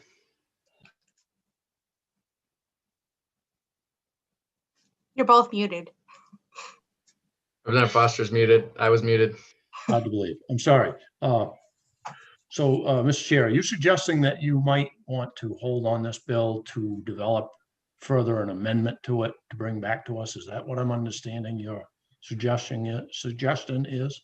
I think a little more than that. Just, if the committee is generally inclined to move in this direction, then I think it's worth having Deirdre do the legwork. But I think the last thing we want to do is create work for her that the committee doesn't generally support.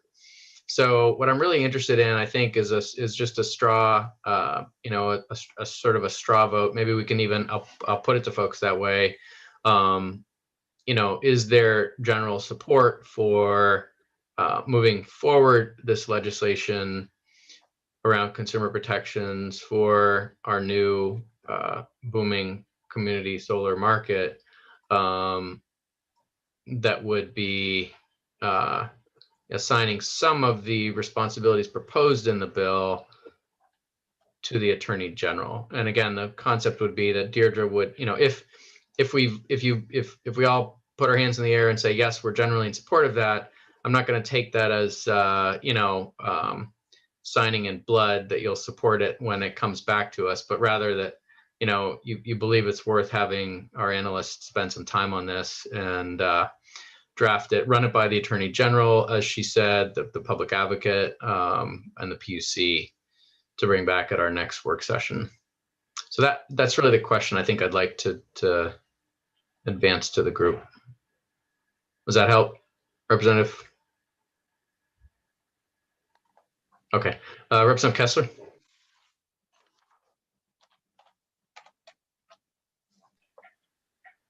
Representative Kessler. Thank you, Mr. Chair, and I apologize if I'm having any internet connectivity issues. I just wanted to voice that I do concur that it does not make sense necessarily to create a whole additional bureaucracy if we can make this happen within our existing system of government. So I'm completely on board with that. So.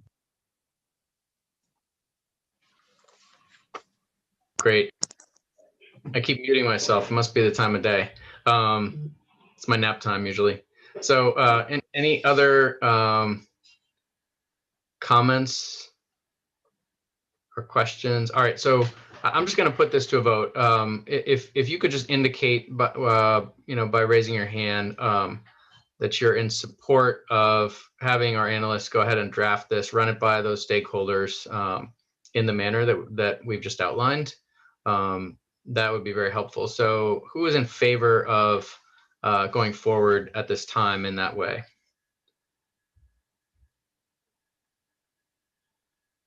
Any opposition? Okay, I see. All right, we're unanimous. Excellent. All right. So I think with that, before I accept the tabling motion, Deirdre, you have what you need from us?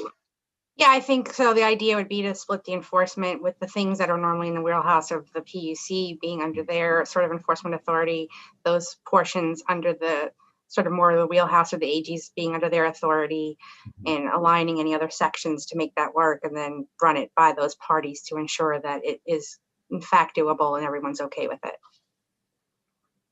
Perfect. Okay. The chair would be happy to entertain a tabling motion at this time if one were to come forward. Representative Foster. So move. Okay, it's been moved to table and seconded by Representative Cuddy. All those in favor?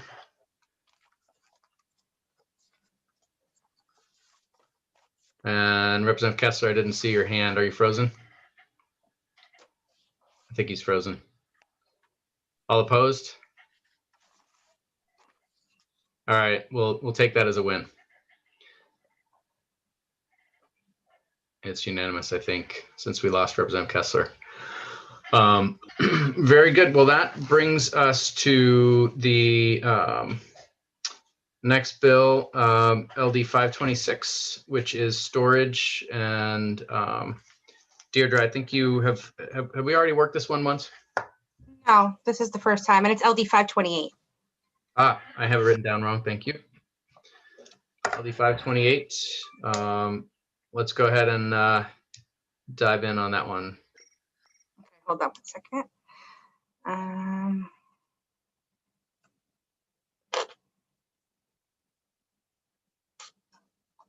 let me just make sure I send it to the committee really quickly so you have it.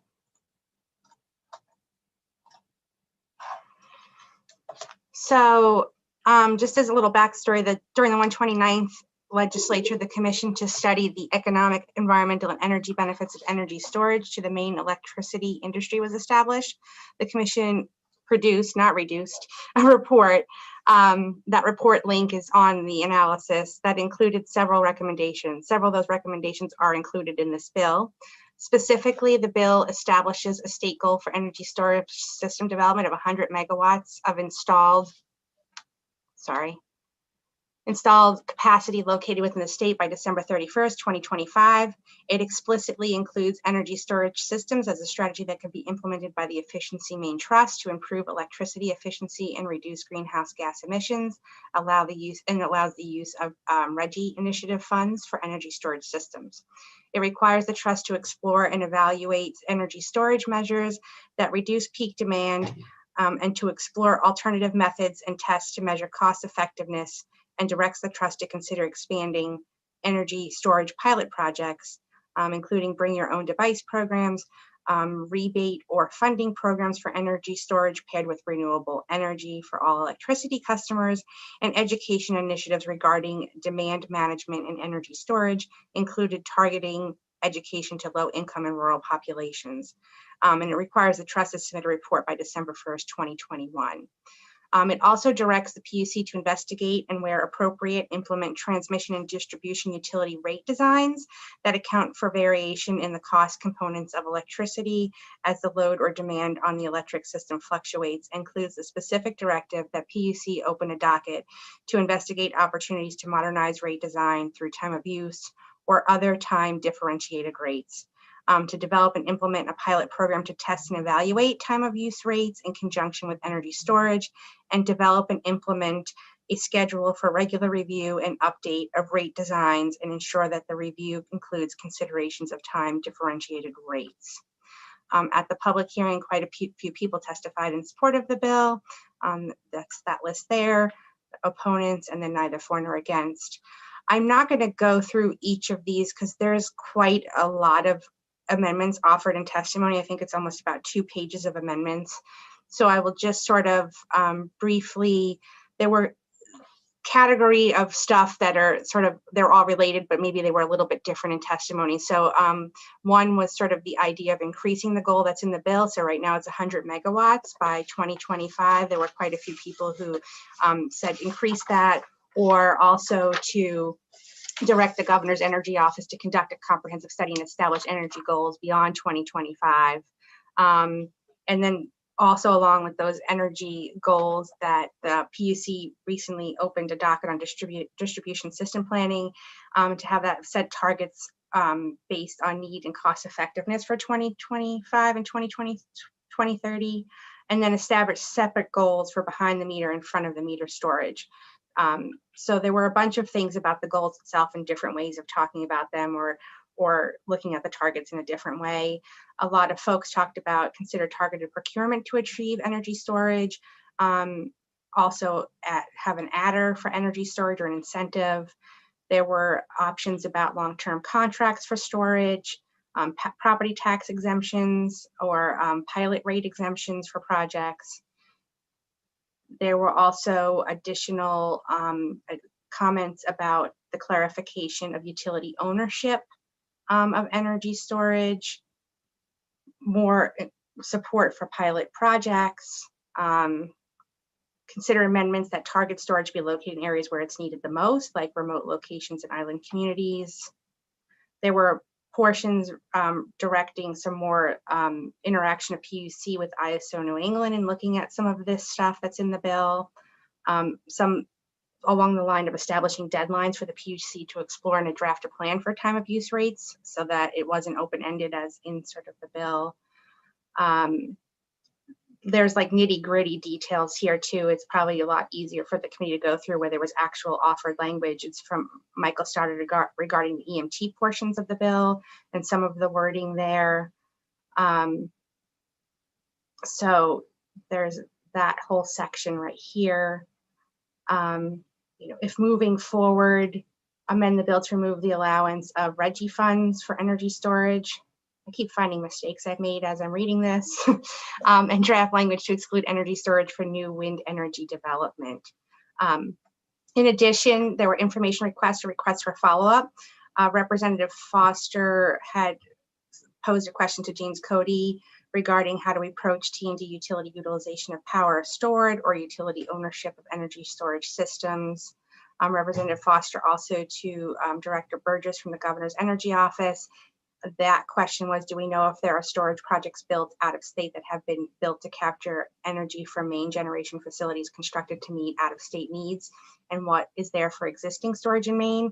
On that question, you did receive a memo earlier from the Governor's Energy Office addressing that answer. And then also to Michael Stoddard of EMT, if using trust funds to meet storage goals, how would that impact other opportunities for efficiency projects? And as an example, said if you spend $20,000 on storage, what can you get in return for that? So there's a lot of information in there, and there was a lot of amendments offered within the testimony to consider, but I did my best to sort of pull those out and put them in a way that the committee can at least get an idea of what was said without rewriting everybody's testimony. Deirdre, that's very helpful. And if anything, I think taking a little more time to go through the OPLA analyses will be extra beneficial to this committee as we go forward, because these are big, complex bills that we are dealing with, and the analyses that your office puts together are really worth taking time on. So let's do that. If there are any questions for our analysts, this would be a great time to ask them. No question is uninformed. Representative Foster. Thank you, Mr. Chair. I'm not sure. I think the questions that I asked, I received answers to all of those. Okay. Deirdre, except I'm not sure if I saw the one from Mr. Stoddard. Did he send an email on that? I don't recall getting one and forwarding it. I'll double check. I don't know if he's in the room today. He is in the room. as an attendee. Just let him in and we'll see if he wants to take a stab at that now or if he needs to get back to us. And while Mr. Stoddard is joining us, Deirdre, I wonder if after we've spoken to him, if you could just walk us through some of the other responses and the content of those responses. Sure, I'd be more than happy. I just didn't know if you wanted me to go through so many because there's almost 2 pages of them, but I would be more than happy to go through. Oh, the responses to the questions. Right. I didn't get the response to the energy storage system utility question either. All I did was get the memo from Director Burgess today in response to sort of what energy projects are in Maine now. Okay, and I would love to have that presented to the committee. So we can either he or someone from his office or you can relay it perhaps if need be. But first, Mr. Stoddard, Director Stoddard, we have a question for you from Representative Foster. Were you able to hear the question? Yes, I was. Thank you. And with my apologies, I know that we have prepared an answer. So I know we have something. I cannot put my hands on it. I'm scrambling around to find it. So if I can buy just a little bit more time, I will dig it up and then hopefully be prepared to respond. But I'm not ready just this moment. Got it. Representative Foster, did you have any additional comment on that question? No, I think you're headed down the right road. If Deirdre can find those, or we can have those questions posed again and get the answers. Obviously, the Governor's Energy Office answer, which we have, was probably the most substantial amount of information, but I'm good. And I guess we did not receive an answer to the first question in print either. So thank you. Yep. Great. Well, why don't we turn to Melissa Winnie, looks like, or Dan Burgess. I'll let both Dan and Melissa in. And before they go over what the additional information they provided with us, any other questions for Mr. Stoddard while we have him on the hot seat?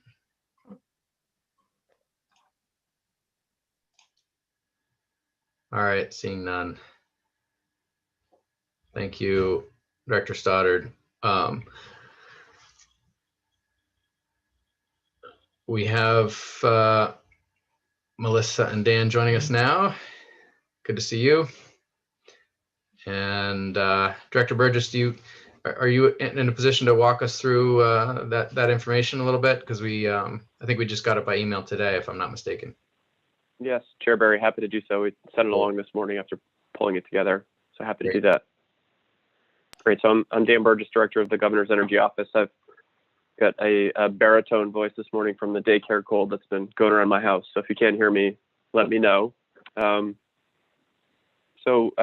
memo that you have in front of you seeks to answer Representative Foster's questions. So the first part, I think, is maybe the easier one to answer, which is if we are aware of any storage projects that have a power purchase agreement with another state or an entity outside of Maine for the services of that storage system.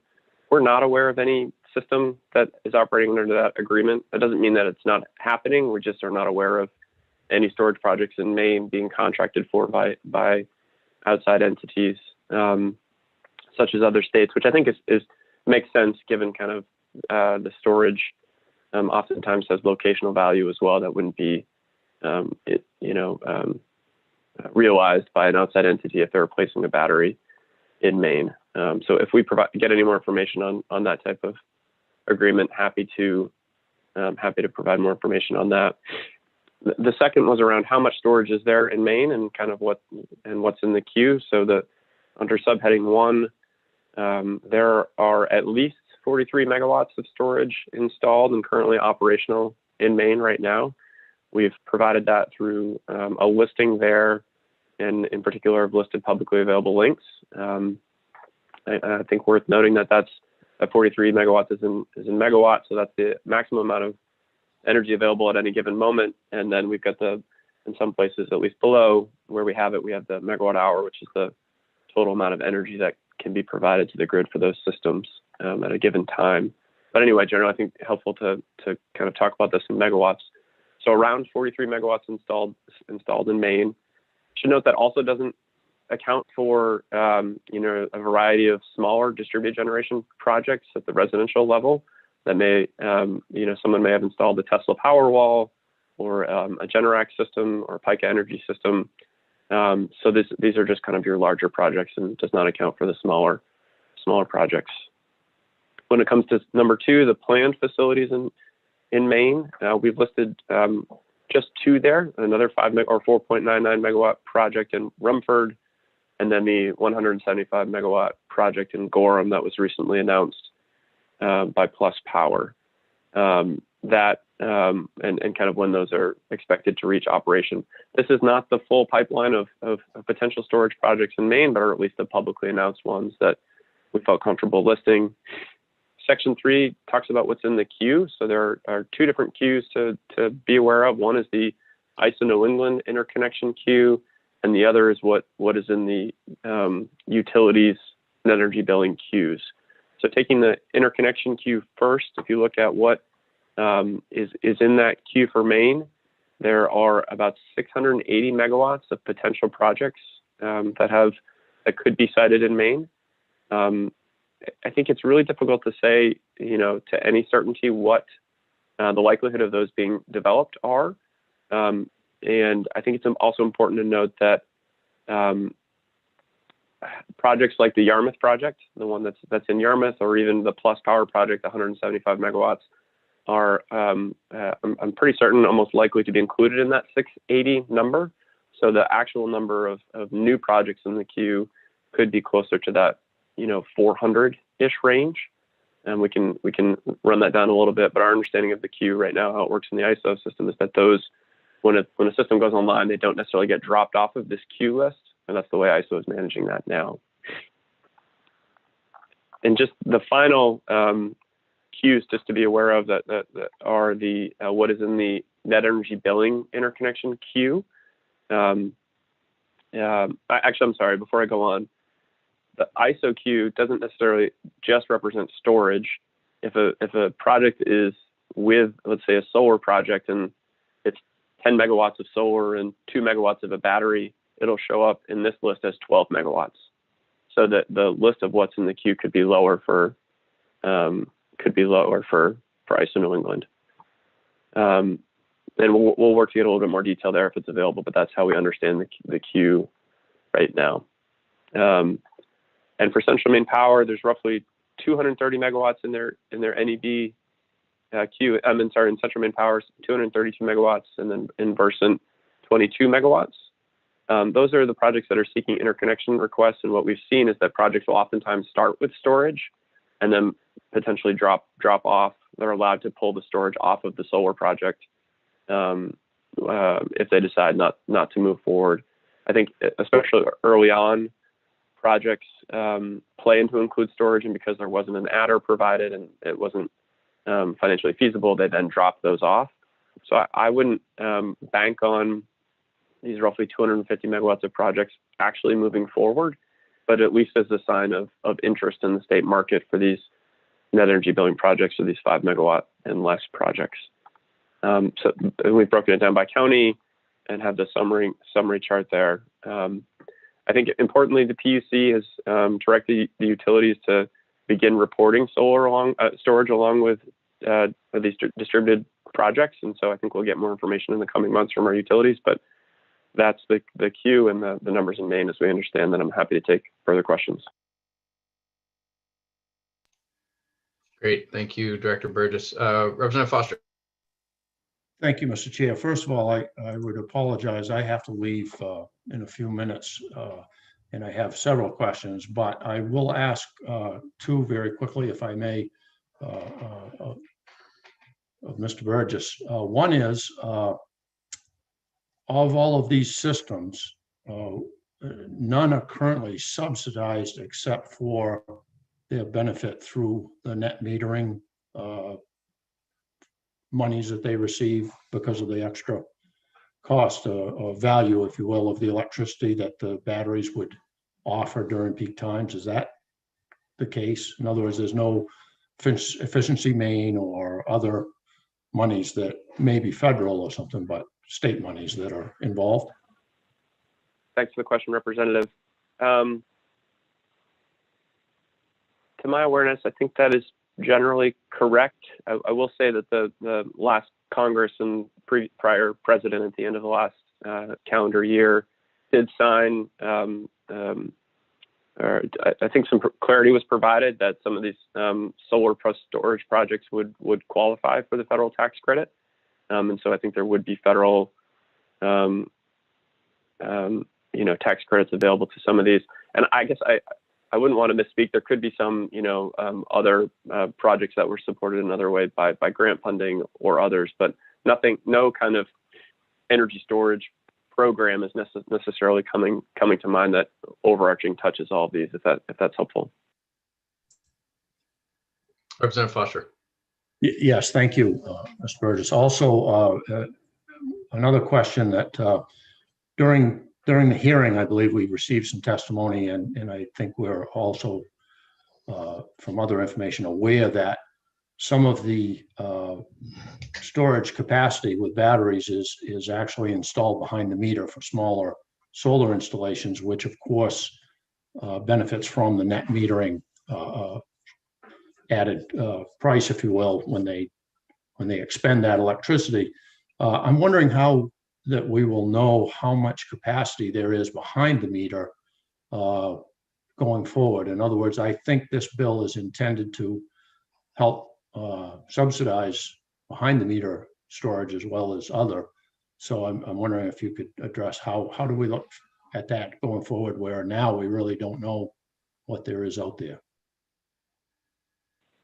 Thanks, Representative. I think that's a really good question, and I think we're part of my thinking around kind of the residential Tesla Powerwall, PICA systems. There's not necessarily a good, unless others are aware from the industry or from others, not necessarily a tracking system for those smaller systems. And I think that's probably the same generally for the behind the meter. Most of what we're talking about listed is the in front of the meter. I think the PUC proceeding or direction to the utilities to start providing some of that information, I think we'll get at a lot of that. But I think it's a good question. We can come back with more information on.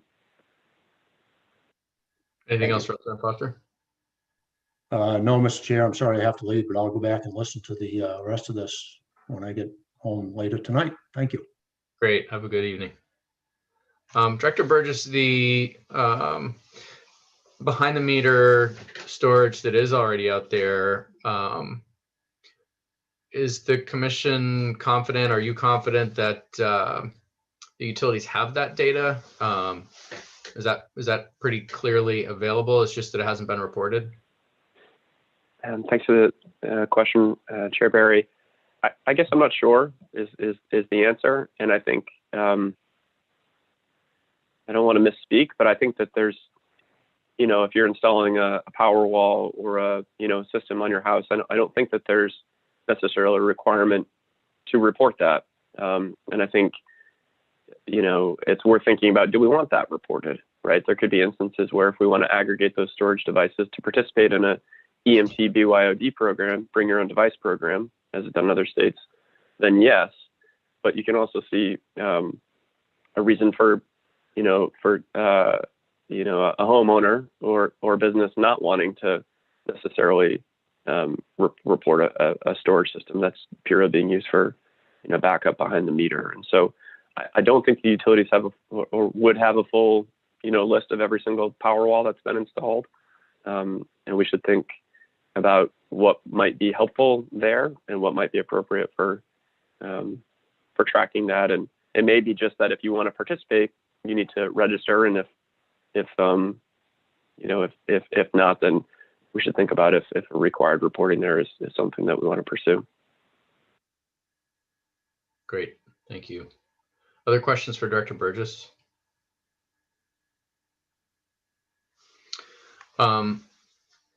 I guess I just want to flag a general concern that I have, and I'm not sure where exactly I'm going with this, but I just want to say that we are asking a lot of the PUC right now. We're asking a lot of the Governor's Energy Office. We're asking a lot of the Efficiency Main Trust. So I want to make sure that we're, pretty clear about the value of this particular initiative in light of all the others, and that we think about these things together. I've even been wondering if we need to sort of put all the big initiatives in one basket to really understand how we prioritize these things. But storage feels very important to me for sure. I'll go to Senator Vitelli next. Thank you, Mr. Chair. And I share your concerns about what all we're asking of our utility regulators here. Dan, thank you for being with us this afternoon. It struck me during the bill's hearing that there was general agreement that the 100 megawatt goal was too low, but nobody that I saw came up with a different number.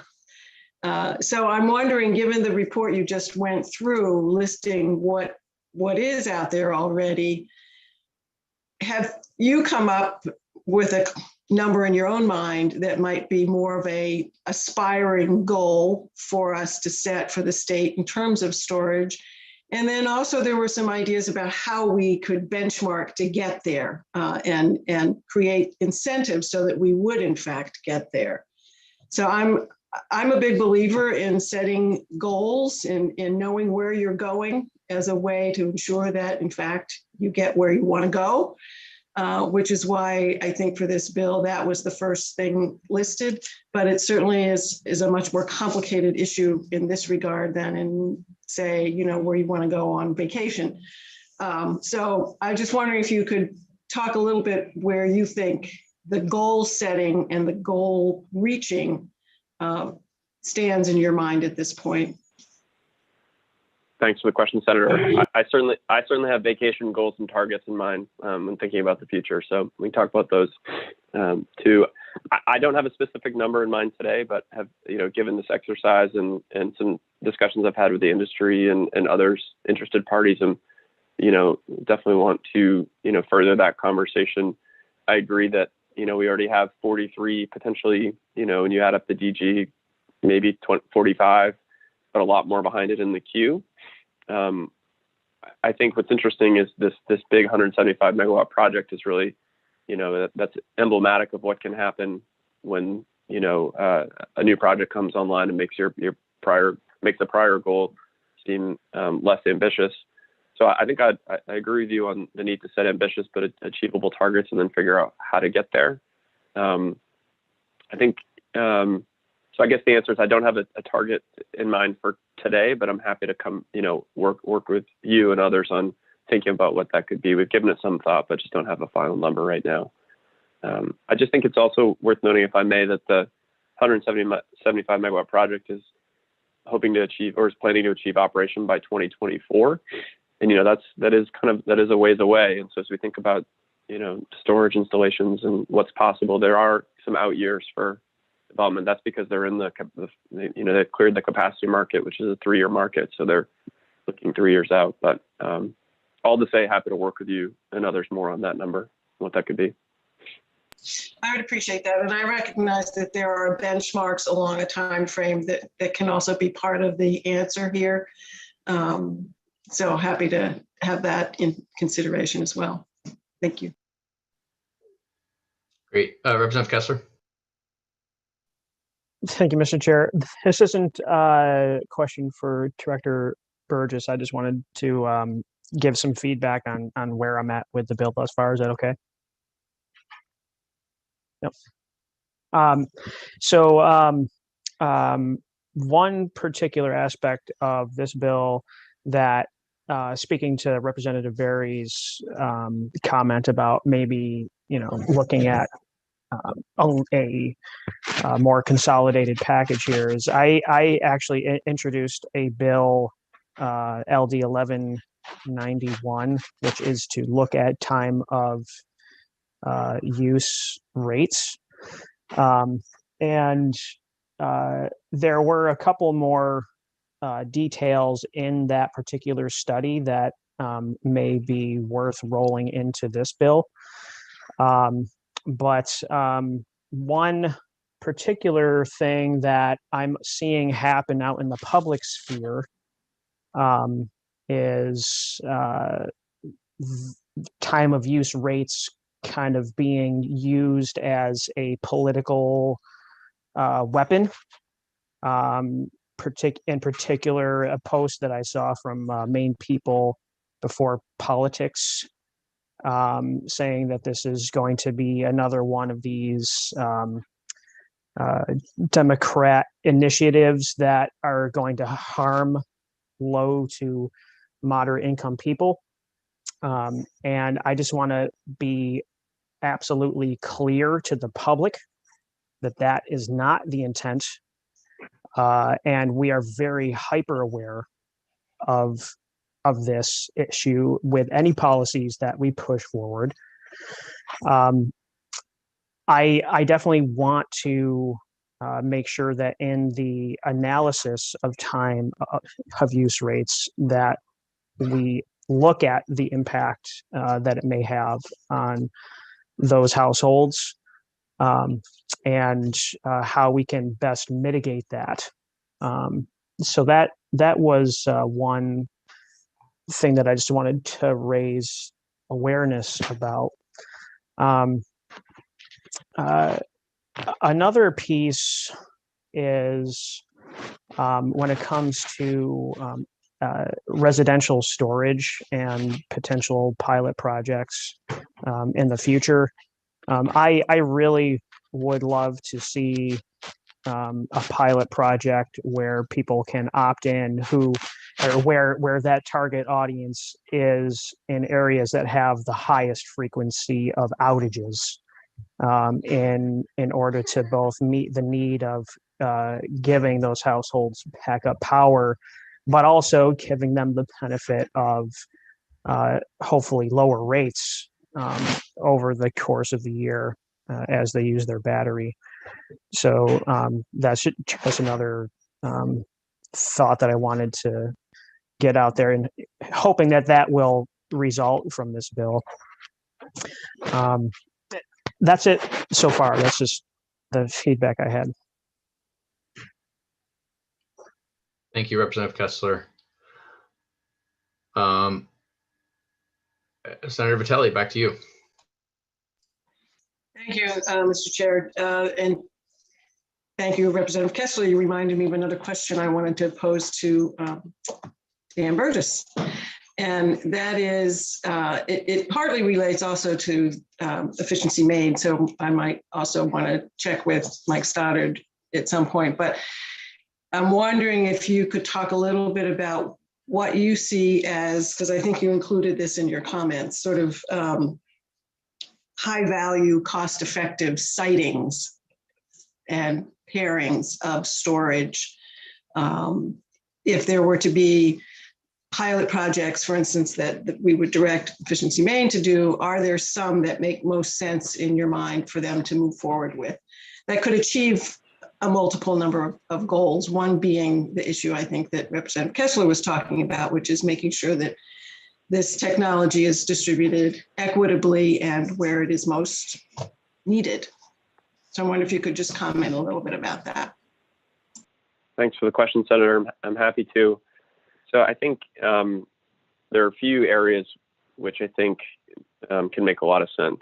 And a few of them have kind of come up in discussions or in public hearings. So I think one is I guess, storage has been kind of called the many things. I mean, it can do a lot of things, right? It can help with congestion, with peak demand reduction, with, resiliency. And so I think if we think about, the services that it can provide the grid, finding ways for it to, if we're going to do pilots, I think it's about proving some of those out and showing how that can work in the main grid. I think it's also about ensuring that that value is there for ratepayers. So in the bill right now is a requirement that EMT go forward with a bring your own device program, which is basically the idea is that collectively, everyone on the Zoom call puts a storage device in their home and then allow that storage device to be aggregated and used as a system to work in the electricity markets, and so therefore bringing greater value beyond just kind of a backup device. So kind of allowing an entity to use your storage system collectively together to produce more value. That's what's happening in New Hampshire, Vermont. Other states have done pilots for that, and it seems like allowing Efficiency Maine to do that seems kind of like a common step, kind of a no regrets, if you will.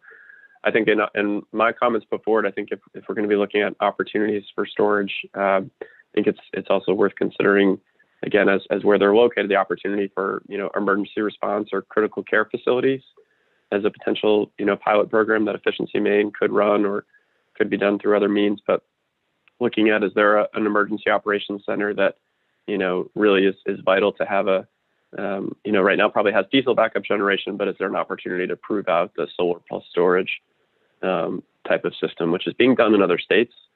Batteries being placed at hospitals, being placed at operation centers, community centers that, when the power goes out are serving as warming centers or as, delivering other essential services. So I think would be interested in those types of, seeing storage value there. And then I think the other, piece is around kind of both peak demand, but then also alleviating congestion and constraints on the grid. And so, we obviously have and those would be for the larger systems, at least on the constraints. So we have we have renewable resources that are currently constrained, and so allowing for incentivizing storage to help us reduce those constraints.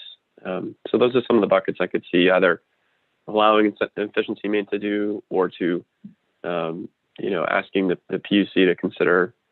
And then finally, I'm going on for a while, but the RPS procurement that is happening, the first tranche and the tranche that's happening now, does allow, thanks to the legislation passed by this committee, does allow storage to participate, and kind of lays out some of those criteria that it has to prove in order to participate. That was LD 1494, barred from some of the legislation that happened in other states. So happy to provide more detail after, but so those are just some general ideas, and yes, be interested in Efficiency Maine's take on some of the programming there too. I do just want to flag a couple of concerns that I have around this storage conversation. One of them is cost, and that's been alluded to a little bit already, but I think it's important to recognize that the cost of batteries is coming down fairly rapidly. And so to some extent, being a lower income state, the longer we can afford to wait, the better. We may be able to ramp up, actually, ironically, more rapidly with storage over the next, say, 10 years by waiting and really accelerating quickly a little bit later. So that's one consideration, I think, is timing and price and markets. And speaking of markets, I think it's also important to recognize that a lot of the storage, correct me if I'm wrong, Director Burgess, but a lot of the storage that is referenced in the information that that the GEO collected for us and presented today, and again, thank you for that, is not storage that's procured by Maine or that necessarily serves Maine load. It's it may be in fact intended to satisfy procurements in other parts of the ISO, or to serve the ISO as a whole, to support the proper timely distribution of supply that might come from the north but end up going to the south. So I just want to flag that general concern. I don't know. I mean, do you want to characterize any of that storage, Director Burgess, that you referred to in terms of its sort of Maine versus ISO end user, or if not, I mean, don't no obligation, but if you want to speak to that, feel free.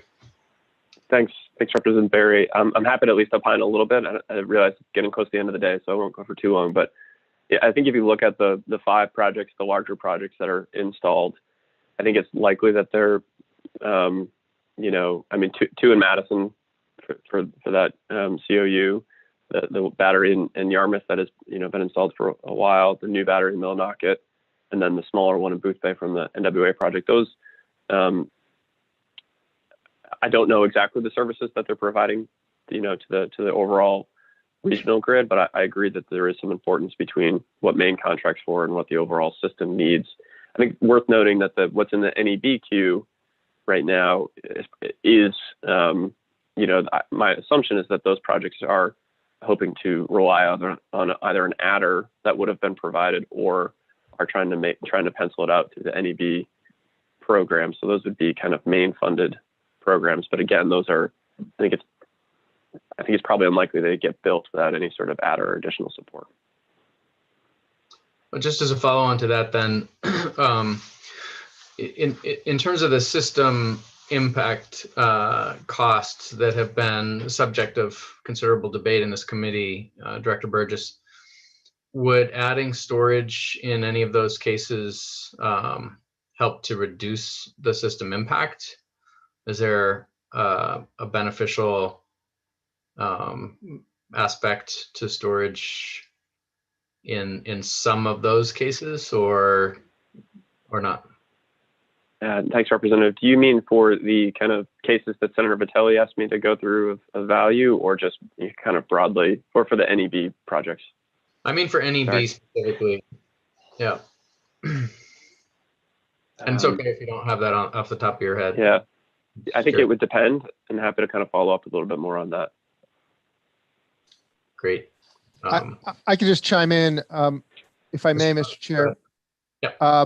So I mean, there are absolutely significant dollar values to all ratepayers for these systems for shaving down the peak in terms of avoided RNS and avoided capacity costs. So that's not the individual consumer who's necessarily just the consumer whose property the thing is located at. A lot of those benefits flow to everybody that's on the system. So we would all pay less, especially if we could aggregate this and do it at scale.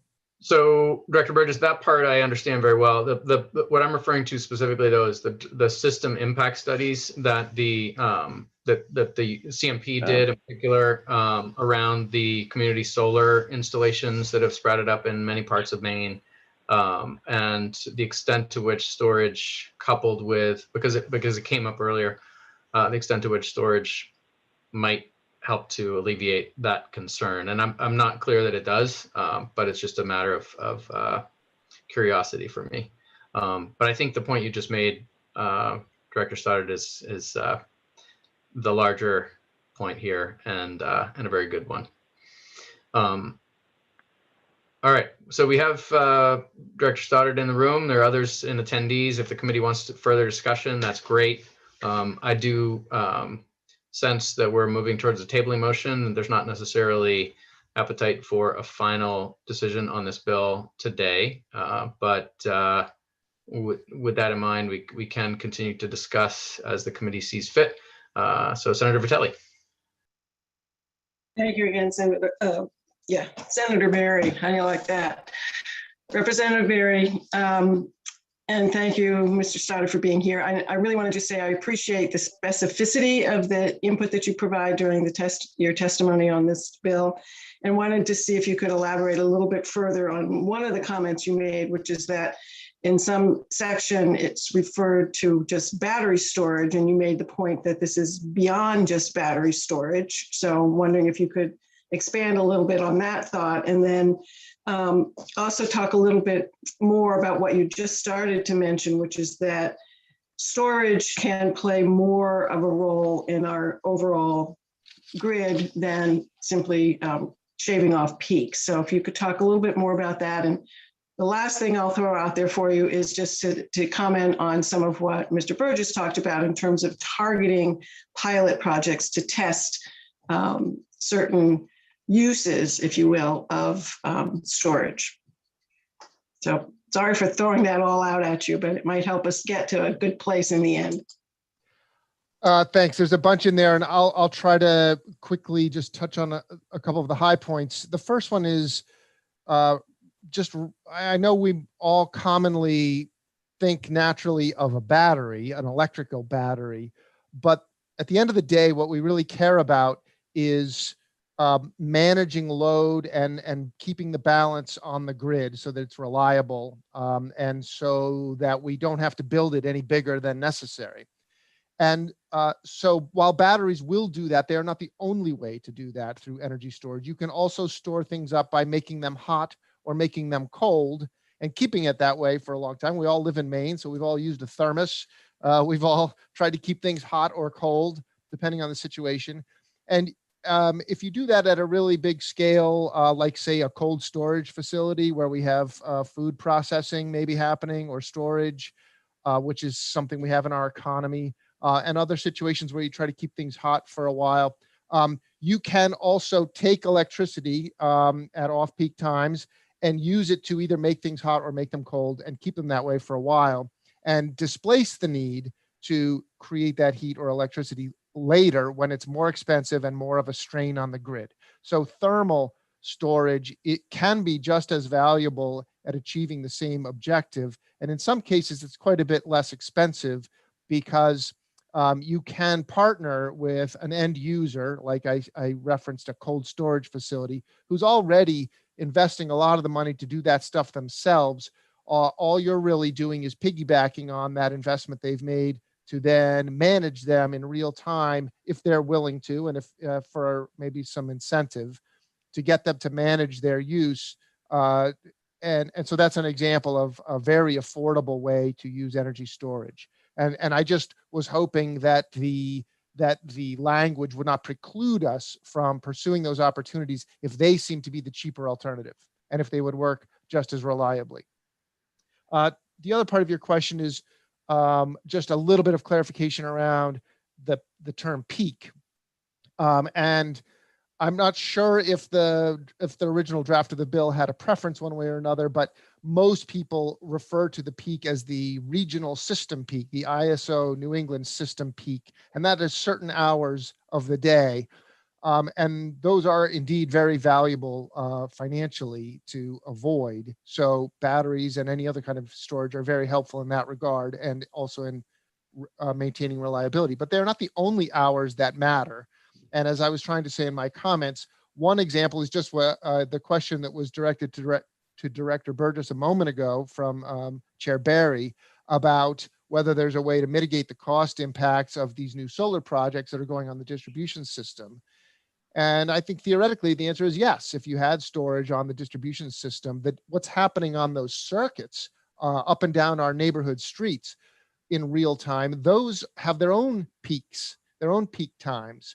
And so, especially as we start adding more electric vehicles and electric vehicle chargers and heat pumps throughout the grid, we will have strain on the grid on each of those individual circuits. So there may be peaks that are different times of day that might be quite valuable to be able to shift through energy storage. And similarly, as we add more and more variable renewable generation to the grid, they may run at a certain time of day, which is not coincident with peak, but it'd be very useful to be able to store their surplus power during those off-peak times. So just wanted to make clear that we could pursue those opportunities wherever they were cost effective. And I think that's the key term, because if there's a real monetary value available, that will help tell you where are the highest and best uses of energy storage. I think there was one last part of your question and it has completely jumped out of my head. So if you can remember it, I'd be happy to take a shot if you could remind me. I think that's fine for now. Thank you, Mr. Stoddard. Great. Any other discussion? Representative Kessler. Thank you, Mr. Chair. I was wondering if there was anybody in the gallery or the panelists or attendees from the PUC that might be able to answer a question. Garrett Corbin, thank you very much. Director Stoddard had raised a good suggestion, I think, around looking at the case that was opened to analyze our grid infrastructure on a granular level so we can better understand what targets we need to hit, where the weaknesses are in the system, and where the most benefits can be achieved. And it's not just this bill that report would help, but also LD9. And I'm just wondering, what speed is that occurring in terms of helping us along? When could we expect that report? Could we expect it in time to make decisions on these bills? Hey, good afternoon, Representative Kessler. Thanks for the question, members of the committee, and Chair Barry. If you could turn on your video, that would be helpful. I would if I could. I'm not. Okay. All right, no problem. I wasn't sure if it was just a quick fix, but please proceed. We'll imagine you. Here we go. I was just promoted, I think is the term. So thanks. I would have thought you would rather have me keep my video off. I'm sorry to say that I'm not clear on, I think when I heard that earlier, I thought it was being referred to the proceeding that was envisioned in the bill. So could you just clarify which proceeding you're asking about, Representative?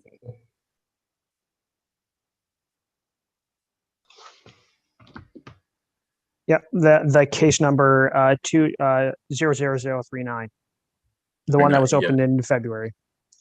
Thanks. And I'm going to defer to General Counsel for the PUC is on as well, Mitch Tannenbaum. Yes, good afternoon, Representative Barry, members of the council. This is Mitch Tannenbaum with the PUC. I think Representative Kessler, your question is whether we would have any information from this inquiry or investigation during this legislative session.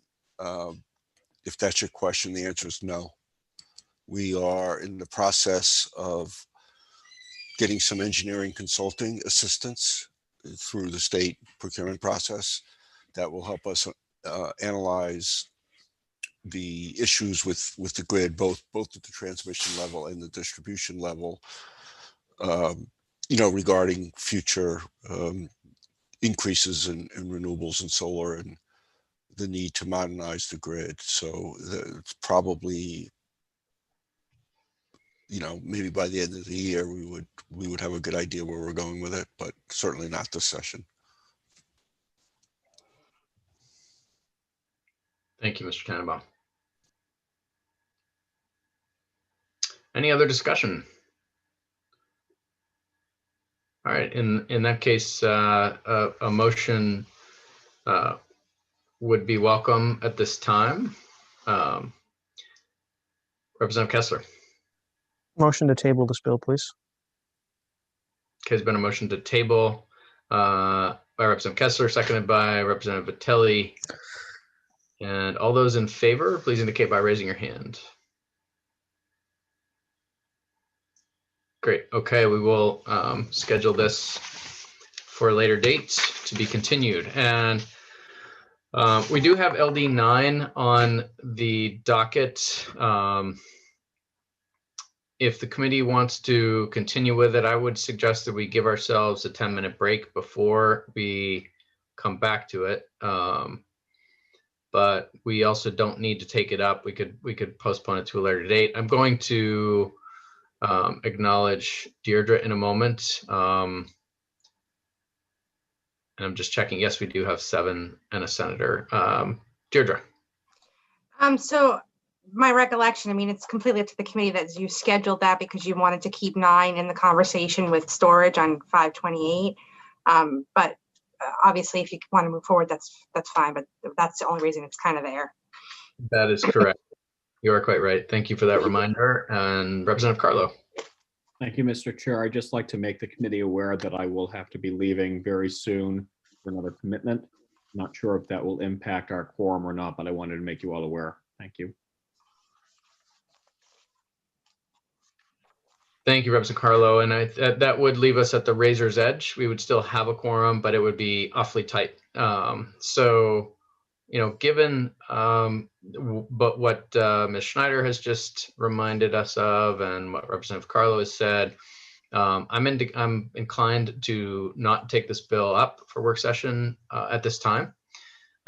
If people really want to vote it, we could certainly talk about doing that. But it's been a long day, and it is 4 o'clock. We can come back to this in the larger context of storage. And I think it's important to keep in mind what Director Stoddard just reminded us, that there are many forms of storage, thermal, battery, molecular storage, such as LD9 contemplates, is also part of that larger toolkit as well. So I don't see any objections to leaving LD9 on the table. So we will not take it up, and that will conclude our work for today. We do have a big agenda on Thursday morning. I believe that chairing our day much better than we have seen yet will be Senator Vitelli. My understanding is that we have not seen, or we have not been able to schedule certain bills, because like the solar bills for both Senator Lawrence and Representative Stewart, who's the sponsor of 2 of those bills, are